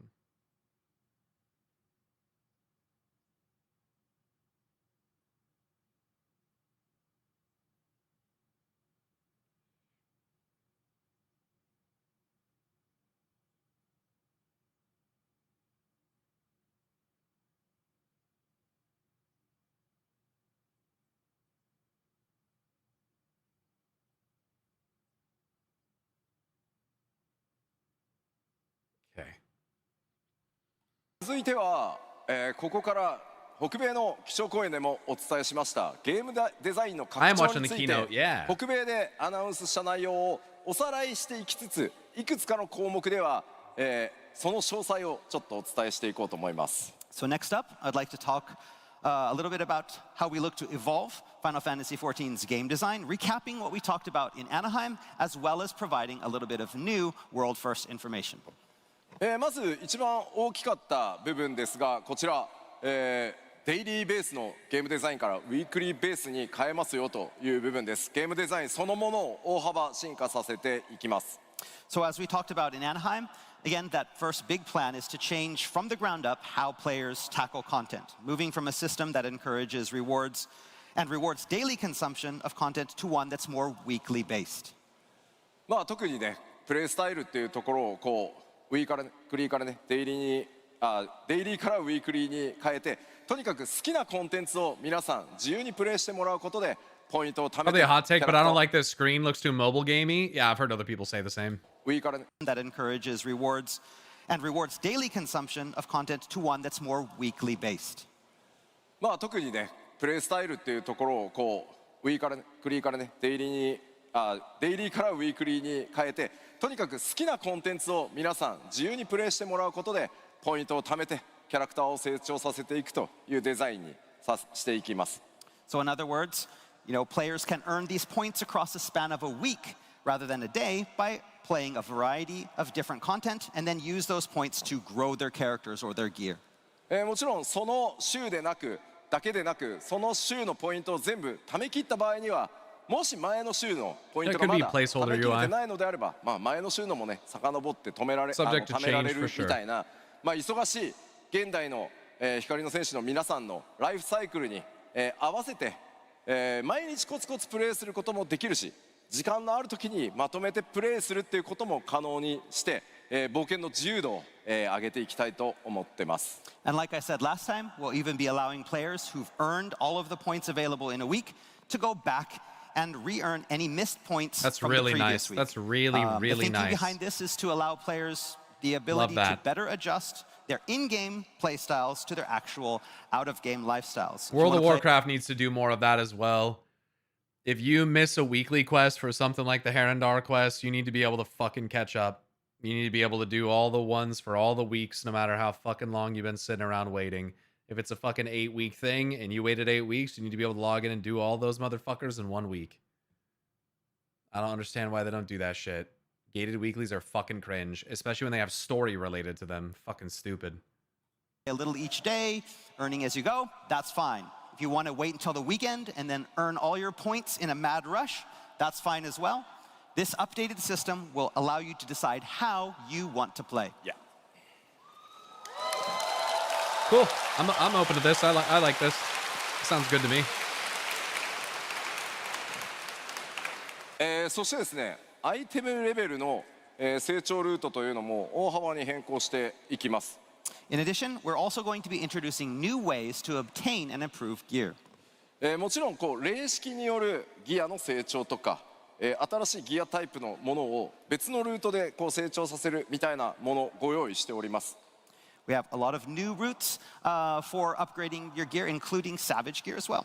ただこれ新しいタイプのコンテンツも含めて全体で説明しないとちょっと分かりづらいので、こちらの最後の詳細に関してはすいません、日本ファンフェスで改めてきっちりお伝えしていこうと思います。And again, while we're going to be talking a little bit about it here today, there is really a lot to cover, and so we're going to have a more detailed explanation of the entire system available in Tokyo as well.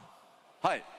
そして、14改めて分かりやすくシーズン制キャラクターの成長をねより分かりやすくしていくために2回のメジャーアップデートを1シーズンと呼ぶことにしますよというお伝えをしました。And as a mean to make all these play cycle changes a little easier to navigate, we're going to be introducing a season system that combines 2 major patches into a single unit. Okay. アナハイムでもお伝えしましたが、シーズンパスとか課金をしてほしいとかそういうことではないので改めて繰り返しお伝えしておきます。Again, like we said in Anaheim, it's good to say it again. Remember, this is just a term that we're using to define already existing set of even and odd patches. There will be no season passes, no additional fees with the season. Just want to make absolutely sure. Good to clarify. それをね強く言っておかないとね。Yeah. Since Evolved is cutting down on buttons, is there any job that stands out that you'd want to play more of? Maybe Astro. Maybe Paladin. Those are probably like the 2 standout ones for me. I'm really interested to see how Black Mage plays, obviously. To make sure you know, no additional fee. さあ、北米でこちらもねお伝えしました、バトルに関して大きなアップデートとして、リボーンとエボルブという2つのジョブモードが、実装されますが、こちらの開発も非常に順調に進んでおります。Another big feature coming with 8.0 is the introduction of the twin job modes, Reborn and Evolved. Development on these are proceeding smoothly, and the new systems are truly something to look forward to. でまあ何 What? What? わかんない。 Okay. まあ当然ジョブ数めちゃくちゃ多いので、俺のジョブはどうなる、私のジョブはどうなるっていろんなことあると思いますんで、エバーコールドのリリース前に、これらエボルブモードの各ジョブの詳細を徹底的にお伝えするという放送をきちんとやろうと思いますので。Hold on, let me update my YouTube thing real quick.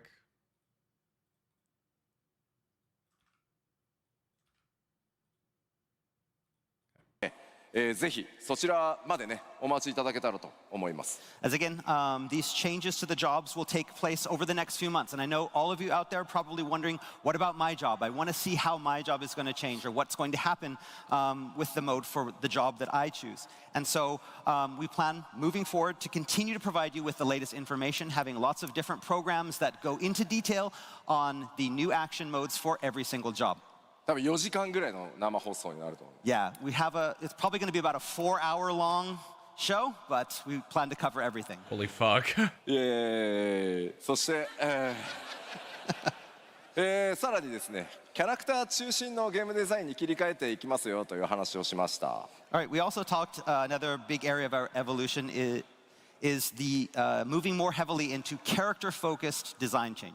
まあ皆さんのやっぱりねキャラクターにかける愛情というものが非常に大きいので、まあそこを中心にねより便利に快適に遊んでいただきたいなと思ってます。Again, we know you love your character, so we want to give you all of the options necessary to make that character, that avatar, into something that really represents you. はい、その一環として、アーマリーシステムの And so the first and foremost being that upgrade to the 進化 armory をします。 system.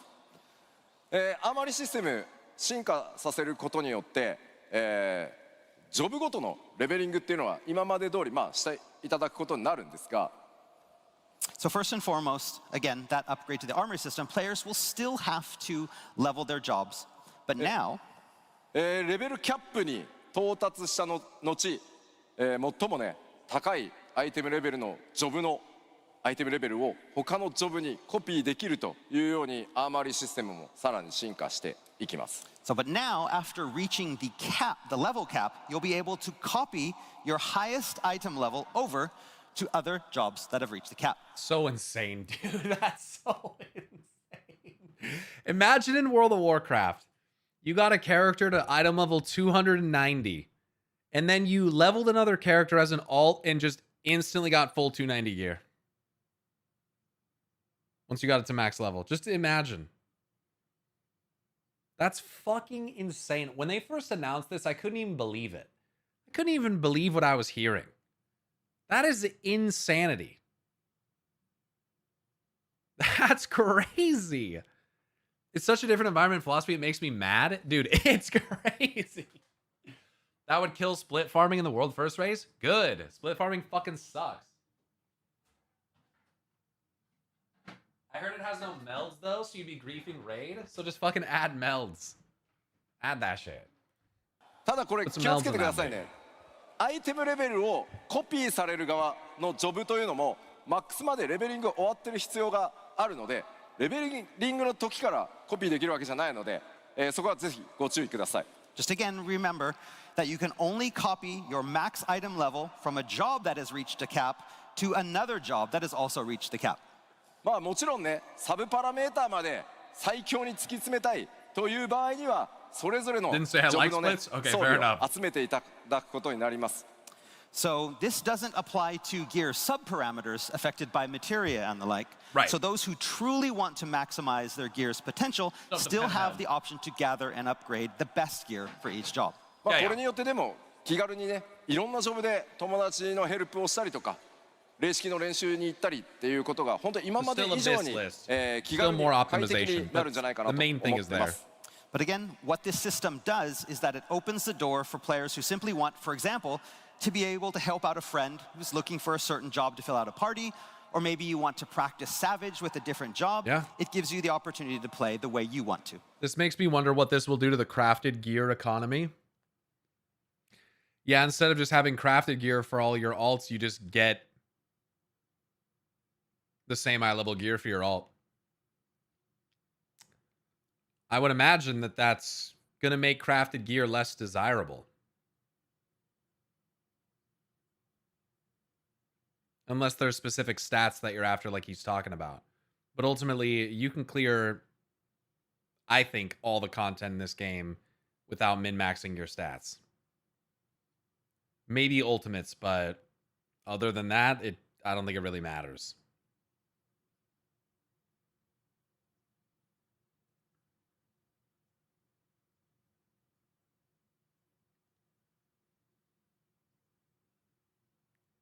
Craft gear at start will still be Abyss, I guess. Right, before you start getting, like, raid gear and stuff, of course. Pentamelding is specifically done for sub-parameters, right. Which, for almost all the content, you don't really need.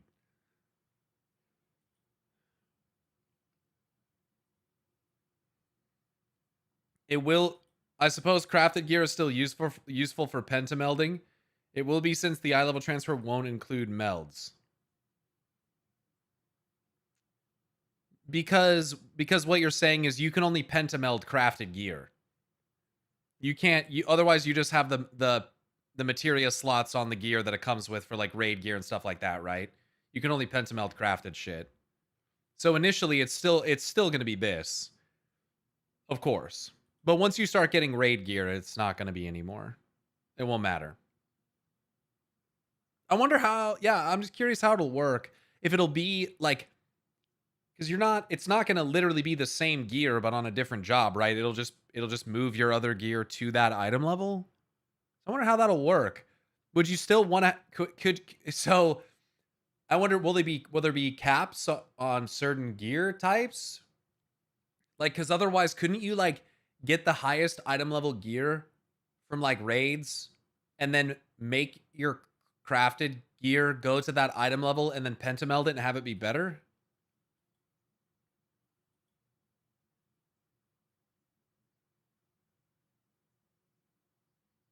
It will disable the materia, it sounds like. Max level might have a base stat that doesn't include materia as well. Right. Okay.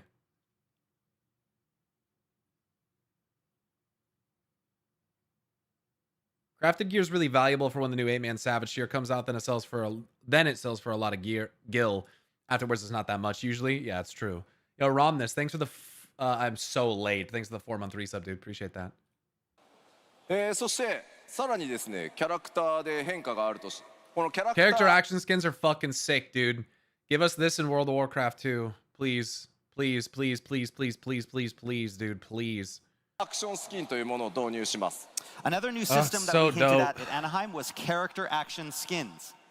これっていうのは何かというと分かりやすく言うとアニメーションというものがまあ報酬として新たなカテゴリーとして加わりますということになります。 So basically, what this means is that we're going to be introducing variations of existing action animations that players that can equip to their characters after receiving them via rewards. これによってですね、皆さんのキャラクターを今よりもより個性的にしていくという遊びを想定しています。 And through this, ultimately, you can increase your character's individuality. Yeah, something like this already exists in World of Warcraft in the form of green fire for Warlock. There's a whole quest line and boss fight and all this stuff that you can do to unlock green fire. And it's like the only thing in the whole game that's like that. There's like some druid forms and stuff that you can unlock as well, but it like changes all your orange fire spells to green. It's like, it's basically this.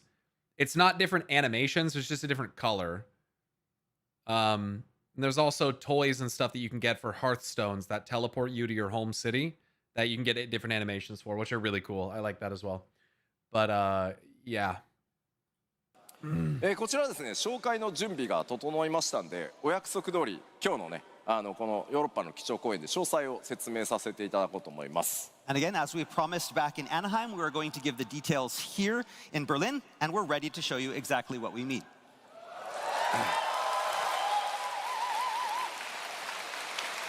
まず大きく分けてキャラクターアクションスキンというのはキャラクターのねこうアクションつまりポーズとか、いろんなこう普段テレポしてるアニメーションとかそういうものを指してます。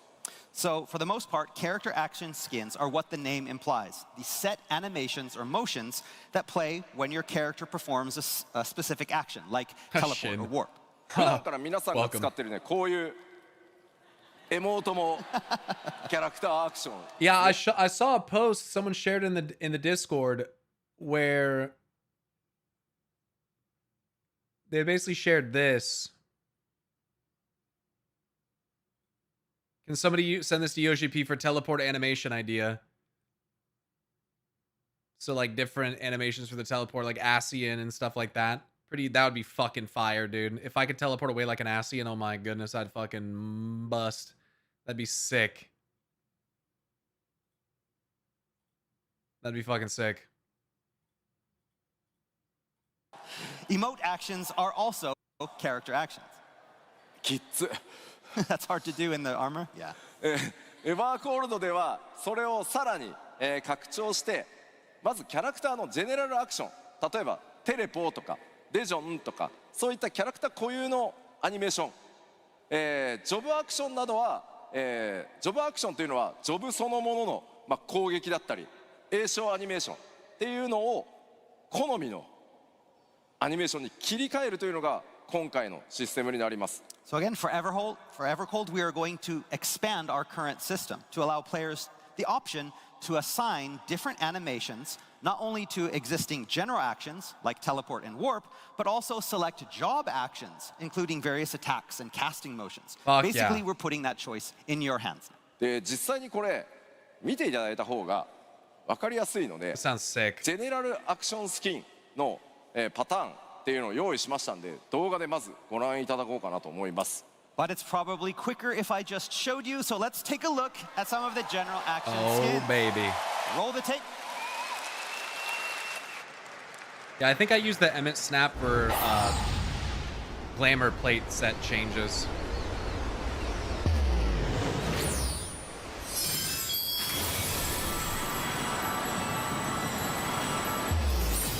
That's pretty fucking sick, dude.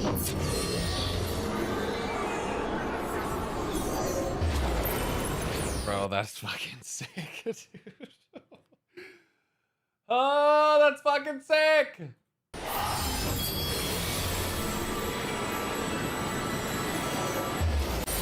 They even have different sound designs. So wait, wasn't this person asking for this? Can someone send this to Yoshi P for a teleport animation idea? I don't understand why they... Oh, it's types. I didn't even look at type C. I'm gonna be honest with you, bro. I didn't even look at it. I'm so fucking stupid. I thought they were shit. Like, I'm so fucking stupid. Tough, dude. I didn't even see it. I did not even see it.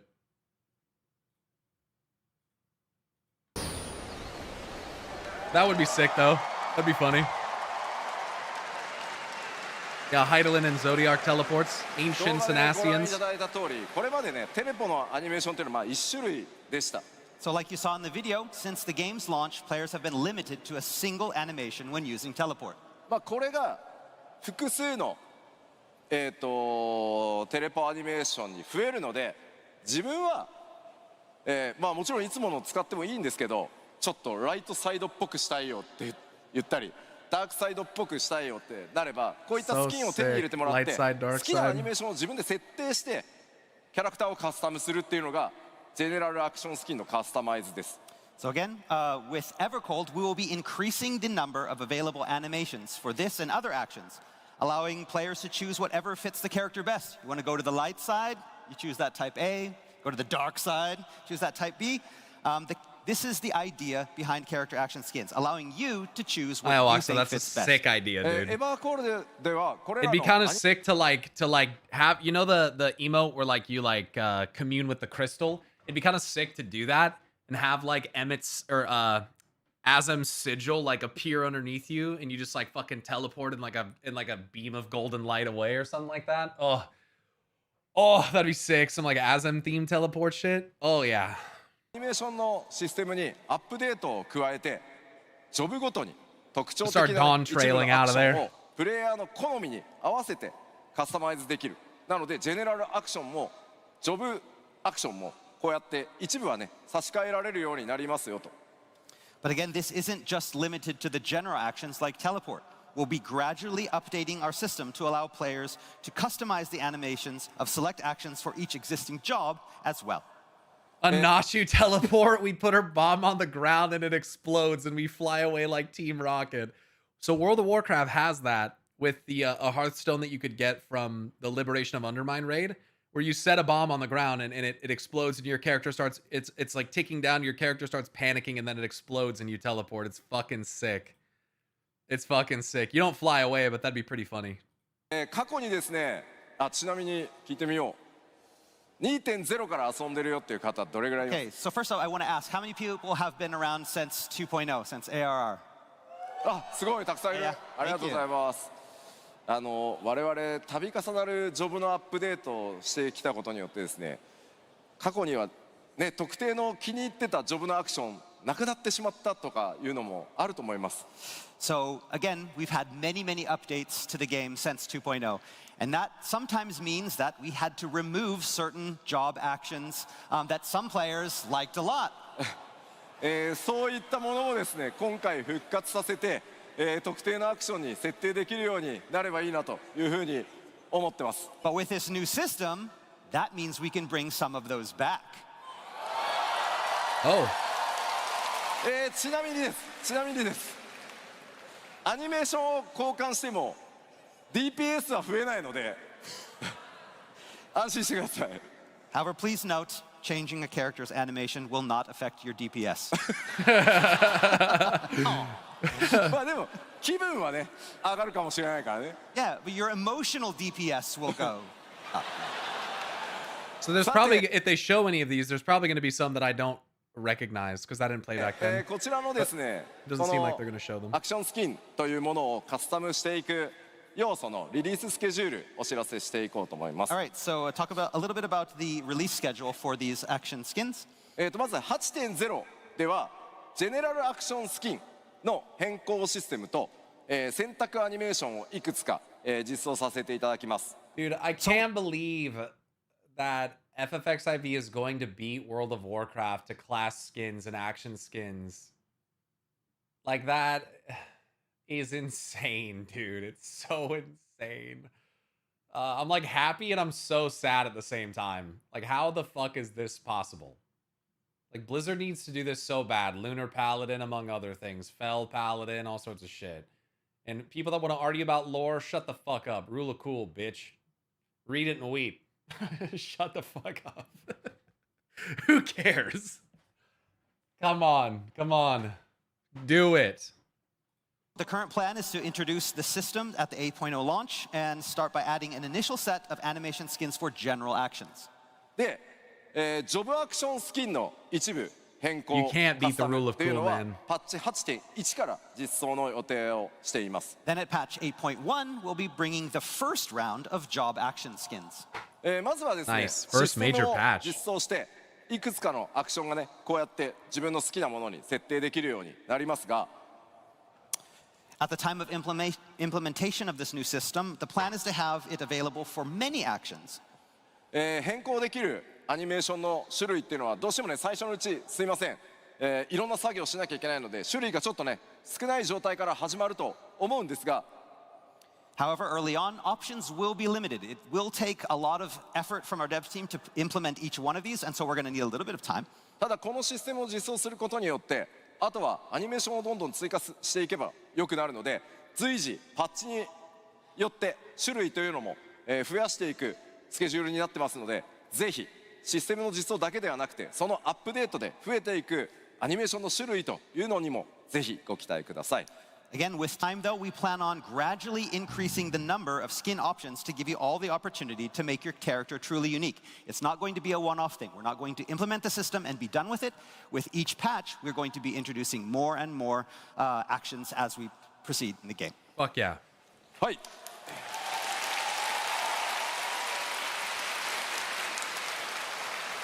そしてこちらもですね、Butt slider? でお伝えしたキャラクターをね中心に添えたゲームデザインをさらに進化させるということで、キャラクターカスタマイズ関連も、アップデートを行いますという話をしました。Of course, action skins aren't the only way we're looking to allow Bro, players to. all a man needs in his life, and by a man, I'm speaking of myself, is to be able to give his femizin a fat dumpy. You know what I mean, dude? That's all I need in my life, bro. Please. Further customize their characters. We even have more updates coming in form of And women. So many women want this too. I'm just speaking for my damn self. All right? Improved character creation options. Gotta get a shelf back there. You know what I mean? まあこれら詳細はね、アナハイムの基調講 We saw 演で this お伝えし before. た通 Yeah, りな yeah, んです this が、 looked good. So we already talked about a lot of these options at Anaheim. Yep. これ以外にもパッチ 8.1 以降ですが、順次カスタムの幅は広げていく予定です。 But in addition to these that we have up here, we have an even wider variety of customization options coming in 8.1 and beyond. まずここに表示されている、ごめん消さないで、俺の絵はいいから。Chat right now. Chat is on inch right now. ここに表示されている内容に関しては 8.0 リリースと同時に実装されます。 So the things that you see here, we're already testing these, and these will be ready for 8.0. 今日せっかくベルリンでの基調講演なので、さらにアップデートしていくカスタム要素 8.1 以降の予定というのも今日ちょっとお知らせしていこうかなと思い But ます。 today, here in Berlin, we want to give you a sneak peek of those exclusive new customization options that are coming in 8.1 and beyond. まあそれが何かと申しますと、 What's the Japanese word for butts? Butsu. All right. So what are we I talking have no about here? fucking idea. ララフェル、 Lalafels? ビエラって Viera? 鼻がちょっと黒いやん。 Oh yeah, so there's that little bit of darkening, that shading on the noses of Lalafels and Viera. あとミコッテって So the Mikote. 戦化粧、 Yeah, the war paint. これらをオンしたりオフしたり、 We'll be adding a new feature to turn these on and off. 種族固有のカスタマイズというのも幅を広げていこうと思ってい So ます。 basically, the plan is to increase the amount of options for specializing customization for select player character races.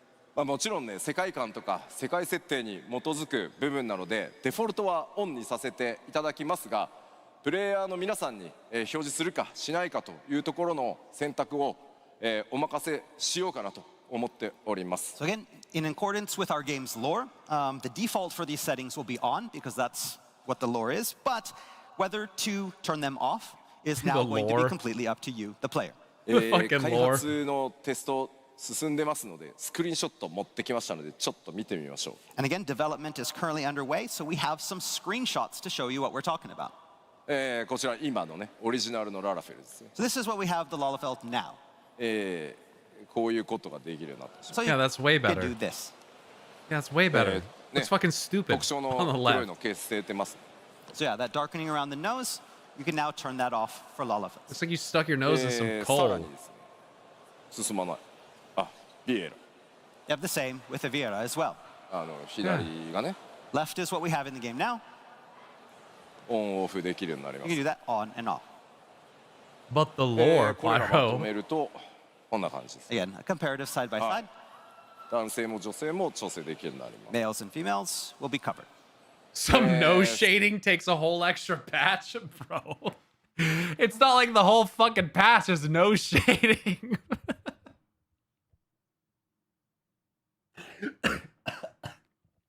But I hear what you're saying. Like, how is it not ready for 8.0? What the fuck? さらにミコって You have our Nose Mikote, shading patch. the war paint. なし。 Nice. Sexy. Oh my goodness.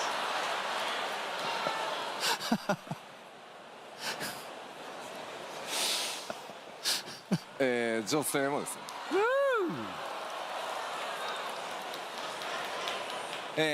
Artists refused to work on it for 16 years. さらにも Huh?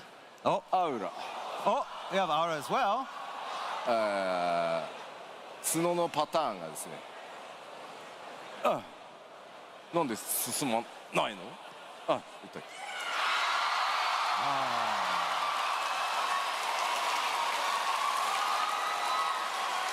So they get more horn options? Is that what I'm seeing here? Was there horns no longer tied to face? Oh, okay. Because it was okay.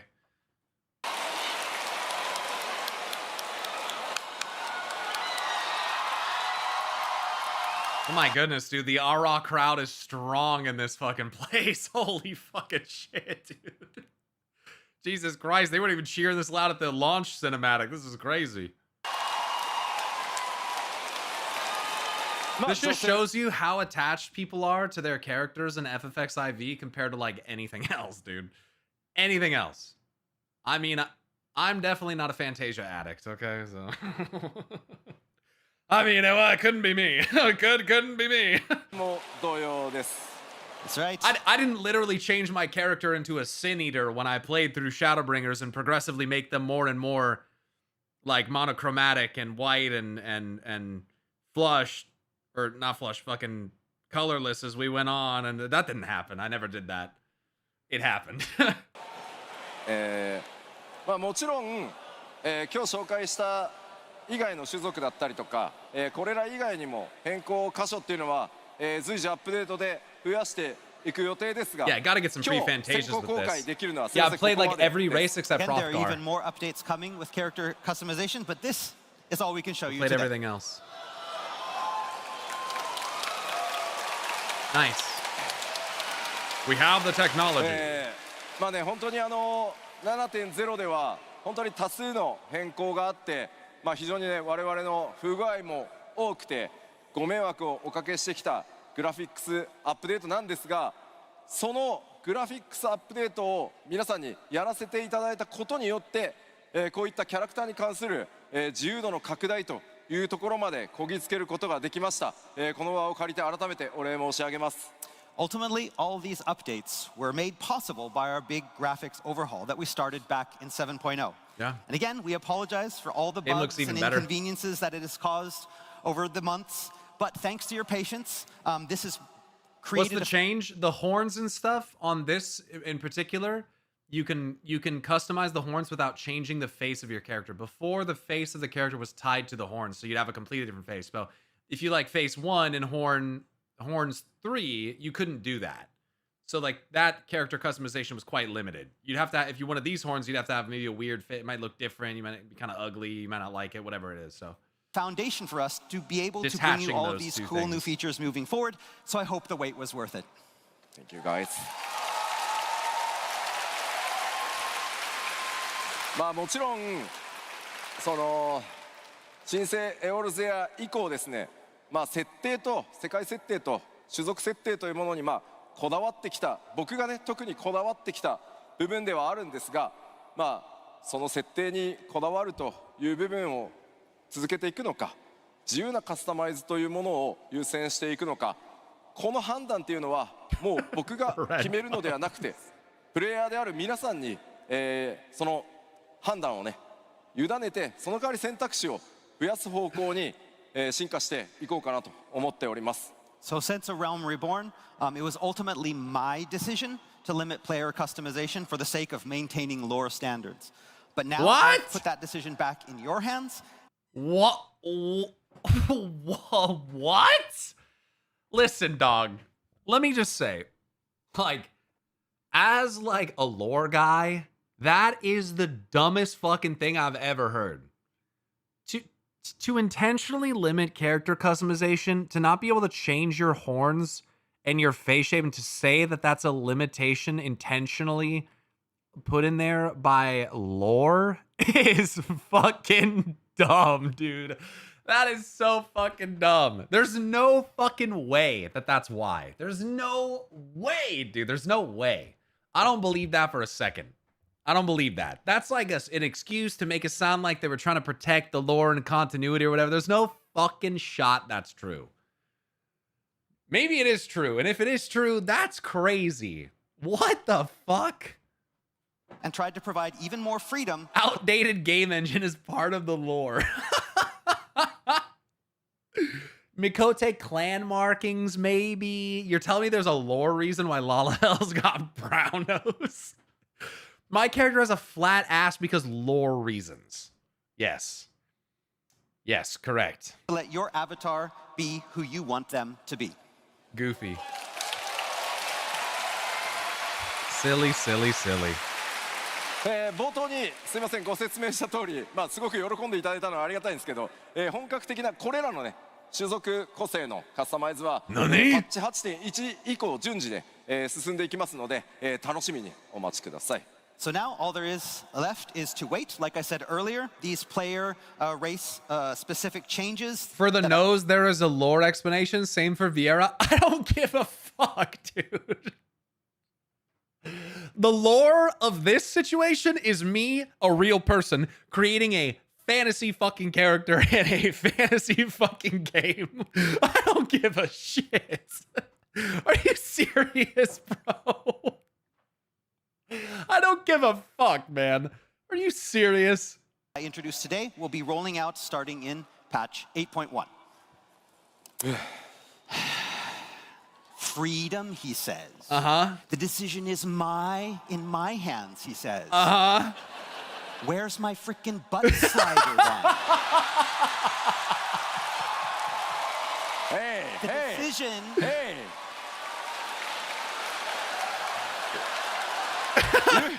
You remember Anaheim? I remember Anaheim, the dice game. The fuck dice game. Yeah, the fucking dice game.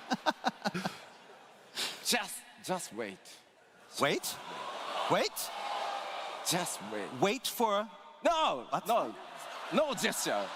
Wait for the butt. No gesture. Like this. Secret. It's a secret. We won't tell anyone. Are you good? It's gonna take time, but we're good. We're good. All right, next. Yo, best update ever. Let's fucking go, dude. Let's fucking go. It's a butt damn time. Oh my goodness. That was funny. That was funny.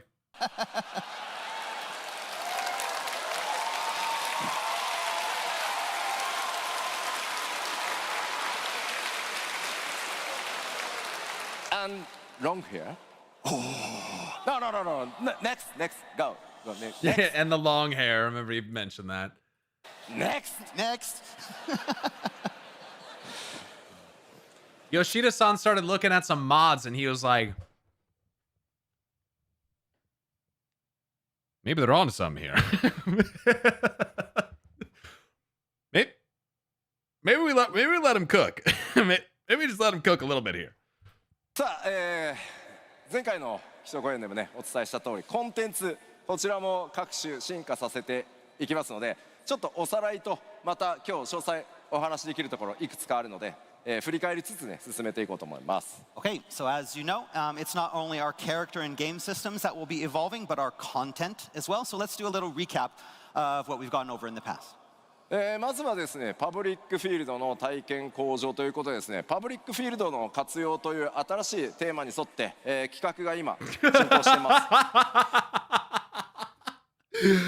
Fucking Malt Lich. Everyone knows the doctors in Limsa Laminsa do the best BBLs, bro.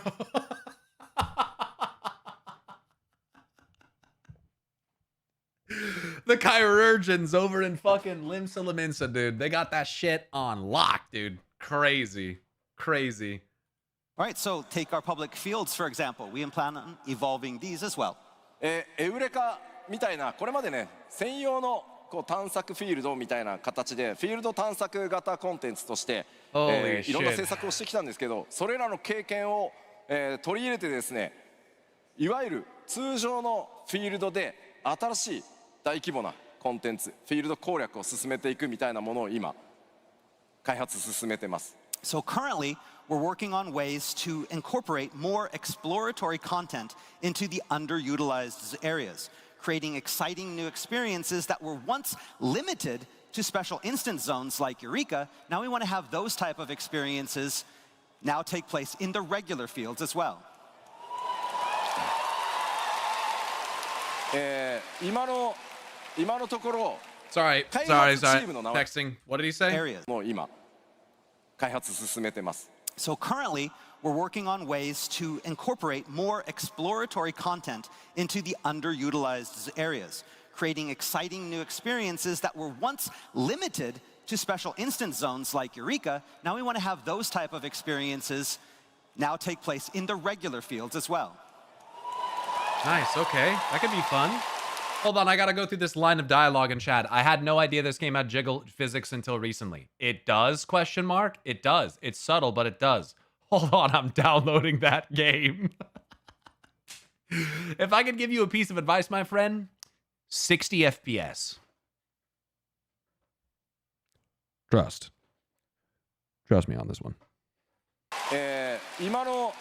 今のところ開発チームの名前ですよ。開発名称はワールドレイドという名前になってますが、変わる可能性が高いので、まあ参考までに。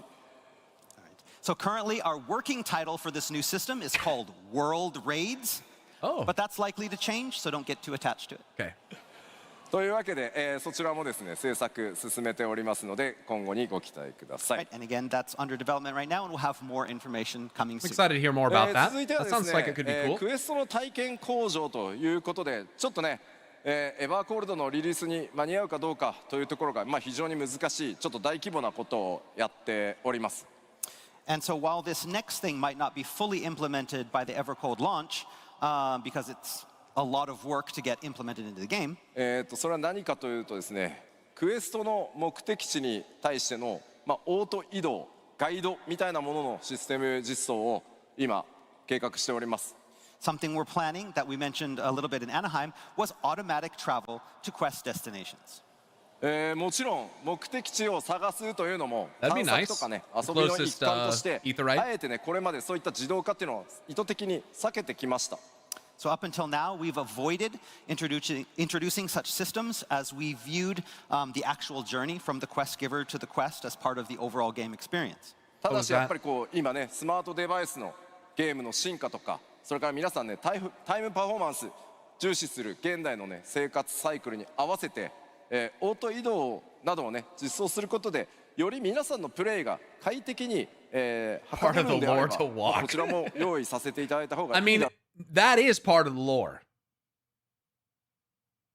No longer shall man have wings to bear him to paradise. Henceforth he shall walk. That is lore, okay?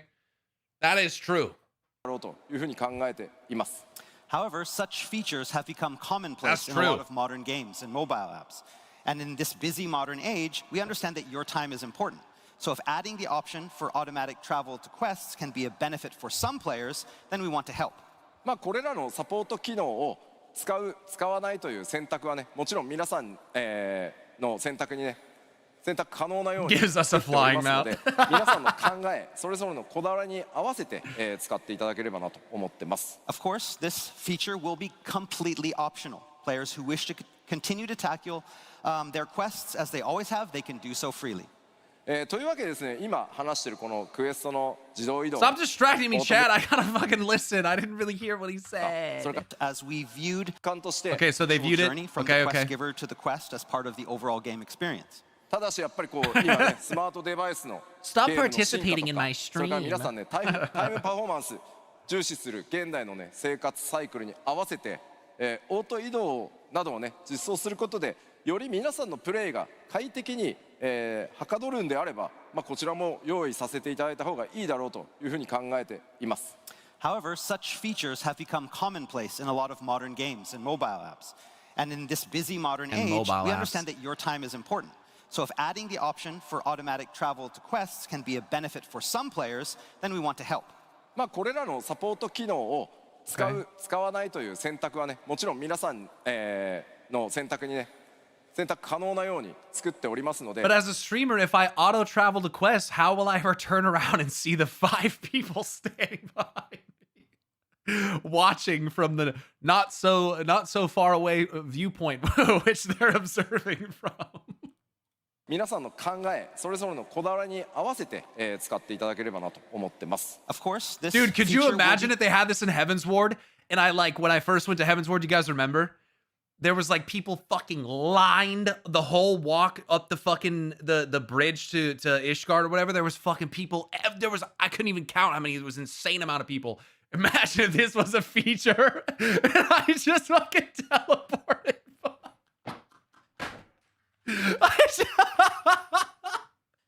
Just full bypass that shit. I'm like doing the walk at the end of the game and I just fucking teleport to the end. Oh my goodness, that'd be so fucking funny. The game could barely handle it, dude. It was lagging so hard. It was so crazy. I'll never forget that. That was insane. The XIV community, like during COVID and like during the MSQ streams, before I started crashing out all the time, it was crazy, dude. I'll never forget that shit.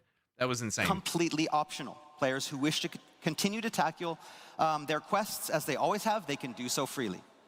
というわけでですね、今話しているこのクエストの自動移動、オートムーブだったり、ガイド機能ってまだまだ開発初期なんですけど、開発目標のサンプルがありますので、ちょっとご覧いただこうかなと思います。So while this feature is still in development, I've brought along a concept screenshot to give you a better idea of what we have in mind when we mean auto trap. こんな感じですね。クエストの目的地までキャラクターオート移動してくれたりですね。こっちの方だよってガイドが Honestly, 出たり。 dude, that would be great for streaming. You just like, it's like auto drive. Look, if it's anything like Cyberpunk auto drive, you're gonna have a bad fucking time, dude. I was crashing into everything, dude. It was crazy. But I wonder, you could RP walk and just have your character RP walk to the next quest, and you could sit there and talk with your chat and like reflect. Again, I'm thinking it from the perspective of a streamer. Sit there and talk and reflect on the quest that you're doing and like the things that you're learning and stuff, and like your character just takes you. I kind of, I don't know. That's kind of sick. I think that's really cool. That's why I called it streamer mode. Yeah, that makes total sense. I like that. That's really cool. So having these guides to show you where you need to go, or having auto movement that will take you to that location automatically. で、だからこれシステムの開発は割と早いんですが、この移動ルートを快適に自動選択するっていうために膨大なデータ作業が必要です。So creating the foundation for the system is easy, but doing all of the pathing is very hard, and it spans a massive amount of existing data. Noobs won't be lost anymore in Limsa. Bro, I have fucking 3,000 hours in XIV. I still get lost in Limsa Limsa. Shut up. Stop calling me out. As such, its implementation of the game will probably be a little bit late. だって、レルムリボン、ヘブンズワード、ストームブラッド、シャドウブリンガーズ、エンドウォーカー、ドントレイル。That's a lot of quests. Yeah. Fuck yeah, まあちょっとそれらの対応にものすごいすみません、データ的な時間がどうしてもかかってしまうので、これらのシステム、パッチ 8.x のどこかでリリースさせていただく予定ですが、まあこういったね新しい快適性みたいなところにも取り組んでいるという。 I love all three cities. I don't actually get lost in them anymore, but Limsa was because there's so confusing at much work first. that needs to go into this, we want to have a staggered release starting in the 8.0 and then going through the 8.x series.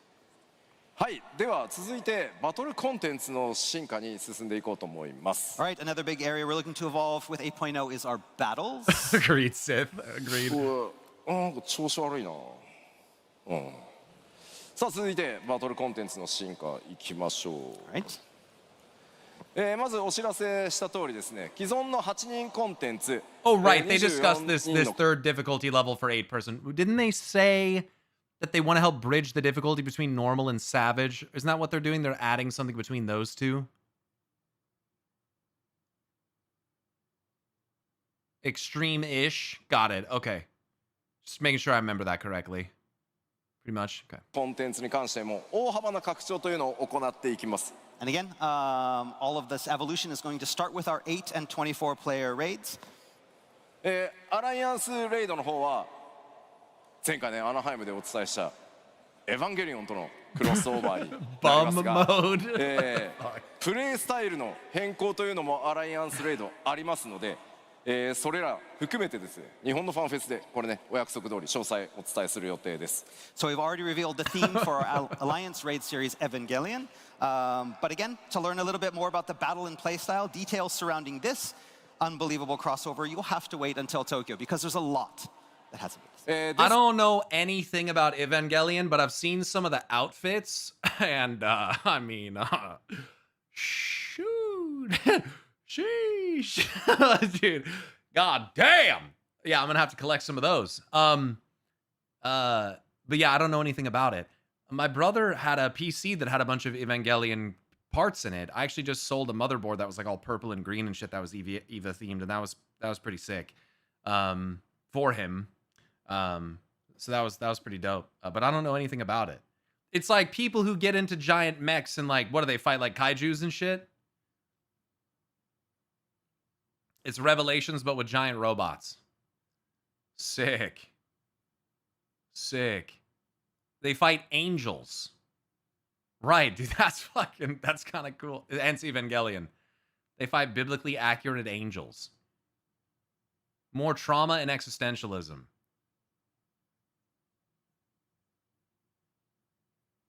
I hope there are some people congratulating us when we finish the raid. You have to get in the fucking robot. Isn't there incest? Dude, what the fuck?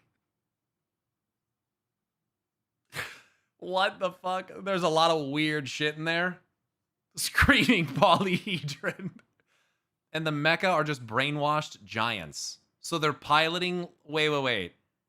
They're piloting... like organic beings. They're not robots. Kinda. Yes.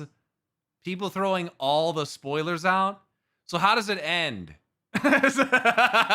ので今日は8人レイドの難易度3段階になりますよという部分に関して詳細をお伝えさせていただきます。 Today I want to focus a little bit more on the raid difficulty update that I touched upon back in Anaheim, the third difficulty.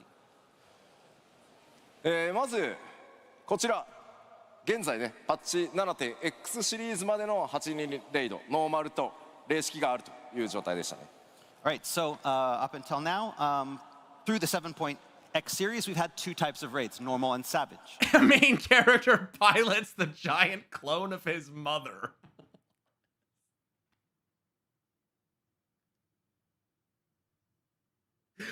Hold on, they clone people and make them giant, and then they put a robot thing around them, and then they drive them around. What the fuck? What the fuck? Yo, Tag, they did a 27-month resub, dude. What the fuck? The pilots have to be children because the robots are their moms. What the fuck? Oh, that's crazy. That's crazy. アナハイムでもお伝えさせていただいた通り、全プレイヤーのクリア率っていうのが That sounds really fucked up. And like I mentioned in April, when we're talking about the clear completion rate for these, ノーマルが 85%。 85% of all players complete the normal. サベージに関しては 14% から 20%。まあそれぞれのね、レイド Now に you よって have to watch 異なるんですけど Evangelion. Again, but for Savage... Sorry, does the music in that fuck? Does it smack though? Is it like, yeah? I had a feeling it's got some bangers. Yeah. The music is incredible. You think they'll pull some of those songs into the raid crossover then? They have to, right? For sure. Sick. Sick. I mean, that might get me to fuck around with it. How many episodes is it? Do you know? You guys got me like kind of interested now. How like fucked up and messed up this sounds. I'm kind of interested. 26? How long are they? They can't be that long, right? 30 minutes? The one movie, then 4 movies? 20 minutes. Oh, okay. So it's like Cyberpunk. It's like Edge Runners. By the way, dude, Edge Runners 2 looks litty titty, dude. Looks fucking sick. Thanks. Did you get my text? Okay. It's like 26 episodes, then there's a few movies, and the movies are like kind of weird. Only watch them if you watch the series first. Gotcha. The creator's done the Kanye thing where he re-releases the content with various tweaks / edits. Evangelion is written by the Nier Automata writers. Interesting. Okay. All right, that's enough about that. Appreciate you guys sharing. Completion, again, it depends on the raid. That number drops significantly to between 14 and 20%. I wonder what this stat looks like for World of Warcraft, man. I'd love to see that. But you can only estimate it and speculate based on metrics that we can pull. Oh, yeah. Oh, my God. Why are those so heavy? Holy shit, dude. Holy shit. Yo, I got my copies of Beyond the Dark Portal today. Okay, World of Warcraft book. And the Shattering Prelude to Cataclysm. These are fucking heavy, dude. These are fucking heavy. These are like 320 pages. Damn, 426 pages? Oh! 420 pages on this one. That's heavy than a motherfucker, dude. Holy shit. You can kill someone with that by accident. All right, here we go. Sorry about that. They use dense trees. Apparently, the densest. The densest trees. から霊式までの難度差が激しくて、練習もしにくいと。さらにはね、こう霊式の報酬っていうのが装備を取るか取らないかっていう大きな2つの選択肢しかないので、やる人とやらない人っていうのに大きく分かれてしまっている。せっかくのコンテンツがあっても数字的に大きな差ができてしまっているという状態。I can just sense the hobbyist readers going, you think 400 pages is a lot, tourist? Well, I mean, 400 pages is a lot when you realize that you have 30 books with 400 pages in that you have to read. Then all of a sudden that turns into 12,000 real fucking quick, dude. So yeah, it's kind of like, yeah, it's the bulk of it that gets me, because it's not, you don't just stop after the book. You have to keep reading. The biggest reason, of course, is the difficulty and the amount of commitment it requires to prepare for these challenges. A second factor came down to Savage rewards. The only way to obtain these was via the Savage raids, meaning it locked out many users. Right. Ultimately, resulting in this big gap in the numbers of players who were enjoying all this content that we had created. 2 words audiobook. Oh yeah, that's great. Let me take a book that would take me 6 hours to read and turn it into a 40-hour audiobook. Maybe not. Maybe not. そこで今回から、この間に新しい難度を作ります。So to help alleviate this, starting with Evercold, we'll be adding a third difficulty between normal and savage. そう、ノーマルとサベージの間にですね。Yes, between the two, normal and savage. その難度の想定ですが、おおよそごく、エクストリームかなと同じ程度か、それよりもうちょっと優しめというのを想定して開発を進めてます。So to give you an idea of that difficulty, think of it as similar or somewhat easier than the current extreme encounters. じゃあこれ報酬どうなるんだよみたいな疑問あると思います。So some of you are probably now thinking, what about the rewards? What do I get? What do I get? ノーマルから今回の新難度を経て霊式へ挑んでもらうみたいな想定ですね。 Wait, people keep saying Savage is like top 1%, but 20% can clear that shit? Yeah, and even more could, they just don't. They're just not interested.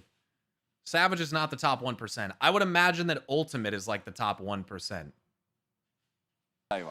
Again, we want this to act as a stepping stone from normal to savage, where players can gradually hone their skills. で、報酬です。 So now let's talk about the rewards. サベージをクリアするとレイドギアというのがもらえます。 So, if you complete Savage, you get raid gear. Accumulate tokens これは in this レ one. イド、霊式をクリアすると直接ゲットできるので、霊式を今まで楽しんでる方はあんまりイメージ変わりません。 So, players who challenge the Savage raids will have that opportunity to obtain gear rewards as they always have, directly upon clearing a raid. So it doesn't really change from what it is now. そしてですね、今回新たなカテゴリーとしてシーズンギアという概念が出ます。However, now we're going to be adding a new type of category known as season gear. レイドギアというのと Yeah, は it's like カテゴリー relic が gear 違うん kind で of す is what が、 that sounds like. この新しい難度をクリアしてシー I ズ like ンギアを成長させていくことでレイドギアの、強さに少しずつ近づいていくというのが新しい難度の、報酬考え方になります。 So by completing raids in this new difficulty, players can now upgrade incomplete forms of raid gear or season gear, gradually improving that gear and bringing it closer to the specs of Savage counterparts. That's cool. ですので今普段から霊式やってるっていう方どれぐらいいますか？ All right, so first off, I want to see how many people are playing Savage. How many people tackle Savage? Okay. おお、すごい。 That's a lot. 皆さんはもう最初から別に霊式行ってもらって大丈夫です。いちいち霊式行くのに新しい難度クリアしなきゃいけないってことはないです。 So yes, players who are already comfortable with the current Savage difficulty can skip over the new difficulty tier completely and continue to play as you always have. You don't have to clear the new difficulty to be able to go to Savage. You can go straight to Savage. ただ逆にやっぱサメージ難しくていけないっていう人はこの新しい難度にチャレンジしてシーズンギアを成長させて最終的にはサベージにぜひチャレンジしてもらいたいなと思ってます。 But it's for those players for whom the Savage hurdle is too high, they can take this new difficulty route, gradually upgrading that season gear. Again, players, you can use this as a training ground for attacking Savage as well. How you play is up to you. そう、もちろんね、その新しい難度でそうサブジョブの練習をしたりしてからね、霊式挑むぞみたいなプレイスタイルももちろん想定しているので、いろんな形でね。 ちょっと実際にプレイしていただくまで感覚分かりづらいと思いますが、3段階難易度を作るというそのリリーススケジュールも含めてですね、エヴァーコールド直前の PLL でもしっかりフォローさせていただこうと思います。 And again, you can use this new difficulty for a lot of different ways. You can use it to practice. You can use it to get better. You can use it to upgrade that gear. There's lots of different uses for this new difficulty. Again, I can understand this is somewhat difficult to envision. So as we get closer to launch, we'll be holding a special producer letter from the producer live, where we'll be explaining this whole system in detail. でね、結局じゃあエヴァーコールドのレイドのテーマ何なのって。So. Now you want to know probably the theme of the new 8-man raid coming up. Yes, sir. もうちょっと待って。Okay, wait just a little bit longer. 今日話すから。I will. I promise I will talk about it today. いや、もうちょっと待って。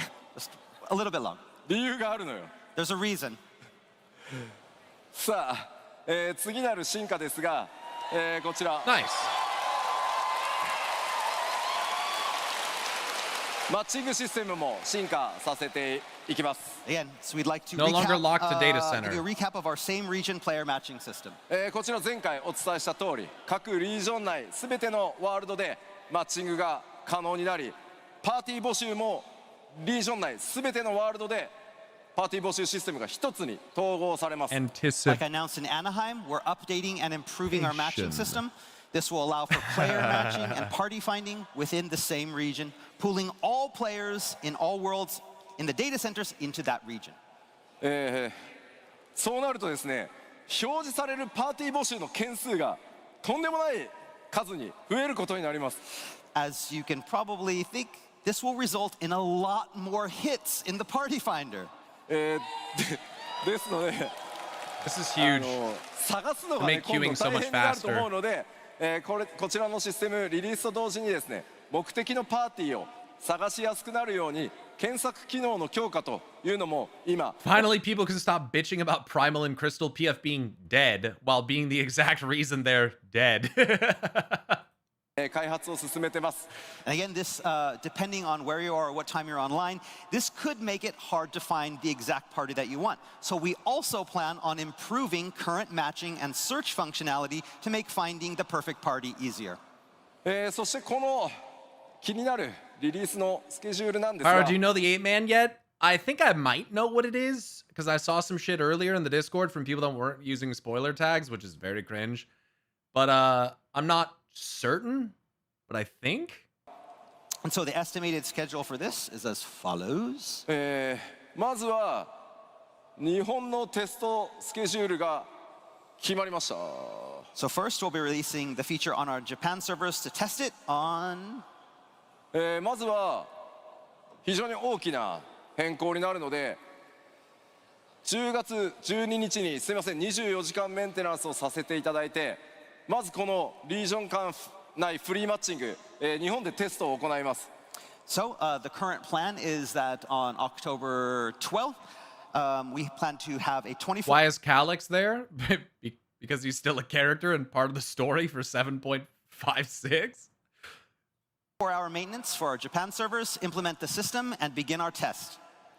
ここで大規模なテストをやって問題がなければ、順次ですね、他のエリアにもどんどんこのシステム開放していきますので、ぜひテストに参加をしてですね、いろんなフィードバックをいただけると大変助かります。 Everywhere else later. And then once all of the kinks have been ironed out, we'll be rolling out this feature in other regions as soon as possible.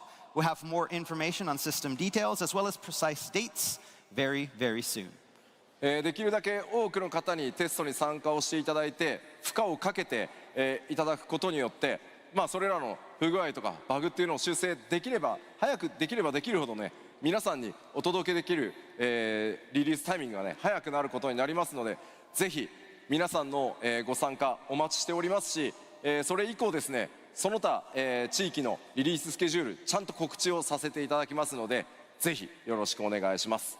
And again, the more people that we're going to have this test period, the more people we can get to participate in this test period means the more bugs that we can find and the faster that we can fix it and make sure it's rolled out to everyone. So if you Bro, how much want to join longer us, is the please join us keynote? in this test, Oh, no. so we can get all of that out quickly. Again, like I said before, Bro, we will have no more way. details on the specific There's dates no way I'm for gonna each finish region this and in when we'll be time. launching very soon, and we'll let you know. はい。 Okay. よろしくお願いします。 Thank you very. ちょっとお水ちょうだい。 Oh, you need some water. Okay. Thank you. すいません。 I'm gonna have a Red Bull.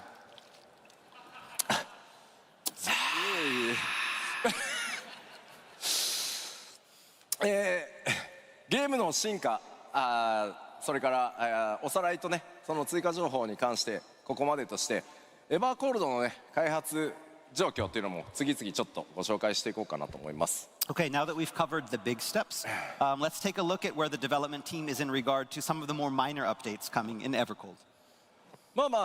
各種アップデートのまずおさらいしていこうと思います。 Again, we mentioned much of this in Anaheim, so we're going to just speed through it. まずもちろん拡張ですんでレベルキャップの開放がありますし、各種コンテンツいつも通り、実装されていきます。 So along with a level cap increase, the team is working hard on bringing you all new features such as treasure hunt. もちろん新たなインスタンスダンジョンというのもたくさんございますし、こちら開発順調に進んでおります。 Work on all the new dungeons is also coming along nicely. 今回はですね、ちょっと追加のアートワークとスクリーンショット持ってきましたのでご覧いただきましょう。 We've brought some art and first-time screenshots to give you a better idea of what's coming in 8.0. よいしょ。おお。なんか開発もね、 It's like an 順調に old 進んで hall. て、今回はスクリーンショットですね。 Old Okay, feasting so hall yeah, or some development shit. on this one is proceeding nicely, so we brought an actual screenshot rather than art. おい、飛空艇の上とは思えないようなね、なんか Good guard 異物 keep. みたい Yeah. なダンジョン。 And it's hard to believe that this one takes place on an airship. さあ2枚目。 There's our second. こちらフィールドに見えるけどこれダンジョンです。 Again, this looks like a field, but it is a dungeon. What about the tree is like wrapping into 見える動物 knots, あれなんだ。 weaving We have the together. sheep, yeah. It's really cool. 猛烈に襲ってきそう Are。they going to all gather together and attack you en masse? ねえ。そして3枚目。 Wow. We have the third. なんじゃこりゃ。 We're gonna fight 明らかにこう Oshan there. That's the boss battle? Yeah, Yeah, the boss battle. maybe, Is that a barrier? maybe boss battle stage. Or weather? なんとも不思議な感じですねこれね。 Again, very fantastical area. さらに。 Ooh. なんだこの打って変わってね Wind. この竜巻の中 This looks like it's inside a tornado. 落ちたら間違いなくバラバラになるでしょこれ。 I don't imagine you'd want to fall off those platforms.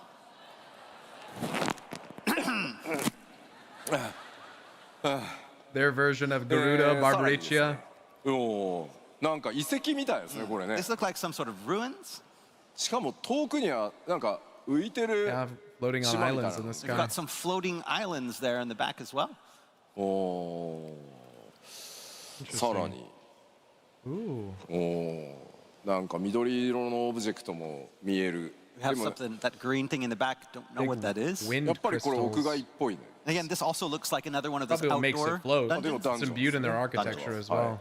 Very cool. よいしょ。お、一転してこちら Same は here. Yeah, more お ether ちょっとダン crystals ジョンらしい imbued in ね。 there. Yeah, this has the look of a dungeon. crane. Right? This is what we think. まあ洞窟のようにも見えるんですけ Looks ど like anyway. 人工物多数ありますね。 Again, it's like a cave, but we also have a lot of man-made objects in there as well. おおお。なんか王宮 Oh, bro, みたい this に見えま reminds す me of like the fucking manor from Expedition 33. Holy shit. It's like some Amarat type shit right here. I love that. It kind of has that royal palace look to it. でもさ、床の模様めっちゃ気にならないこれ。 So you look on the floor and you start seeing those shapes on the floor. 絶対 AOE 来 You る know the AOE, where the AOE is going to come? Yeah. That's めっちゃ気になりますね。というわけで、ダンジョンの開発も順調に進んでおります。 Again, work on these dungeons is proceeding smoothly, and we'll have more to release in the future. There are lines そして on で the すね floor. 新しい、装備関連の制作というのも進んでおりますので、アートワークでちょっとご紹介しようと思います。 Work on new gear is also proceeding smoothly, but we have some artwork for you on these today. ね、何がどのジョブか分かるとは思います。 So yeah, I'm guessing you don't need me to tell you which jobs these are for. まあ元々のねイメージを踏襲しつつ、さまざまなモチーフが、デザインに込められてますね。 Again, so those designs and motifs are again used to match the feel of that each job. This looks sick. おお。こちらもバトル系のジョブ装備。 Yeah, these are also more designs for the disciples of war and magic. Maybe scholar. まあ白銀の世界に舞う赤魔同士、なんかめっちゃ映えそうだね。 That picto looks That nice. red mage gear Oh, will could kind be of sage? look great in a frozen landscape. Yeah. Oh, that could be Reaper? Yeah, I guess I assumed just because it was red. もちろんギャザラークラフタークラスモチーフの装備デザインというの I も、 love crafting もちろん sets. 順 Oh, 調 I に love the 進んでおります。 Got gear for our disciples of the land in hand as well. Love the chef's hat. はい。まあというわけで本当ギアは、まあ、今回ねミラプリの進化というのもあって本当にいろんな装備が、組み合わせで着れるようになってますので、ぜひぜひですね新しいデザインの I love the Weaver ギア shoes. 多数登場しますのでご期待ください。 Oh, you can't see the chef's hat? Yeah, there you go. I think it looks nice. You got them fangs on. What are those? And we have lots of new gear coming in 8.0, and with our updates to the glamour system, we know that you'll be able to find the perfect outfit. そしてですね多数のですね皆さんにとっていいのか悪いのか、ボスの、制作もいろいろ進んでおります。 And of course, with new areas comes new enemies, new bosses, bound to cause you all pain and excitement. Yeah, that looks like a Garuda over there on the right, or a variation of it. A lot of There's a green. lot of trouble in the fourth awaiting you. Head is shaped like a fucking 皆さんに tornado. とっていいこと Whoa. なのか悪いことなのか。 Whoa, whoa, whoa. Oh, that looks like Cert right there. He's even got the flaming sword. Interesting. And that looks kind of like a smaller version of the thing that we saw earlier. It's Sargeras, bro. A Lamau. Look, it's Dark Garuda. Everything's Garuda to me now. Jormungandr. World Serpent type things right here. What the fuck are these, bro? What the fuck? That's like the robot thing he was fighting earlier. This is like a Hydra thing. It's crazy looking. Fire Serpent, Fire Lizard, fucking has a volcano on its back. And then some kind of like knight in the top right. Thing looks crazy.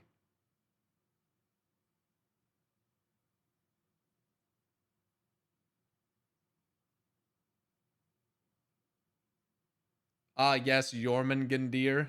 Fuck you, alright, dude? Early Yoshitaka Amano's concepts are goated? Yeah. Jormungandr, whatever the fuck, dude. Don't make fun of me. Lots of pain. Odin in FF has a knight form? That could be hell. Yeah, that's a cool idea. Man, I mean. In that picture. なんかやばそうなのしかいないの。 Yeah, this picture's wild. まあネタバレを好まない方が多いと思いますんで、まあ見づらくしております、あえて。Again, trying not to show too much. We've kind of made it all kind of a mess, so we can't be too spoilery, but 絵がめちゃくちゃ怖いね。this is pretty crazy. さあ、こんな強敵たちと戦っていただくので、こちらもアップデートを予定しております。Again, we have some crazy challenges planned for all of you, and we plan on adding even more, and we'll give you updates in the future. まあ冒険を支えてくれるこれらね、各種システムの中でも特に大きいのがこのコンテンツサポーターです。And we can't forget this update. We have big things planned for the duty support. このコンテンツサポーターに関連する大きな、アップデートとしてこちら。And that starts with this. ムーン。あ、いったいったいった。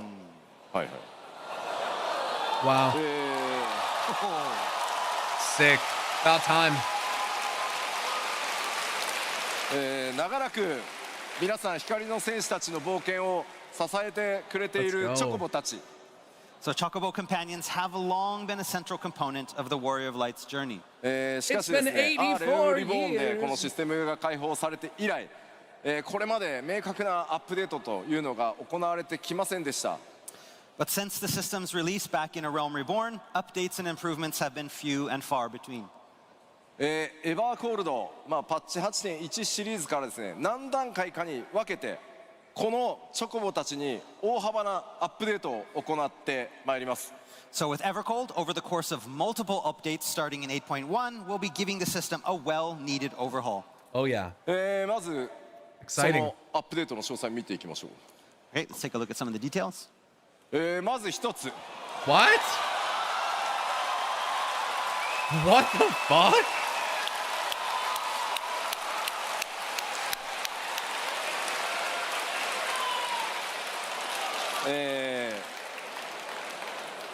バディチョコボをコンテンツサポーターとして、ダンジョンに一緒に連れて行けると。今までリクエストとしてですね、皆さん2人でダンジョン The に来たい。 worst E couple you know can finally get out of my duty roulette. チョコボをお互い連れてね、2人で行きたいんだっていうお声たくさんいただいてました。これチョコボをアップデートして対応させていただこうと思います。 So the companion overhaul will focus on two main points. The first is bringing Chocobos into instance dungeons to fight alongside of you. We've had this request for such a long time from many players, talking about how they wanted to go into dungeons with just 2 players and bring along their Chocobo to create a light party. That is now going to be possible.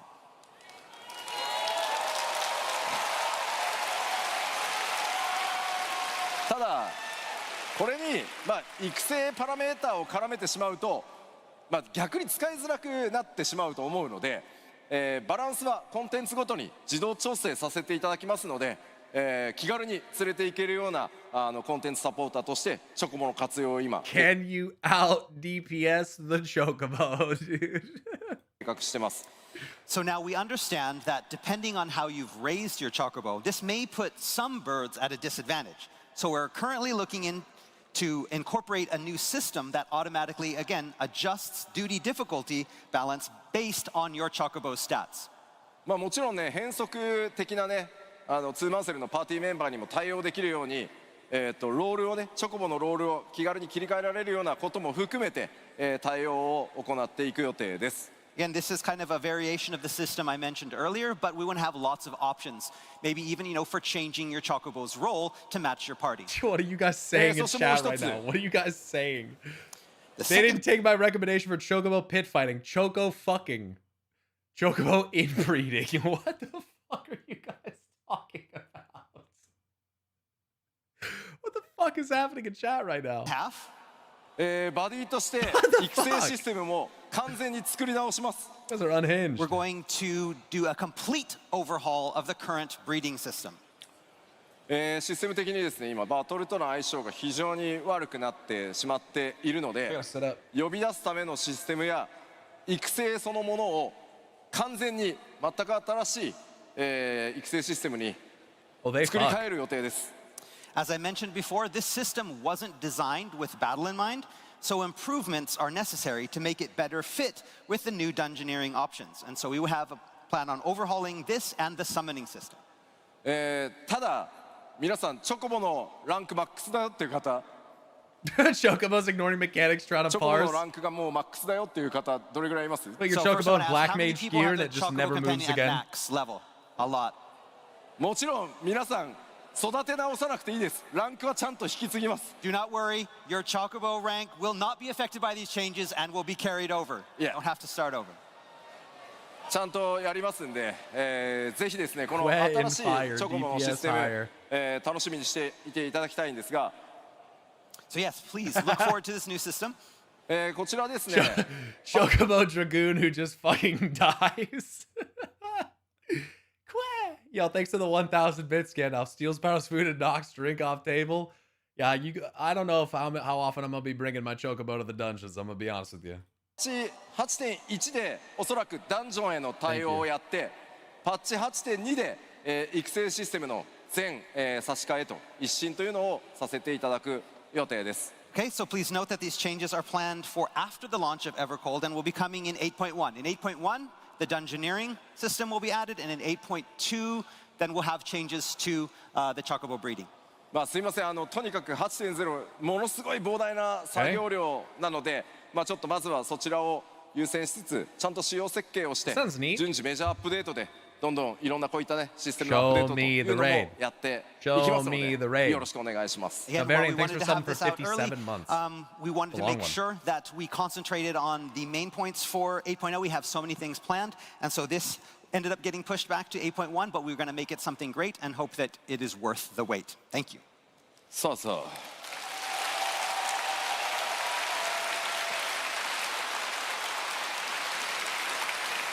うまだあるんです We have more?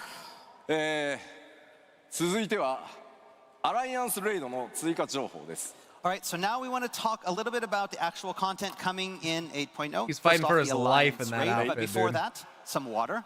Yes He's fighting for his life in ただ that. ですねまだ中身のお話はまだまだできないんですが続報をお伝えさせていただきます And like we said before, we can't talk about the content of the raid yet, but we do have an update that we'd like to share with you today. 前回北米アナハイムで公開した予告編のバージョン2予告編回という動画をご用意しましたのでご覧いただこうかなと思います All right, and that comes in the form of a slightly updated trailer to the one that we showed in Anaheim. So let's start off by watching that. Roll the tape. Might have to mute this.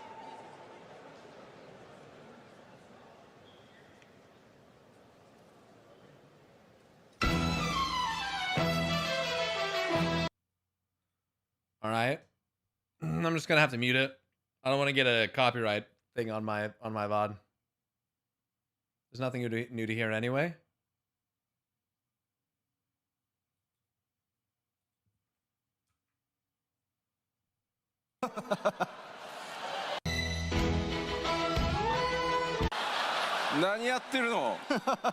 What's going on back there? It glitches. Are we good? Can we try it again? 動画出せるの Is it good? We're good, right?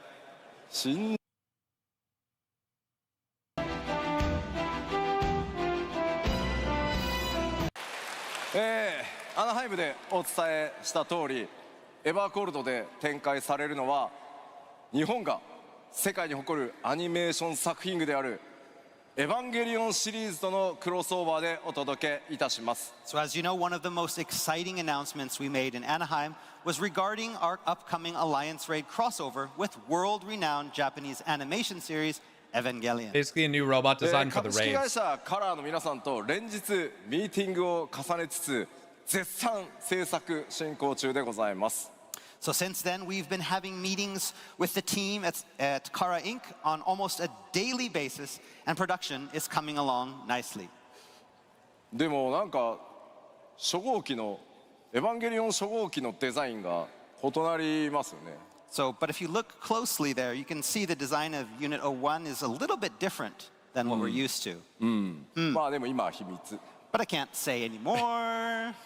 ただですね今日皆さんにお伝えしたいのはスペシャルゲストクリエイター参画のお知らせです。But today, what I wanted to focus on was one of the special guest creators that we have participating in this collaboration. なんと、偉大なアニメーターでありデザイナー、そして新エヴァンゲリオン劇場版でも監督を務められましたスタジオカラーの前田真宏さんが、今回ゴースト・オブ・デザイアにスペシャルゲストアーティスト、そしてデザイナーとして参加してくださっています。So world-renowned animator and designer and director of the film Evangelion Thrice Upon a Time, Mahiro Maeda, will be joining us from Team Kara on Ghosts of Desire as a special guest artist and designer. 前田さんは日本の名作アニメーションの数々にね関わっていらっしゃってますが、 So over his career, Maeda-san has not only taken part in the creation of countless Japanese animation masterpieces, 最近ではね、マッドマックス怒りのデスロード Is と this the か、 actual name? These are names? Evangelion 3.0, you can not redo? Evangelion 3.0 plus 1.0 Thrice Upon a Time 2021? What the fuck, dude? What the fuck? Okay, that's different. フィルオさんにも関わっていらっしゃいます。 That's why I said the but movies are also weird. took part in Gotcha. the films Mad Max Fury Road and Mad Max Furiosa. Okay.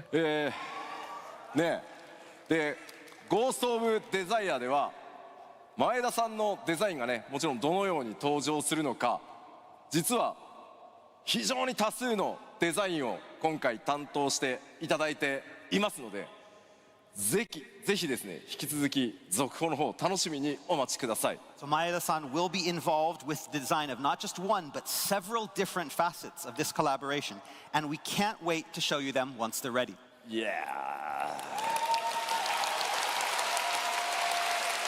やめちゃくちゃ光栄です。 It's such an honor to have him on the project.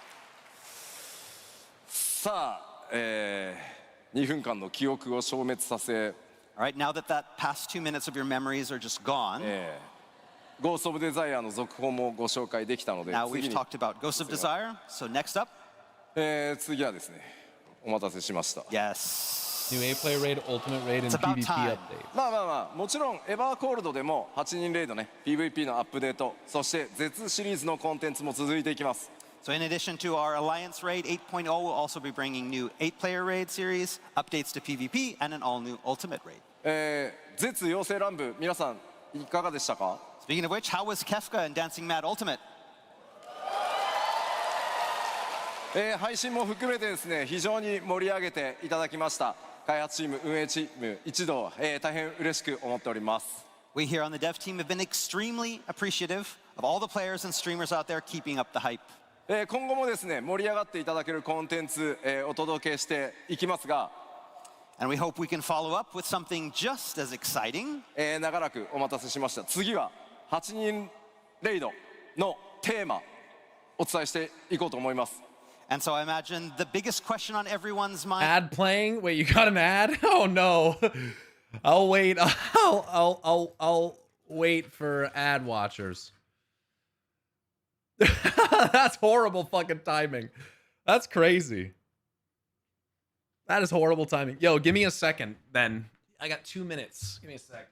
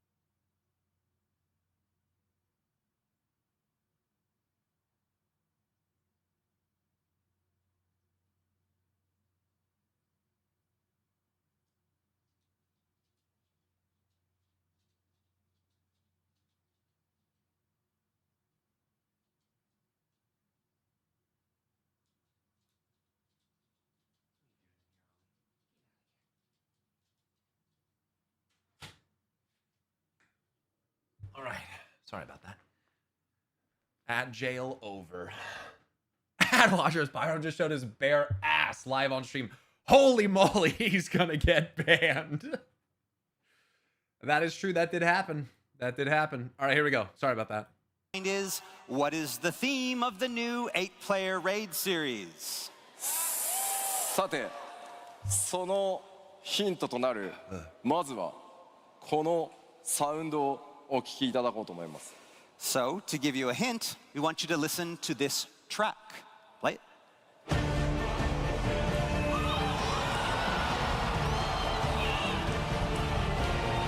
Nice. Nice. Wow. About fucking time. About time. Sick. That's very subtle. I wonder what it is. Yeah, it's the remake version. Fuck yeah, dude. Dude, I fucking love Kingdom Hearts, bro. Let's go, dude. Sick. Sick, dude. I can't wait to fight Axel with a Keyblade, man. Fuck yeah, dude. Hell yeah. シリーズとのクロスオーバー、コンテンツ名は Beyond the Life Hell yeah. For the upcoming 8-player raid, we'll be collaborating with Final Fantasy VII, the title of the raid being Beyond the Life Stream. All right, confirmed. FF7 is a shard and the live stream connects back to the source. さあ、ではここでスペシャルゲストをお呼びしたいと思います。And to help give us a little sneak peek of what is to come, I'd like to welcome to the stage a special guest. Final Fantasy VII リメイクシリーズディレクターの浜口直樹です。Remake Series Director Naoki Hamaguchi.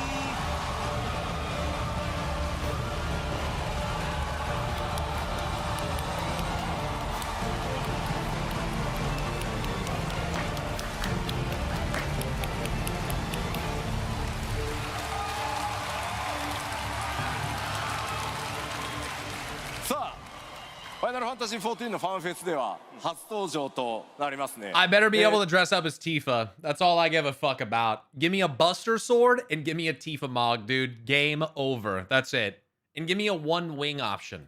では浜口さん、世界中の Hell ファン yeah. の皆さん、そして14光の選手の皆さんにぜひご挨拶をお願いしま So す。 seeing as this is your first time to appear with us on the stage at Fanfest, let's give Hamaguchi-san a few moments to say hello to the Final Fantasy fans around the world and Warriors of Light. I'd put my Ellison in a Tifa Mog so fast, dude.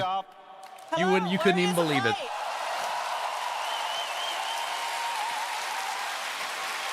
Final Fantasy VII リメイクシリーズディレクターの浜口直樹です。 My name is Naoki Hamaguchi, director of the Final Fantasy VII Remake series. Yeah, that huge ass long katana would be fucking badass, dude. I don't think that's technically a katana once it's that fucking huge, but still, it'd be sick. I would love that. That sword is crazy. I think we talked about that before. What kind of sword it becomes. Orashi? And this is my first time here at a Final Fantasy XIV Fanfest. Hell yeah, dude. Pyro, it's time to finish all the Rebirth minigame. Dude, so I kept playing off stream. I did like the Village of the Gi and all that stuff. Really liked all that. I thought that was really cool stuff with like the black materia and all that. Now, and then I went to Nibelheim and I'm like, I feel like I'm like 90 fucking hours into the game. I still haven't finished. I just like, the game never fucking ends, man. Ever. And I've still been doing the mini games. You bet your ass I have, man, because I can't help it. Completionist fucking asshole over here. 本当にですね、今日この場に立ってて、とても楽しみにしていましたし、とても光栄に感じています。I've been really looking forward to being able to be here with all of you, and it is such an honor to be here right now. I really liked Cosmo Canyon. Cosmo Canyon was gorgeous. I loved the music. The gameplay there was fun. I loved soaring around on the fucking chocobo. I really like that. And getting to see Bugenhagen's fucking whatever's in Bugenhagen's fucking observatory in remake is incredible, dude. That was sick. I was aghast, dude. I love that shit. That was sick as fuck. さあさあいよいよねリメイクシリーズ完結作のファイナルファンタジー7レベレーションも発売時期ね発表され Yeah, Red 13 being a kid and all that stuff. Yeah, being more obviously contextualized in this one because it was harder to do so in the original, but I liked all that. I was a big fan of that. The whole sequence I liked a lot. Sid and all that stuff. なんですが Flying around on the リベレーションのね開発状況とか high wind or それに fair かけ wind る or whatever the 思いと fuck it か is. そして今回のねこの Beyond the Life Stream に関して Fair wind is a fucking character from WoW. Stupid. コメントをお願いできると助かります So with the release Oh, of the dude, and final Vincent, chapter voiced by Matt motherfucking Mercer. Dude. Fuck yeah. I can't wait to play him. Vincent's my favorite. He's just sick, dude. the Final Fantasy VII Remake series, Final Fantasy VII Revelation, coming soon, I can imagine a lot of people will have their eyes on this exciting crossover. So, how is development on Revelation going? And what are your thoughts on Final Fantasy XIV Looking forward to and beyond Revelation. the live stream? はいそうですねまずファイナルファンタジー7レベルーションは、リメイクシリーズの、Yo, Savage Mount drop idea, high wind, tiny Bronco, maybe the submarine? I forget what it's called, but you do get a submarine as well. 傑作として来年の春に、発売です So, first of all, The CD1 truck, the teal one? Oh, bro, stop. Final Fantasy VII Revelation as the Stop. final chapter of the remake series will be coming out next spring. はいで Stop. Thank you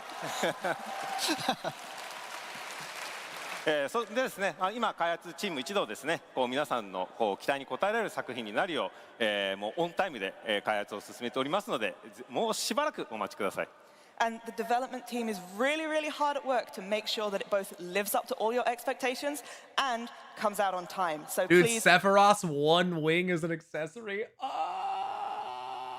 That's what I was saying, dude. Tifa Glam, Buster Sword, Sephiroth one wing fucking accessory, dude. Bear with us just a little bit longer. And the orchestrion rolls. You're gonna be able to get one winged angel as an orchestrion roll. Dude, if I can could you give me the Turk song as an orchestrion roll, dude? Oh my fucking Thank you そしてですね皆さんもご存知の通りではありますがファイナルファンタジー14も来年の1月ですねエバーコールドのリリースを迎えます And as you guys well know, Final Fantasy XIV Evercold will be coming out in January. こういったタイミングでですね双方の This is the first 8-man series that's not XIV story content. What about Alexander? Does that count?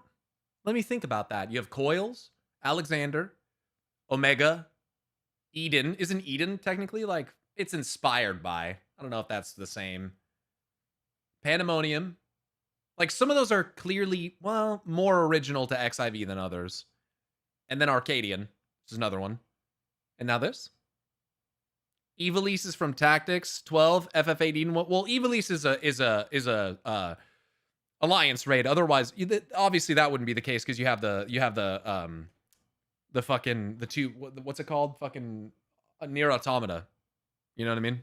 作品の魅力を感じていただくことのできる Beyond the Life Stream を通じてですねこのファイナルファンタジーフランチャイズ全体の魅力を感じていただきたいと思います And so we thought And this then was maybe really like the perfect Coils. time to sort of come together in a united front as Final I'd say Fantasy Alexander, to show Omega, what's great and about Eden both are some of the 7 least and like 14 original. in Beyond the Live Stream. But I liked how they tied their stories in. はいでもちろんですねこの、プロジェクトは両チームで力を合わせて制作をしています What bosses do you want? Oh man, that's like, well, you gotta fight. I mean, the final boss, in my opinion, dude, the final boss has to be Sephiroth, man. Like, if it's not Sephiroth, what are we doing here? It's gotta be Sephiroth. I would love to fight the Turks. That'd be fucking sick. Get to fight Rude. Oh, that'd be fucking sick. To fight Sung. Oh, that'd be fucking sick. I'd love that. Maybe Dio would be kind of fire. Golden saucer Dio action. We've already fought the weapons, so probably not the weapons. We already had that in Whirlit. Let me think.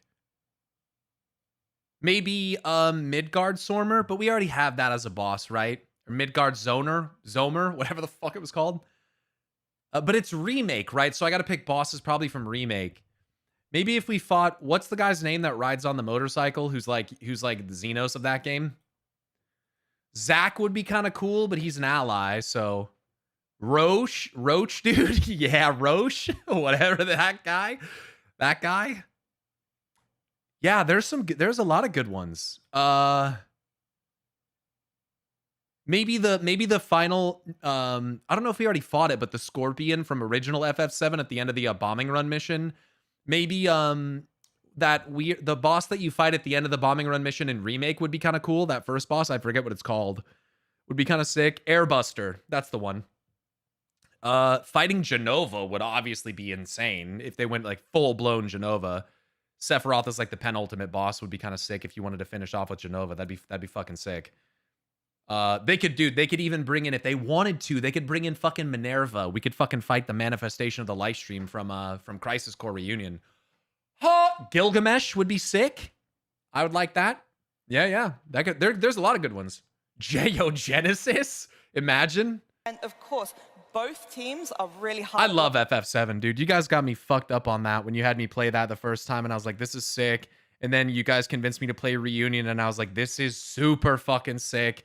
I love FF7. It has like the most iconic characters of any Final Fantasy game. It's insane. It has the best characters of any FF game, dude. In my opinion. I haven't played them all, but that's my opinion. Work on making this happen. コラボレーションという形で協力してやっていけることをとても嬉しく思っていますし、しっかり That's a したものを作 sick っていきま shirt す。 that he has. What the fuck? I want I'm really that. delighted to be able to have this collaboration with the 14 team, so we want to make sure that we're putting something really special together. じゃあせっかくなのでレイドの詳細もうちょっとお伝えしましょう。 All right, so because you're here, let's take a closer look at some of those crossover details. You have that shirt? Can you still get this shirt on the merch store or something? I gotta get that shit. That's a fucking dope タイトルは shirt. ね、Beyond the Life ストリームで All right, so the title, Beyond the Livestream.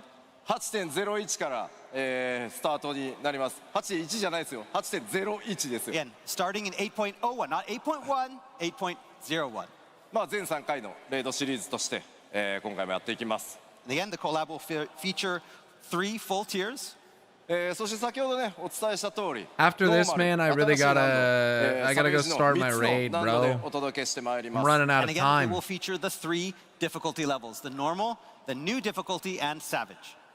光の戦士の皆さんがですね The raid's 思う waiting 存 on me. 分楽しめるように開発を進めております。 Again, we're developing it so every Warrior of Light can enjoy the content. そしてですね気になるストーリーシナリオなんですが、まあ、もちろんね浜口さんにもいろいろ協力していただいてはいるんですが So again, now as for the storyline, the main scenario, Hamaguchi-san here has been helping us out a lot with this. 行っております。 And this is how it's going to go. Nojima and Toriyama in the XIV scenario 今 team. 回です Okay. ね、こう14チームからですね、この提案を受けたときに、結構あのキャラクターも出したい、このキャラクターも出したい、こんな展開をしたいみたいな、ものすごく高い熱量を感じました。So when we first got the proposal from the 14 team, we really felt a lot of passion. It was like, so we're going to have this character, and then if we could have this character, and then maybe this kind of twist, this could be great. まあだったらですね、やっぱこう我々のチームとしてもですね、本気でやっぱこれに向き合ってですね、シナリオライターとしては鳥山元も、参加してもらってます。And then we were like, okay, well, you know, we've got to take this seriously too. So as a scenario writer, we have Motomo Toriyama-san taking part as well. でもちろんシナリオの監修には野島さんにも参加していただいているので、セブンらしい世界観やキャラクター性っていうのもしっかりと守って感じていただけるようなもの I に can なっており skip, you think? And goes with that. 気になるでます。もちろんデザイン面に関しては Oh, Tetsuya Nomura as well. Beautiful. Of course, For art Tetsuya supervision. Nomura-san is taking a hands-on role in supervising the art design. Very nice. Character designs, the boss designs, we want to make sure that you can really get that Final Fantasy VII flavor inside of Final Fantasy XIV. 関わっております。I'm afraid I can't go into much more detail today, but I do want to just let you know that the core members of the team from the Final Fantasy VII Remake series, so that's myself, that's Toriyama-san, Nojima-san, Nomura-san, we are all heavily involved in this. That's fucking awesome. Really going to enjoy. FF7 into the world of FF14. Hell yeah. Give me Cloud hairstyle too. Yo, give me hairstyles for all of them. On both sides of this. はい、ぜひですね、今後の情報。チームとファイナルファンタジー14チームがスタート予定です。0.01。いや、なんですが、もうなぜかというとですね、パッチ 7.56 についてもう1個お知らせございます。Beastmaster. On the 8th of September. ここでは Cloud already has a hairstyle in the game? Oh. このパッチ 7.56 Did you get that from Saucer? A little while after the 7.56 release, we'll be introducing one more surprise.